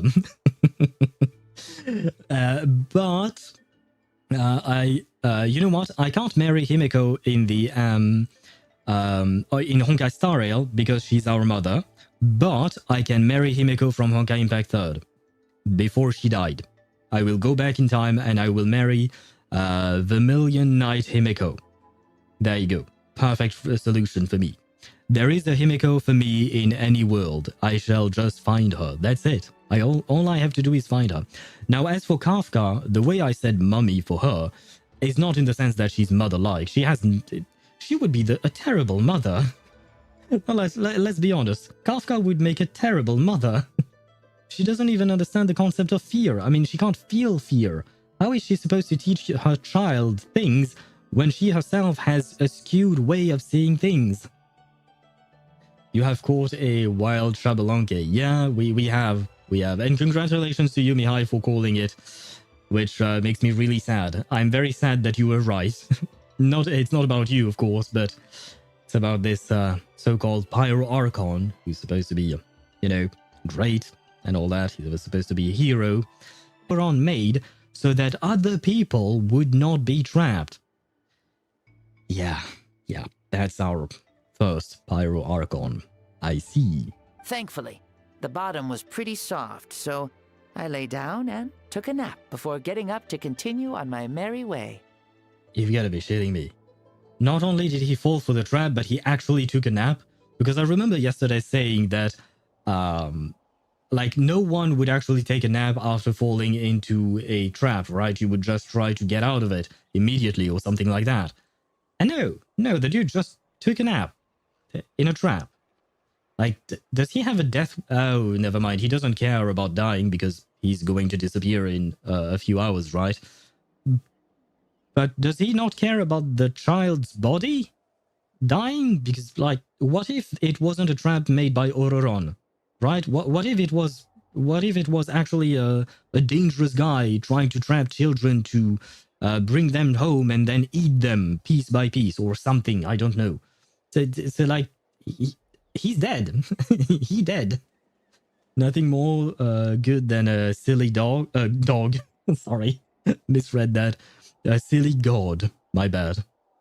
He is a very silly god indeed. You know what? I understand why no one remembers his sense of humor and everything about him like that. I know why people just focused on the fact that he was heroic and all the deeds that he has achieved. It's because it's better. Why would you want to remember this? This is not something that you write in history. In history books, sorry. This is so embarrassing. Yes, Paimon, it is. I swear, with friends like these... After countless trials and tribulations, I finally managed to sign up for the tournament. But then, I ran into a girl who claimed to be a fitness coach. She insisted that my muscles weren't up to snuff, and made me do twice as many warm-up exercises as everyone else. Oof, you guys in the future sure have it rough. Well then, what's next for you? Oh, what a great question. I was just about to get to that. You're a pretty considerate gal. So, I do have a small wish that I haven't been able to fulfill. Oh? I managed to participate in the pilgrimage, but alas, my potential is restricted by this form. It sure would be nice if I could show everyone what I could actually do. Oh, ho, ho, ho. So is this how we get a fight between the first Pyro Archon and the... I don't know what number Mavuika is. Why is he stealing glances at us like that? Wait, does he want to fight us then? Well, now that I've said it, care to help an old man out, hero? Okay. So, what are you capable of? Ahem. See, I was also quite the formidable warrior in my time. Surely a match for Mavuika. I mean, I was the first Pyro Archon after all. I could shake the cliffs with a single punch, scale mountains with a single leap. Not gonna lie, it's kind of difficult to take him seriously with that voice. Once again, no offense to the voice actor, he's doing a fantastic job. But he's supposed to be the first Pyro Archon, right? And this does not sound like the first Pyro Archon. This does not sound like a formidable warrior to me. This sounds like a child who needs to go to bed. Very formidable indeed. So, you'd like to spar with me? Yes. Using your current body? Will he be able to handle it? Don't worry. I'll find a suitable location for our duel, and a way to keep this body safe. Okay. I suppose we can trust you, probably. Beware, Al. Beware of what? You're worrying me now, Deidara. What should I be aware of? He can do all that, but he can't punch and break the sky like Mavuika. To be fair, Mavuika had the help of the other heroes, right? She used the power of friendship to punch that hole in the sky. And, well, Xbalanque does not have friends. This is going to be very dark, but all his friends are dead. So, he can't do the same thing. The first sun. The ardent sun. This star is a flame, burning with a passion that will consume all. From the moment I first saw you, I knew you to be a true warrior, just like me. Surely you shall not refuse me this battle, O inheritor of my ancient name, the burning sun, Kiongozi Mavuika. I have to admit, I kind of forgot that her name was Kiongozi, or rather her ancient name. I accept. Brilliant.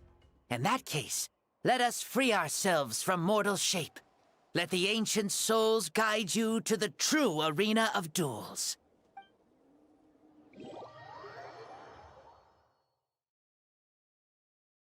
Wait, so are we actually going to fight a child? Because yeah, we are. Okay. Okay, I am ready. What is this place? I have never been here before. Such powerful pressure. Is this a temple of the spirit? Is this a what now? This is the land of the sun, created by my soul. Only the sun and those blessed by it can survive here. Ah, so thank you for the blessing then, because I would rather not die. The lines are so good, but in the voice of the child they sound so hilarious. Yes, I agree, Reina. This is why I said I can't take this guy seriously. Because he sounds like a child, and I mean, that's the point, he is in the body of a child. But he speaks like an adult who has lived for God knows how long, who has accomplished great many things, which he has. But there is such a disconnect between what we see and hear and what he actually says. Me, you, and you. The sun, the other sun, Blessed One 1, and Blessed One 2. And then he says things like that. And then he says things like that, right? Mavuika is second? Do you mean like she was the second Pyro Archon? She was the one right after Xbalanque? But I thought there were many. I mean, I know there were many after Mavuika, that's for sure. During the 500 years she was inside the Sacred Flame, several Pyro Archons have come and gone. But I thought there were also others before her. But I could be wrong, so I will take your word for it. We've been blessed by the sun? Yay? The sun will remember the most virtuous stars. You are hope itself. The most radiant, most important friends we could have. We have invited you here, so you may witness the clash of suns. Huh, I see. We've manifested in an almost fully spiritual, consciousness-like form, removing the limits of our flesh. Ah, okay. I understand. Makes sense. That's right. As I said, I knew you to be a born warrior the moment I laid eyes on you. But there are two forms of human strength, that of the body and of the spirit. We are not finishing it today. We are. I believe we are at the end. We are certainly in the third quest. You know, yesterday I mentioned there are 3 quests in this story. We finished the first one yesterday. We finished the second one at some point. I heard the noise while the game was loading something else. And we are in the third one. So we should be able to finish this today. Thankfully. No, there were many Archons before Mavuika. We hear their voices in the battle with the Abyss Dragon. But was that the voices of the Archons before Mavuika or the ones after Mavuika? Because there were Archons after Mavuika as well, right? Because she was stuck in the Sacred Flame. Unless you're saying that there were no Archons for the past 500 years until Mavuika showed up again? That I have to admit, I don't quite remember. The great Xbalanque, impressed upon a child's body, found less than a third of his original strength available to him. In that form, I'd lost my strength of body. But here, we meet as our true spiritual selves. In this place, even a child may shake heaven and earth due to the great soul within. What makes a true hero? Someone strong of body? Or strong of mind, or must one be strong in both to surpass human limits? Which of these are you, Mavuika? She is everything. Well said, Xbalanque. Let us prove our mastery of both strengths through this battle. To Natlan, to each other, and to the rest of the world. You and I both know we'll never meet a better matched opponent. Now let me one-shot him, please. Indeed. That's exactly what I've always wanted. As a citizen of Natlan, as the Pyro Archon, as an opponent from across the millennia, and a friend whom you never had the chance to meet. Let us have a fair and honorable duel. Okay, I am ready. No! My fight! Wait. Our fight will end when the flame is extinguished. Fine. You ready?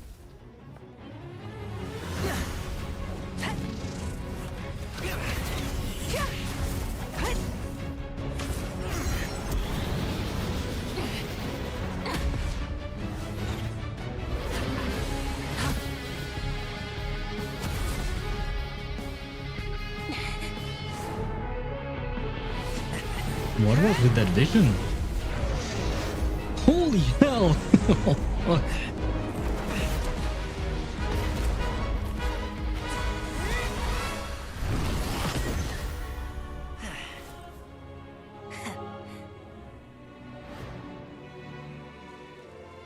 Do you never feel tired or hopeless? No. In war, there's no time for that.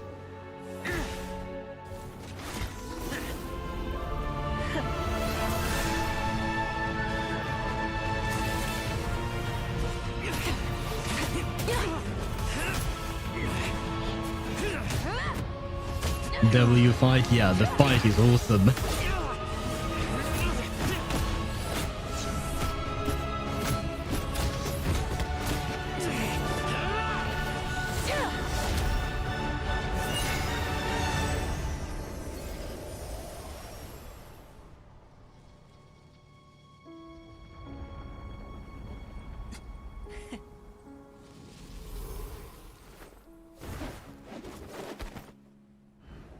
The fire's out.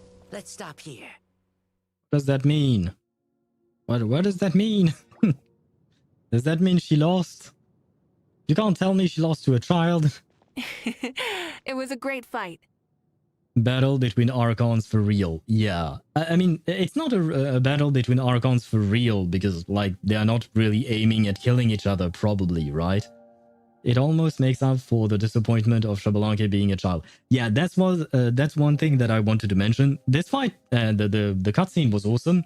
I actually wanted to fight him just because I wanted to one-shot him with my Mavuika, but oh well, it is what it is, right? But I'm also happy with seeing a beautiful cutscene like this. However, it would have been so much better had it been without the child. Had it been with an actual adult-like character, it would have been so much better. It would have impressed me even more. But here with the child, for me, it's kind of hard to take it seriously. But yeah, a battle between Archons is always something that I welcome. The same way I loved the fight between Mavuika and Capitano. I wished we had more. I wished Capitano had not been... what do you call that? Had not been wounded so early in the fight. Should have been longer. I'll fight. Oh, come on, Ktosh. You don't have to be that mean to the fight. The fight was good. It was quite impressive. And I just realized this because I just did the story now. But basically, Mavuika just used a Kartathea move. You know, when there was that giant sword or something of flames that she brought down on Xbalanque. She used the Kartathea move, except she did it before Kartathea was out and all of that. But still, very impressive. I mean, there is a reason why I really like Kartathea as well. Why couldn't Xbalanque wake up in the body of that brood that he was hiding behind of? Yes, I actually was thinking the same thing when we saw the, what do you call that? The dude, right? I wish we could have seen him fight, but oh well, it is what it is. And wait, I missed some messages from Reyna before because we were in the cutscene. I mean, timeline-wise, Xbalanque came sometime around 2,000 years before the present timeline, back when Archon War was happening and Gnosis were being handed out. And Mavuika came 500 years ago first, so people must have filled in the gaps in between. Okay. Okay. I did not remember, I did not know that Xbalanque came that long ago, like 2,000 years. I did not have that date in mind, but I assume that you're right, Reyna, and that there was indeed some people, what do you call that, in between Xbalanque and Mavuika. It would make sense. Otherwise, that means that for 1,500 years, there was nobody. So it would be kind of a long time without an Archon, I would say. That was an exhilarating battle, Mavuika. Looks like this old man's still got some fuel left in the tank after all. You jest, Lord Xbalanque. Your spirit is as strong and youthful as ever. Yeah, perhaps a tiny bit too youthful. Just saying. Come now. Can't you tell I was making excuses for coming up just a hair short? Not by much. Just the slimmest of margins. Ah, so he lost? Then, because I don't really know what happened. At the end, they seem both fine, so I don't really know who won or who lost. I saw the flame that Mavuika handed us to be out, but was it just a timer? Yet still, you actually won. Ah. I've always seen myself as the strongest warrior, but it would seem that the inheritance of ancient names has proven its worth after all. Oh, right. I kind of forgot about that, but technically speaking, over time, the ancient name grows stronger, and each person who inherits it just makes it stronger even for the next person afterwards. I bear the name Kyongozi, the leader of our people. After countless generations, this name came to you, and you used the power it accumulated over the years to defeat everything in your path. Yeah, okay, so there is accumulated power indeed. This battle has been most meaningful. Beyond the facts of victory and defeat, I've also learned a lot about you. Take, for example, your strength. It is at once ruthless and gentle, both tenacious and sharp. It's a match. Ignore the appearance of Xbalanque a bit. It's kind of hard to, because I have to ignore his appearance and the way he sounds. So basically I have to ignore the character entirely. Right? It's kind of a lot to have to ignore. You neither overwhelm your opponent with sheer power, nor defy them with only your strength of will. You possess a great understanding of your own might, and will convert all of it into fuel, so you may climb to even greater heights. It is thanks to heroes like you that this war was won. I'd have never been able to return to the mortal realm otherwise. Your victory granted me this chance at a second life. Even if it is just for one day, the sun has risen again to drive away the darkness. Even the darkness of death that once enveloped me has been dispersed by your flames. Mavuika, you are the newborn sun, greater and more radiant. Allow me to give you a present to celebrate your victory. Ooh, there's a prize too? Paimon wants to know what it is! Coming from you, it must be super awesome. I somehow doubt it, but okay, let's hear it. My journey is complete, and I have no more need for my remaining time. Mavuika, I would like to give you all my remaining life force. What? Which I obtained from the ruler of death. Okay, never mind what I said before. Use it to awaken those you wish to see the most. Surely there must be at least one person that you'd like to meet. Oh, will she get to meet her sister again? What? So it's a blank check to bring anyone back for a time? Though Natlan possesses incredibly unique ley lines, it is still extremely difficult to meet the dead outside of the Night Kingdom. Now, take it. Okay, if she could get to see her sister, that is an awesome gift. I retract my previous statement. I apologize. That is an awesome gift. Though we both became Pyro Archons in life, we were still born into this world as ordinary humans. There's no need to hesitate. Just do what you think is best. Thank you for the offer, but I don't think I'll be needing it. But your sister. No, I was actually happy. I wanted to see your sister. She seemed nice. Huh? The past lives on in my memories, and will always remain my treasure. Despite what I just said, I do understand what she means. Meeting someone we can no longer see again will only lead to more longing. Yeah. Rather than cling to the past, we should enshrine it in memory. Ever loved and never forgotten. Mavuika. There is no hesitation in her gaze. She means what she just said. They were right. That's exactly the sort of person you are. They? Your parents, sister, comrades, and friends. Ah, so you've met them in the Night Kingdom? Those who walked with you, and those who left you behind. Those who crossed blades with you, and those who prayed for your safe return. Each and every one. Mavuika, has one granted the special privilege to return, I can sense them calling for you, and watching over you from within the distant winds. Dear Mavuika, our esteemed Archon, leader of our people, how have you been doing? We all miss you so. There are so many things we want to say to you, but if we really were to say them, they'd just be those simple, heartfelt words. Is that her sister's voice? I have to admit, I do not remember it because we've barely heard it a few times during some cutscenes or dialogue scenes a few months ago.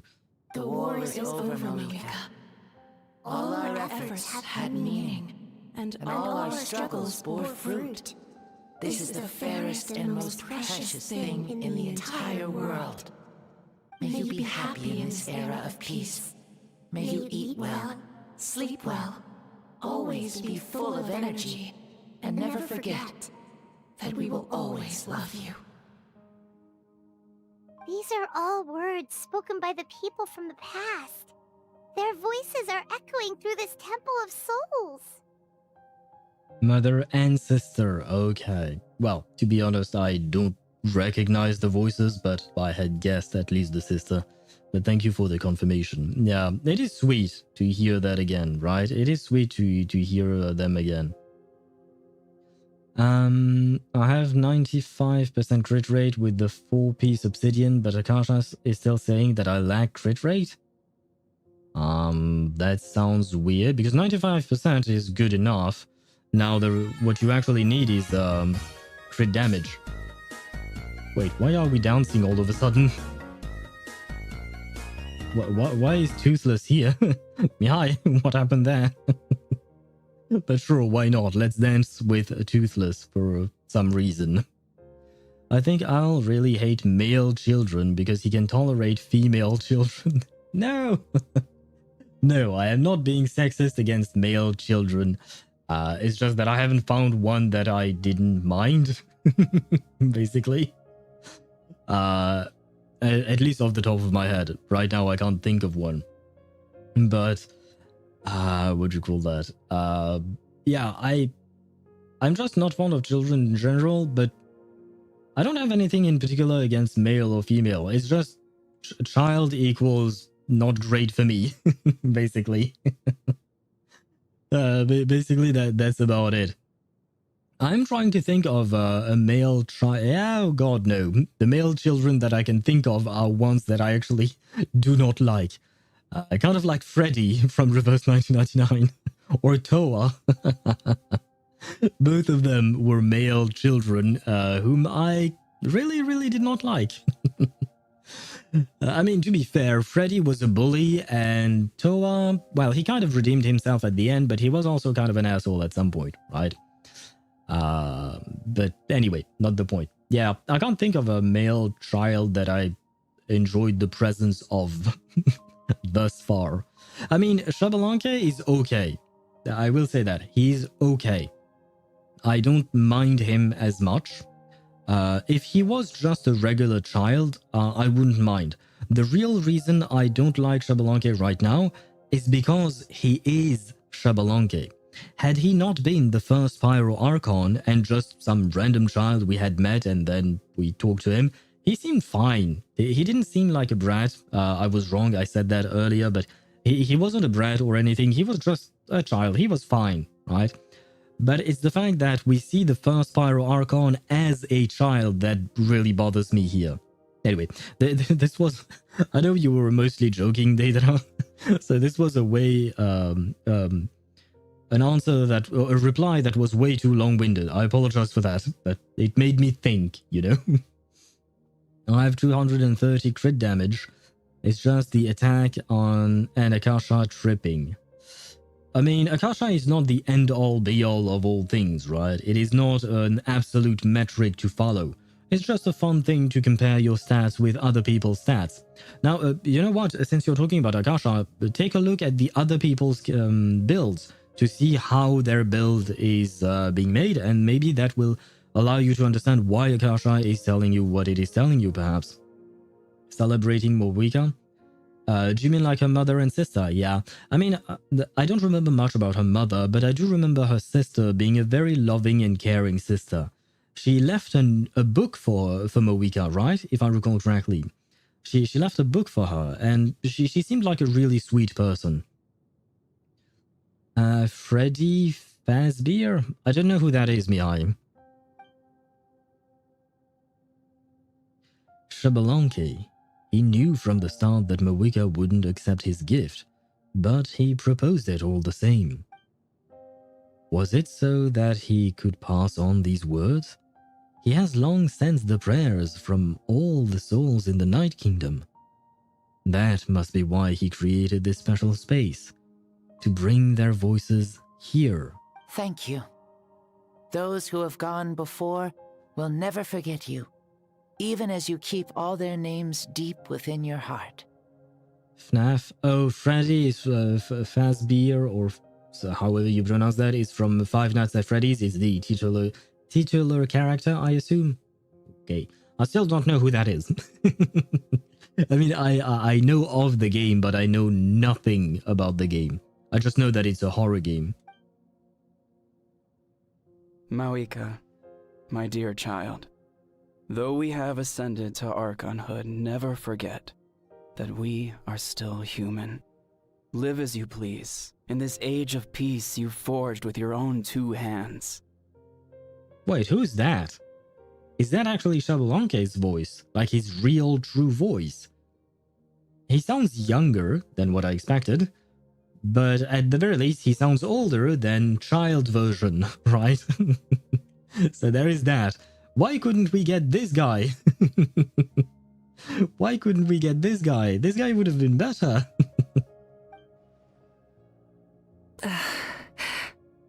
Why so formal all of a sudden? Seriously. Aw, she's moved. My favorite part, the real voice of Xbalanque. I mean, I wish we had that all the time. And I'm fairly certain, I mean, just by the sound of it, I feel like it's probably the same voice actor who voiced both of them. Probably. He did die young, most probably. Ah, right, yeah. So, okay, I get that. And I'm willing to accept that. But overall, I do prefer the quote-unquote real voice of Xbalanque over the voice that we've had thus far. 0 male children have been accepted by you. Hey, it's not my fault. Write a good male child in a story and I will gladly accept them. You've seen me accept female children before. Like I said, I don't really care whether it's a male or a female. That doesn't really matter to me. The fact is that how well written is your character? Although to be fair, Toa in Reverse 1999 was a well-written character, but he was annoying. So he was well-written, there was quality behind him, whether it was in terms of writing or voice acting. Especially because I remember the voice actor for Toa was actually on my stream back when I streamed that thing, so it was very interesting to exchange with him. But yeah, the quality of the character is not in question for Toa, for instance. It's just that he was annoying. He was a bit ignorant in some things, in the way he handled some of the situations. And he was just, yeah, I wouldn't want to be next to him or to talk to him because it would be a bit annoying here, I would say. So, just, oh, you know what? Yeah, let me rephrase this. Write a likable male child. That's how I'll put it. Write a likable male child. Because they've managed to make adorable female children. Like, Kachina is pretty adorable, I will say that much. I wouldn't have pulled for her or built her. I mean, I have Kachina, and she's not built, but she's pretty cute. I will grant her that. But we don't really have that kind of child for male characters. We don't have cute male characters or smart male characters, or I mean children male characters and all of that, you know? So yeah, it is kind of it is what it is, I suppose. The top Kenichi has 101 over 240 with a 2700 attack. Ah, well, how much attack do you have, Tosh? I'm sorry, that was an easy one. But I mean, you're talking about the top one Kenichi in the world, right? It's gonna be very difficult to achieve that. Though you may try if you want. You may try. I think he reserved the real voice because A, it probably takes power to use his own voice than the vessel's voice, okay? And B, keep the light-hearted, bratty environment so Mavuika doesn't go formal. Though yes, he isn't great at breaking ice. Sorry, I go into plot analysis at times. No worries, you don't have to, to apologize about that. On the contrary, I welcome it. So if you have more things like that to say, feel free to say it. I do find it interesting. And like I've mentioned before, these discussions is the whole point of my stream. It's to talk about the story, talk about the writing, the quality of things, what we perceive and think about each thing. Especially because, like, I have my own point of view, of course, but you are you and I am me, which means that oftentimes you guys will have different points of view from mine. So from that, I can learn, and hopefully from my own point of view, you can learn some things as well. But to actually reply to what you said, I think you might be onto something. You might be right. He might have done that for the reasons that you've mentioned. At the very least, it makes sense. And I also agree, he's not great at breaking the ice. 2000 attack with the Pyro Resonance. I just want 10%, that's all. I'm on 21% right now. I guess I have to optimize my build, not just go for crit. Yes. I mean, that's the whole thing about optimizing. You're not just going for crit, you're going for all the other stats. Like, for instance, on my Arlecchino, I didn't just go all for crit or all for attack. I tried to get as much attack, crit rate, crit damage, and elemental mastery on her as I could. And I can still improve my Arlecchino. Though I have made it to the top 7% with my Arlecchino, if I recall correctly. But still, the fact is that you can always be, improve those things, and you have to try and get artifacts with 4 good substats, basically. Not just the double crit lines, but 3, if not 4 useful substats. Could Mavuika be wearing the glasses to hide that she's almost crying? Yes, I think you're right about that, Mihai. I think she was moved by his words, and she does not want to show her more emotional side. Huh? Mavuika, where are you going? Ho ho! Leaving already? Now you're the one acting all impatient. Since we're done with all the serious stuff, it's time to follow me. What does that mean? Xbalanque. Doubt you've ever ridden a flame strider in your current body, right? Well, I mean, the Flame Strider is kind of one of a kind. I don't think Shalonen would want to mass produce that. Never even heard of such a thing, to be honest. Yeah, no worries. It's normal, man. Don't worry about it. Just follow her. Ooh, are you gonna take him out for a ride? You're coming too. Wait, is there enough space for 4 people on her bike? I know her bike is big and all, but still. Come on. It's time for us to live as we please. What about Woonwek? Woonwek? I don't know what you're talking about, Deidara. What is Woonwek? Leave the domain. Sure. But we'll never be able to go back to this domain, right? Can I? Ah, no, there is an invisible wall. Okay. I mean, this domain kind of looks like where Mavuika was walking, right? You know, during the Archon quest, she was walking on specific platforms, and I believe this is the same, or a similar place, probably. Right, because Xbalanque said that this was created by his own soul, right? But maybe Mavuika could access it before? I'm not sure. Helmets on, sit tight, and don't fall. Is this a board you can use to ride on the water? And you can playing with this stuff as part of everyday life then? Oh, my bad. Yeah, we're was too fast. good.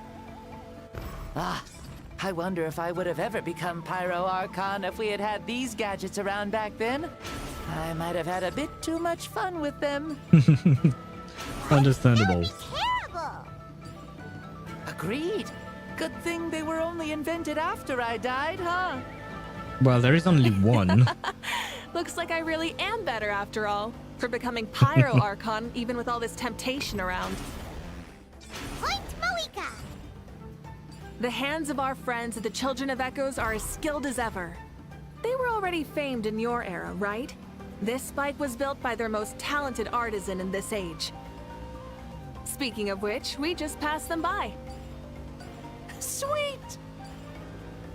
Are we going on a tour of what do you call that? Of Natlan? Oh god. No, I missed one! Oh, shit. What is this? I'm scared. I'm scared of the lava wall. I was right to be scared. My game froze. Is that Natlan? Ah, sure brings back memories. Oh yeah, that was built in your time, right? It's long become a landmark. Very popular with tourists, so I hear. They think it's a lovely place. Is that so? So that's how you all see it.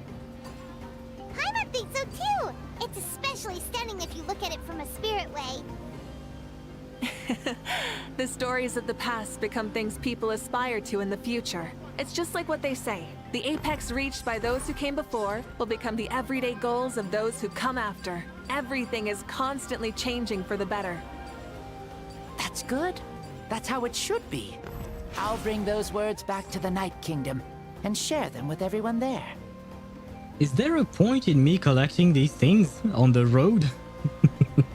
I don't know why I'm doing it.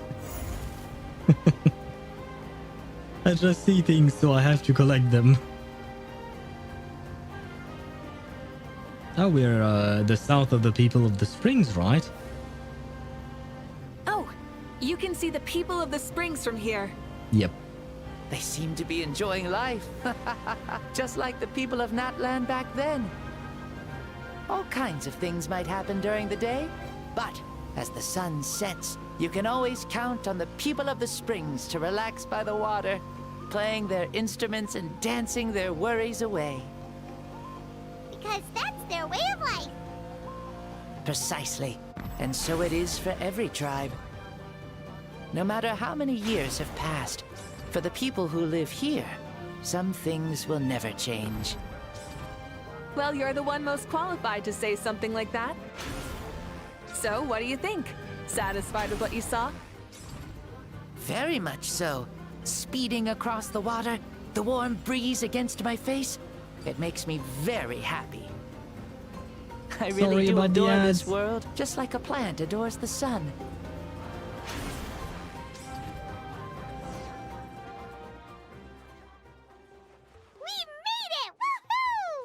Woohoo indeed. Sorry about the ads, I couldn't do shit about them.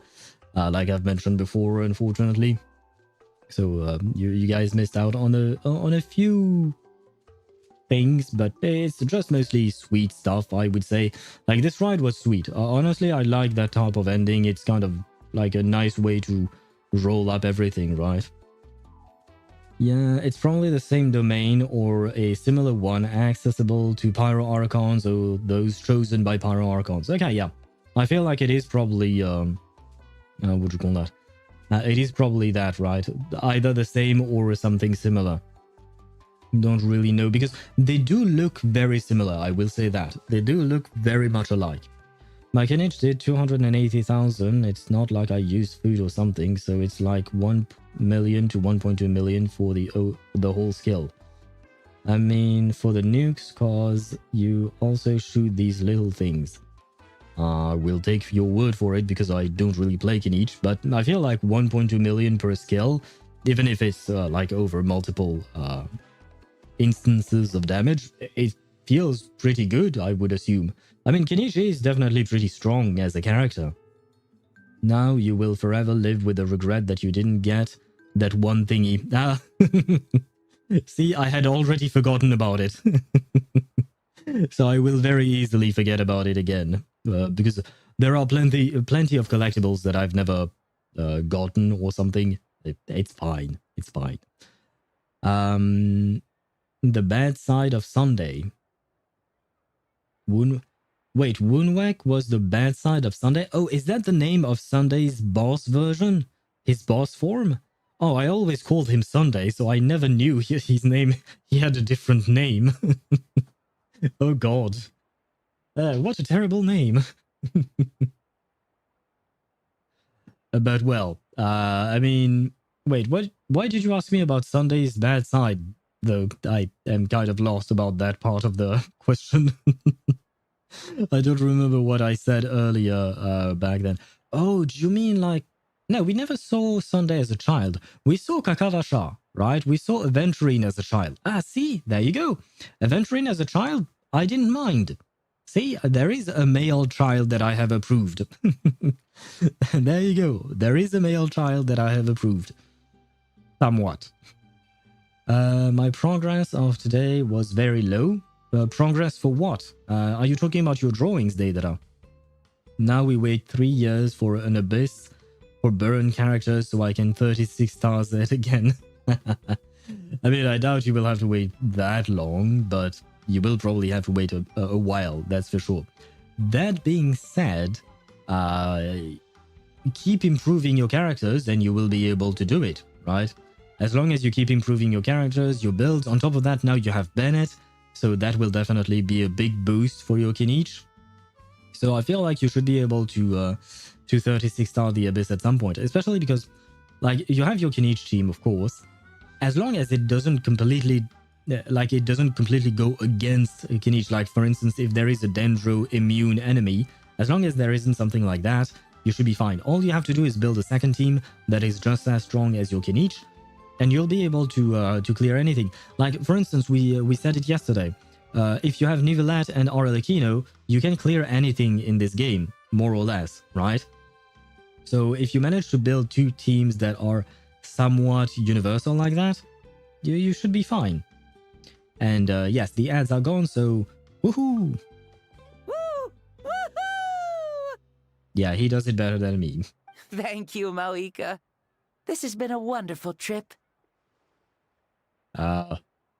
By the way, I noticed that the sun is no longer up, so you're not supposed to be here anymore, my dear Xbalanque. Lovely things are meant to be shared after all. It's the least we could do for our friend. I'll admit, I didn't expect people several thousand years in the future to see me as a friend. What did you expect them to see you as? Not that I'm complaining. This old man's had a great day today. Thank you, dear friends. I can still remember how nervous you looked when you saw me for the first time, Mavuika. I'll cherish that memory. Oh, is it almost time? Yes, it is. Thank you for coming back to see us. This meeting means a lot to me as well. Well, time to go. Don't forget to lead a happy life. We shall certainly try, I suppose. Aw, already? Hyman's gonna miss you. See you later, Xbalanque. Enjoy your life in the Night Kingdom too.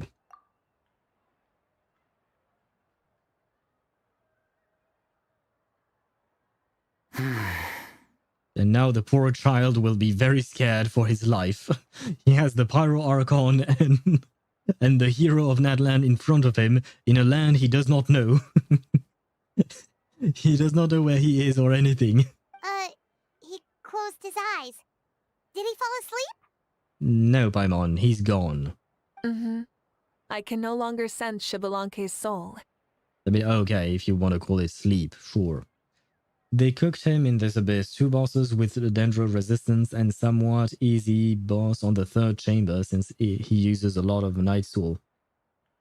Wait, there is the Dendro chicken that is resistant to Dendro, but what is the other one? I don't remember exactly what was in every chamber here, but what was the other one that was Dendro resistant? Can't think of it. Yeah, no, because a 3rd chamber, the one you're talking about is the Secret Source Automaton configuration device. That is the one that uses a lot of Night Soul points, or you want Night Soul characters against that guy. But what else was there? Mountain King? Oh, right, yeah, Mountain King. I forgot about him. Right, he was on the 1st chamber, right? It was 1st chamber, Wyob plus Mountain King, 2nd chamber, something plus Dendro Chicken, and 3rd chamber, Night Soul dude. So, I mean, I guess the second half was not meant for him. The first half, yeah, not so much either. I would say, like, feel free to correct me if I'm wrong, because I'm not used to Kinich, as I've said. But Kinich is more... he's better against bosses than he is against a lot of tiny enemies, right? Or is it the other way around? Or is he good with both? Well, it's gotten quite late, hasn't it? Thank you for accompanying me this whole time. Let's hurry back. You must be starving. There will be a victory feast tonight, right? Right? Yes. After the end of the pilgrimage, we hold a banquet to congratulate the champion of the tournament. To be fair, I am hungry. There will be good food and plenty of it. You guys are gonna love it. Mao Sao should be there too. I'll bring him over.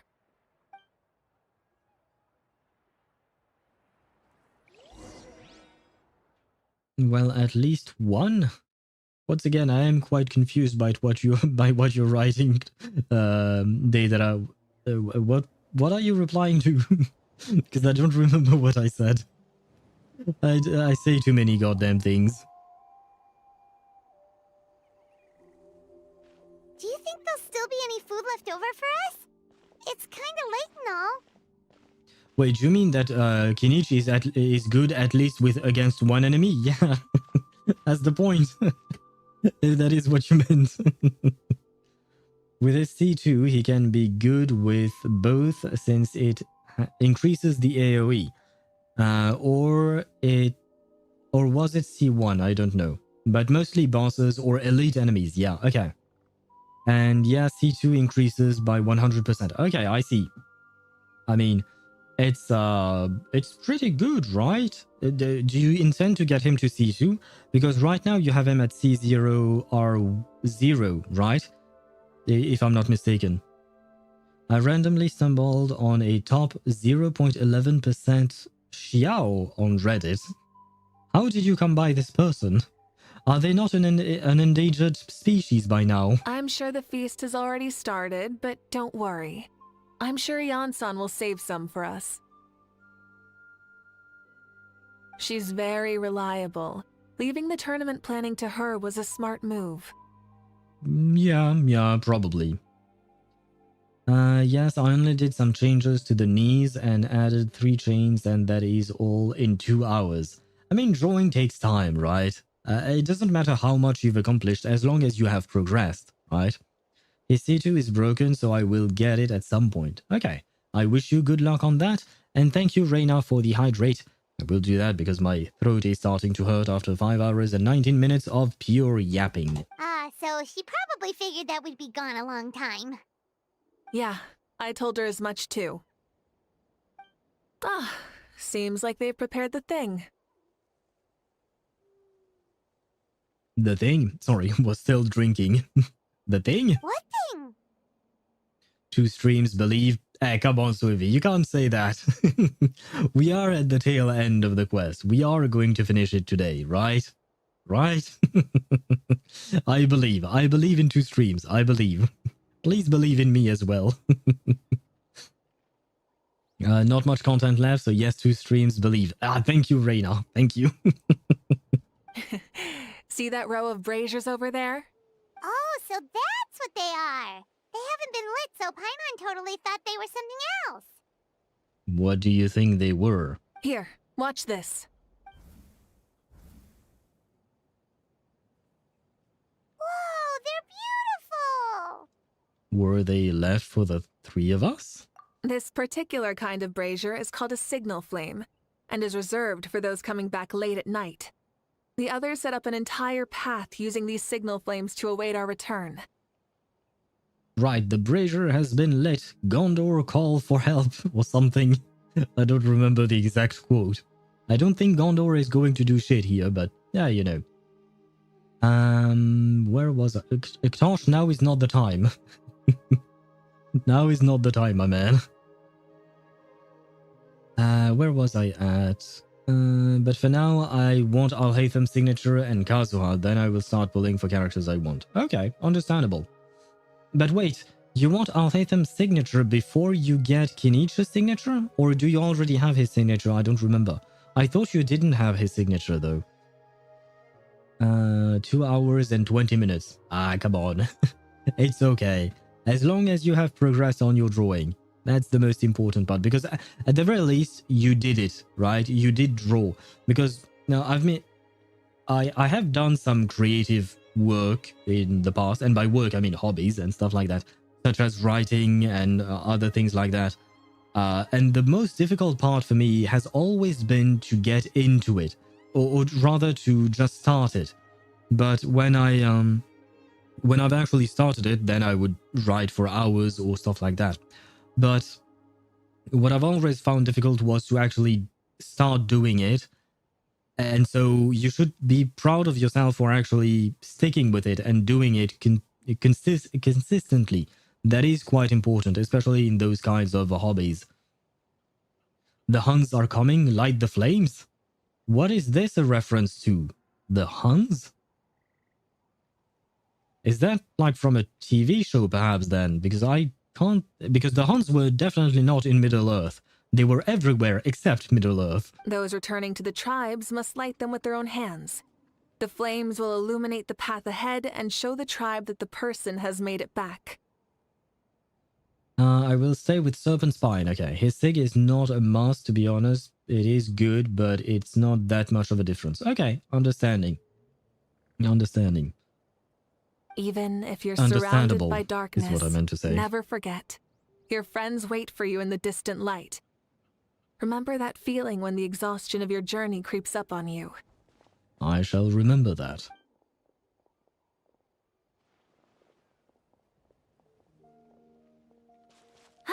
You're back. We are indeed. Ororon is with Sitlali, of course, as usual. Archon! Traveler! Paimon! You were really gone a long time. We've already started grilling the meat. Why do they always talk about food? Now I'm hungry. Well, I was already hungry, but I am even hungrier. Creative work of any form is hard. Analytical work is easier in that comparison. I mean, I suppose it depends on what you're analyzing, but I would still agree. I mean, both are hard, depending on your capacity to actually do it. Because since I have been doing it, like, I mean, for me, at the very least, analytical work is definitely easier because I'm used to doing it. I've done a lot of it, whether it was for hobbies or for, what do you call that? For my studies or stuff like that. So I've done a lot of analysis. So it does come by easy for me in the sense that I'm really used to it. Creative work definitely also, it takes work and dedication, right? It takes a lot of dedication. Analytical work, you don't, like you do your analysis and then you're done and then you proceed to the next one or something like that. But for creative work, generally speaking, it is something that you do long term, right? It's a project that you usually can't do in one sitting. So it does require a lot of dedication to your craft or something like that, I would say. What's your UID? Are you asking me, Mihai? If you want my UIDs, you can type !UID and you will get all of the UIDs that I use in all the games that I play. We do have commands. Yay! I did implement them. Yeah, just like Swivy did. Well, I mean, since Swivy did it, now you don't need to do it. Thank you, Swivy. Go Veressa? What are you talking about, Ktosh? Hey, cooking the books requires some creativity. Gotta get creative how you write off expenses and naming shell companies to siphon money off. I suppose you're not wrong. Is that another way that you're financing your characters in ZZZ, Swivy? After organ harvesting, you're siphoning money into shell companies. You should not talk about your crimes on the internet, Swivy. This is going to get you into a lot of trouble. I suppose you have to be creative if you're a criminal, right? Yeah, you're probably right about that. I was looking through co-op cause I was bored and found a guy with a level 20 Chiori, level 40 Farina, Risley, Raiden, and level 50 Yai. And his Diluc, Chi-Chi, and Electro MC is level 70. That's a strange man, but why not? As long as he's having fun with the game, right? Most important thing. Being a science person with creative side, I've found solving equations easier at times than staring at a blank screen / canvas waiting for the story to write itself or the art piece to draw itself. Fair enough. I mean, that's the thing. When you're solving the equation, you already have the equation that is in front of you, right? Whereas when you're creating art, you need the inspiration. Basically, the equation is the equivalent of the inspiration, right? In the sense that you have to have that starter, that foundation to build upon your activity. So for solving the equation, you need the equation first. Otherwise, you're just staring at a blank screen, right? Same thing with the story that you want to write or the art piece. You have to have an idea or some form of inspiration of what you want to create. Otherwise, yeah, you're just going to stare at the blank screen for a long time. Smart. Oh no, Reina, don't get inspired by Swivy. Organ harvesting, tax evasion, you name it. Totally. But you know what? At the very least, you are investing your money into a good cause. The cause of monophysical in ZZZ. And that is a great cause indeed. And more fan service characters, right? More D-Gen characters. That's always appreciated. Thank you. Thank you for your service, Swavy. Sent a friend request? Wait, you weren't we? Oh, I guess we weren't friends on Genshin, I suppose. But I will accept it afterwards. It's a bit ironic how my Dia is level 90 and my Mavuika level 66. Even more ironic that on the showcase they are next to each other. Why did you not level up your Mavuika though? We had a long talk with Lord Xbalanque. It was pretty time-consuming. That is true, thanks. Oh, sure, you're welcome, Deidara. Like I said, I've tried myself doing artful stuff, artwork and all of that, whether it was writing or other stuff, and it's important to just be consistent. It's very important. Like, at sometimes in my life, I was consistent in doing what I was doing, and at some point I stopped, and I kind of regret stopping because that means that I never finished my projects. Although there is one project in writing that I would like to finish eventually, one day, because it's a very well thought out project. I'm actually pretty proud of that myself, but it's a writing project that, like, I've spent a long time planning it out, like the whole way. So I hope that one day I will actually get to finish it, but it's kind of long. It's very long and it takes a lot of time, really a lot of time. But oh well, maybe one day you guys will be able to read my books. Maybe. That's not really a guaranteed though. In a few years, maybe. I wish. It's not your bag, said Lally. It's not your bag, said Lally. Welcome back, dear. Ah. Yeah, I think Sitlali is too shy and too reserved to express herself in that very affectionate way with us. Did it all go well? More than well. Xbalanque, He's a very good man.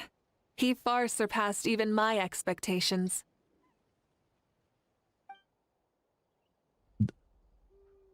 The people at the feast all gather around you, Paimon and Mavuika.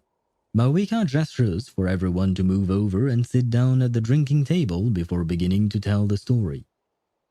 She reveals everything without reservation, holding nothing back and hiding no secrets. As a part of the deal made millennia ago, the ancient sun could only rise again for one day. Still, it was enough time for her to recount all the people's achievements and hard work to him. As night fell, the sun disappeared once more. She returned with joy in her heart and a child of the tribes on her back. The sun arose in that child's dream and quietly sat in his deep sleep. Where's the kid? So the only reason Lord Xbalanque didn't win the tournament is because he was limited by the physical body he was in. That's right, but don't feel disappointed on his behalf. He himself was not upset about that turn of events. He had many revelations during this journey, and as he said, strength of mind is as important as the strength of the body. He realized that after failing to make it to the final 32. Me after doing the Aranara quest for 57 hours and realizing that I'm an Aranara, so I just start dancing for hours in a corner of my room singing that one Aranara song. Are you okay, Ktosh? Do you need help? But wait, were you dancing like the traveler at the end of the Archon quest of Natlan? Were you doing that dance, and was Paimon helping you dance? No matter how many times Paimon hears it, it's still so funny to think that Xbalanque didn't even make it that far. You'd never expected to hear those words next to each other. That is true. Strong in both body and mind. I'd say our champion Kanich fits the bill. Don't you think? Indeed. Everyone, let's raise our cups. Let's celebrate our champion! I shared the full picture? Ah, wait. I will take a look at this. Wait, what's up with the tentacles? Or the hand tentacles, I guess. They're not actual tentacles, they are hands, I know.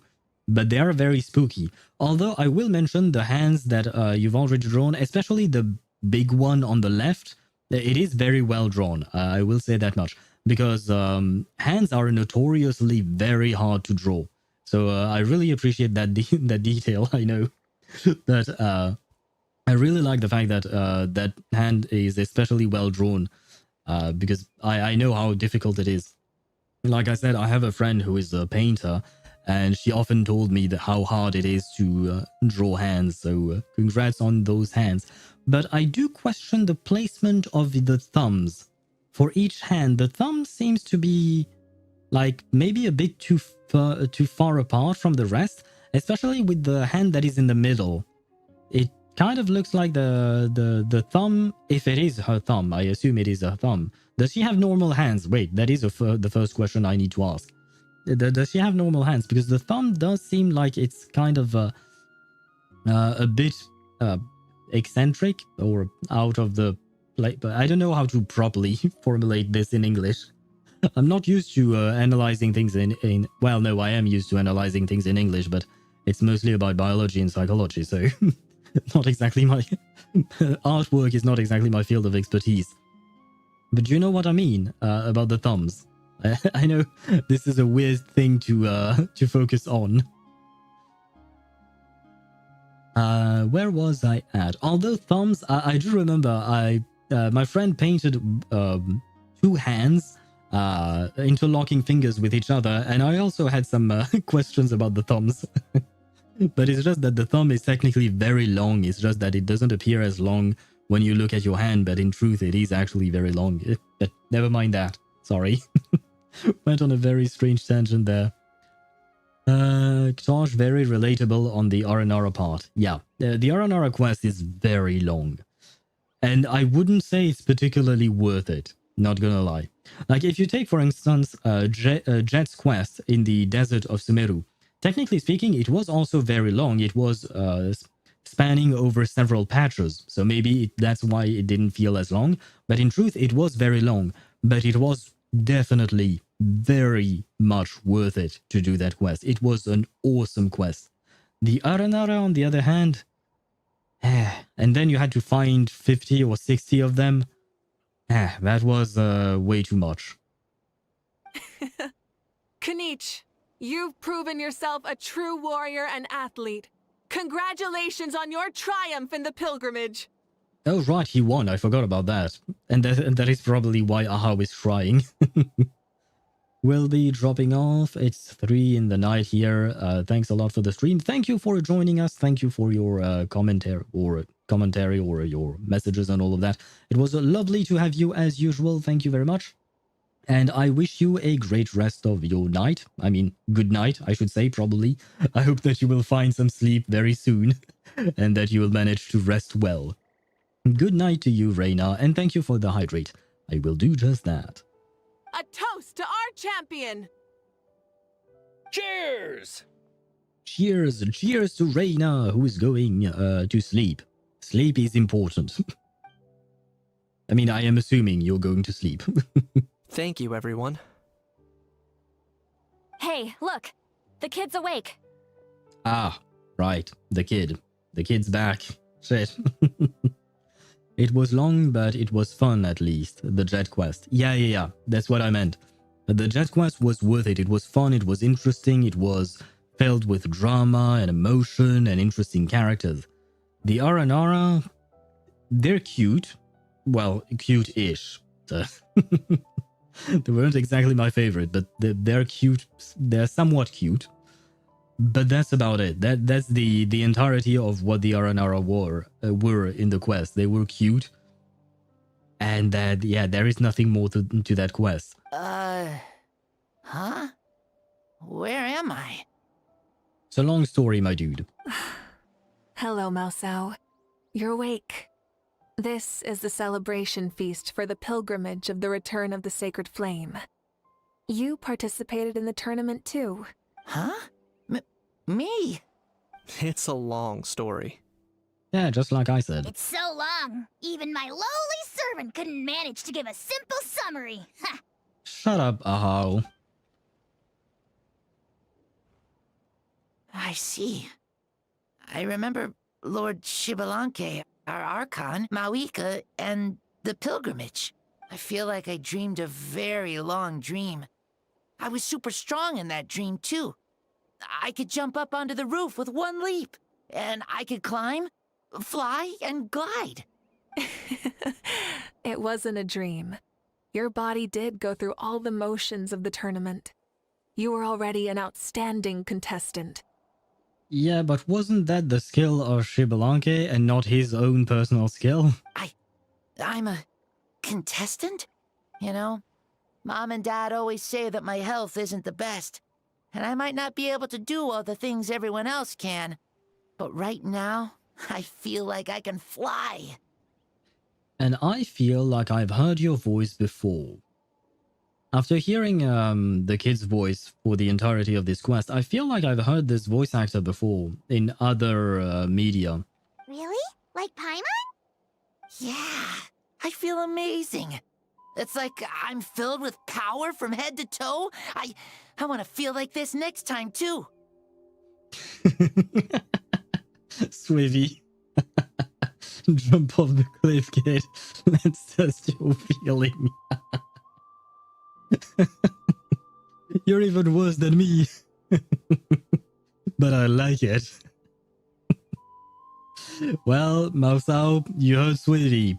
It's time to test your theory for science. This is a channel dedicated to science. We need to test things out. So for science, please jump off a cliff. Then go and train hard, then come back next year and show us what you've got. Yeah, as long as you put in the work, you'll do great. I know it. That's how it is for all of us. Yes.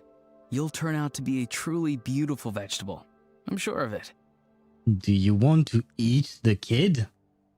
Why are you comparing him to a vegetable? Wait. Is he saying that he's going to go into a coma? Because that is the derogatory term for patients who are who have fallen into a coma or have some brain damage issues and stuff like that, right? You can call them vegetables. Well, you shouldn't, of course. You shouldn't do that. But it is a word that is used for that. So is that what Ororon wants for the kid? Oh my god. Vegetable. Yeah, I will. Ah, never mind. The kid wants to turn into a vegetable. Very well. Well, just come here. I will whack you on the head and you will be turned into a vegetable very soon. Oh, but the pilgrimage was only half of the dream. I think after that, I somehow got into a fight. Really? Against who? Ah, about that. I think it was our Archon. That wasn't a dream either. I did have a duel with Xbalanque. Huh? I was hoping to save this until later, but since we're already on this topic, I've got another piece of good news to share. Namely, that we crowned another champion today. Lord Xbalanque and I engaged in an all-out duel, as worthy rivals from across the millennia. In the end, I won by the slimmest of margins, defeating our legendary hero. Wow! I can't believe it. You beat the Xbalanque? Of course you would. Didn't you believe in Mavuika? How dare you, young son.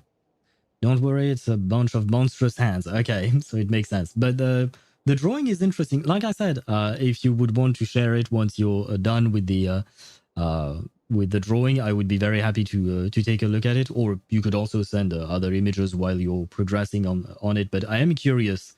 What do you call that? I am curious about that character. She seems scary, but she also seems interesting. I will say that much. Holy glaze, she lost? Well, not according to them. I don't know why. Yeah, because I do remember yesterday that you kind of spoiled me on that, Tosh.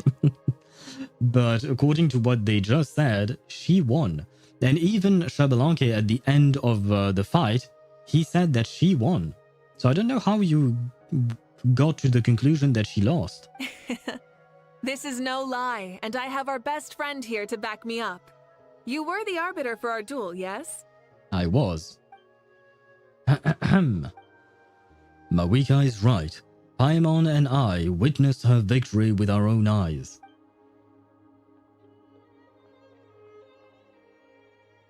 Yeah!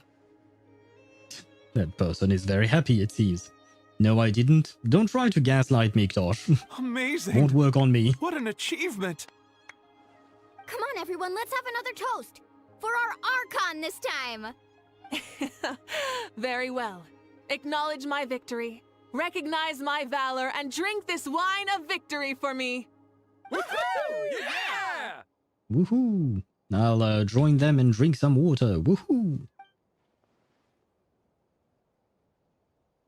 Oh no, Lally was drunk. I don't know if you guys noticed it, but she was drunk in the corner over there. It has been a super long and exciting day, yeah? Yes, it has. Yeah, it's been quite some time since I've done so much in a day. Or felt that it's gone on for so long. I think this child was ill or very weak. I think you're right, Deidara. That is what the child said. That his parents were always worried about his health. But I don't think we got any more details than that. Hungover Sitlali tomorrow. Yep, she's definitely going to be hungover. She's going to be grumpy, even more so than usual. But you've also got a sense of accomplishment to match, right? Of course. Oh, right. Mavuika, the Traveler said there was something to ask you. Was there? I was just thinking, you were fighting Xbalanque for such a long time. Did you ever falter? Or wonder if you might lose to him, even for a second? No. In battle, there's no time for that. So it never crossed my mind. Huh? That's the same answer as last time. How come she knew what I was thinking? The night is still young. Cheers. You know what? I will grab a screenshot of her cheersing with me. Or us, even, I should say. Cheers to you, Mavuika. And that is the end of Soul Invictus Chapter 1, Act 1. As the Blaze something. I didn't have time to read the name of the quest. Wait, Wayfarer's Whispers? Oh, that's oh shit, I forgot. That's, what you call that? That's, Paimon's, thingy, the event. I still haven't started it. Forgot about that. And wait, since I saw it, I might as well... Mihai, there you go. You have been accepted into my friend list. There we go. What is this thing? Oh, right. Try and stop me! Where am I going? I don't need to go anywhere. I just don't like being on that roof. It looks weird. And why do you want to join me here? Come on, let's have you. Let's see what you want, Ktosh. What do you want? Is there something you actually want to do, Ktosh? Because I have accepted you into my world. Where are you, by the way? Have you loaded up? Ah, no, you just did. And, oh, you loaded up right next to me. Hello there. How are you? And that is maybe the reason why Xbalanque granting power to this kid. Yeah, I was wondering about that. Like, did Xbalanque maybe try to cure the kid before leaving? Because he did have some powers, right? So did he just try to cure the kid or something? Or help him? Where did he go? There. What is he doing? Why am I following you? Is there a reason? He has said nothing. Get out of here! Out of the way! Why do they never miss? I assume he was supposed to fall. Yes, but the animation kind of glitched out, and we lost him. Goodbye, Tosh. It was nice knowing you. Can I find you again? You can't hide from me. Do not murder the poor Saurians. Ah, fuck. It's me murdering the poor Saurians. Very well. I like this place. Ah, you indwelled him. Okay, good. At the very least, that means we didn't murder the second one. I didn't mean to kill them, by the way. It's just that, yeah, since I was flying, What am I attacking again? Oh my god. This is the pain. There we go. Okay. How do I go out? There we go. Oh, hello, you. Burn it down! Full throttle! You murdered the child. Yes, and left the parent alive to watch. Yes. I know. I am a horrible person. It's just that, unfortunately, you can't indwell the children. You can only indwell the adult Saurians. So it was a sacrifice, you know. I like this place. What's your favorite voice line? Oh god, wait. I want to stay away from this because I don't want to kill yet another Saurian. I don't have a particular favorite voice line now that you mention it. I suppose it would probably be Zhongli's alt voice line. The I will have order. Just because it sounds so majestic when he says it. Instead of confining themselves to the heavens, God... Order guide you. Not this one. This is order. I will have order. Yeah, this voice line. I really like it. And of course it plays even better when he's not talking about osmanthus wine. But no, it plays even better when you have his burst animation. And Ktosh's favorite one is Goose on the Loose. Isn't that Escoffier's burst animation, burst voice line? I don't have her, so I can't check that. I don't believe that in the in this you can't check. Let me see. Profile. Yeah, no, you can't check the voices or wait. Did I see that right? I'm going Oh no, okay. For a second there, I thought the Vanilla part was actually the name of the voice actress, so I was like, what? She was named Vanilla, but no. Her name is Angelina Danielle Kama. Well, it's nice to meet you. I have not heard of you before, but you did a good job voicing the maid robot. Where was I at? My problem is not that I sit on my PC and blank screen. My problem is that I have a bunch of ideas and unfinished art.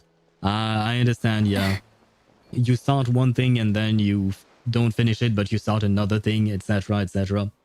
Yeah, has happened to me as well, unfortunately. It's kind of, like I said, artwork requires dedication because you kind of want to really go at it until it is finished, but it is hard. Anyways, I don't know. What do you not know? What now? Now I'm going to end the stream. I don't know what you're doing here, man. I don't know what you're doing here. Why do we live in a society where gamers don't rule the world? Hello to you, Pushy Gaming 11. And why do I keep receiving those messages as if people were banned from my chat? I don't get it, but hello to you. Welcome to the stream. I hope you're doing well. Although I will warn you that we are at the tail end of my stream right now. I am about to end it, so I'd rather be clear on that with you. We are about to end the stream. We finished our quest today. And more importantly, it's almost midnight for me, and I am getting hungry. Adventuring is right up my alley. Wait, where did Ktosh go? Ktosh, I may not ban you from my stream, but I can ban you from my world. Goodbye. No offense. It's just that I will what do you call that? I am going to end the stream and I need to log off. Do I need to actually return to single player? There you go. Okay, bye. Yeah, sorry about that, Poochie Gaming. This is going to be the end and I am growing increasingly tired. But I will be streaming tomorrow at 4 p.m. Central European Summer Time. Before that, let me check one thing. Let me switch scenes for a second. That way I can quit the game. There you go. Good. I want to check one thing about Wuthering Waves. Oh no, this is not what I meant to do. Main quest. There we go. I want to see how long the next quest I want to do is. All out towards the peak. I do believe that is the one.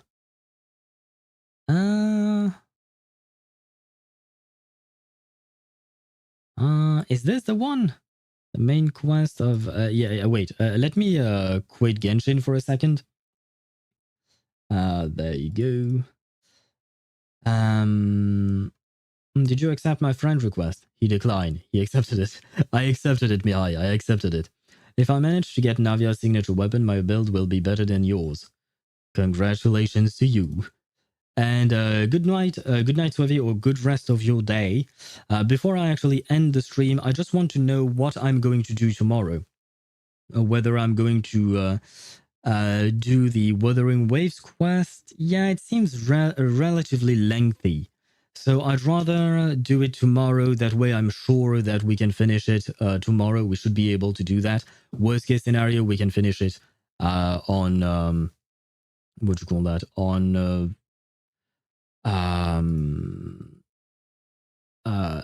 what's the word? On Wednesday. That's the word I was looking for. Worst case scenario, we can finish it on Wednesday. Otherwise, what to do? I suppose nothing. We'll be good with that, right? Yeah, okay. So tomorrow, Wuthering Waves. Next Wednesday, Wuthering Waves. Next Thursday, Wuthering Waves. Next Friday, probably still Wuthering Waves. And next Saturday, I will assume that we will be able to get into Reverse 1999. So that is for the program. Now, I am going to leave you very quickly because I really need to go to the restroom. I haven't gone to the restroom in the past 5 hours. But I have drank in order to, stay hydrated. It's important. But yeah, so I really need to get going. On top of that, it is quite late. So yeah, thank you very much for watching. I hope that everyone enjoyed the stream. I will see you tomorrow at 4 p.m. Central European Summer Time for some Wuthering Waves. And I wish you all a great rest of your day. See you tomorrow. Bye-bye.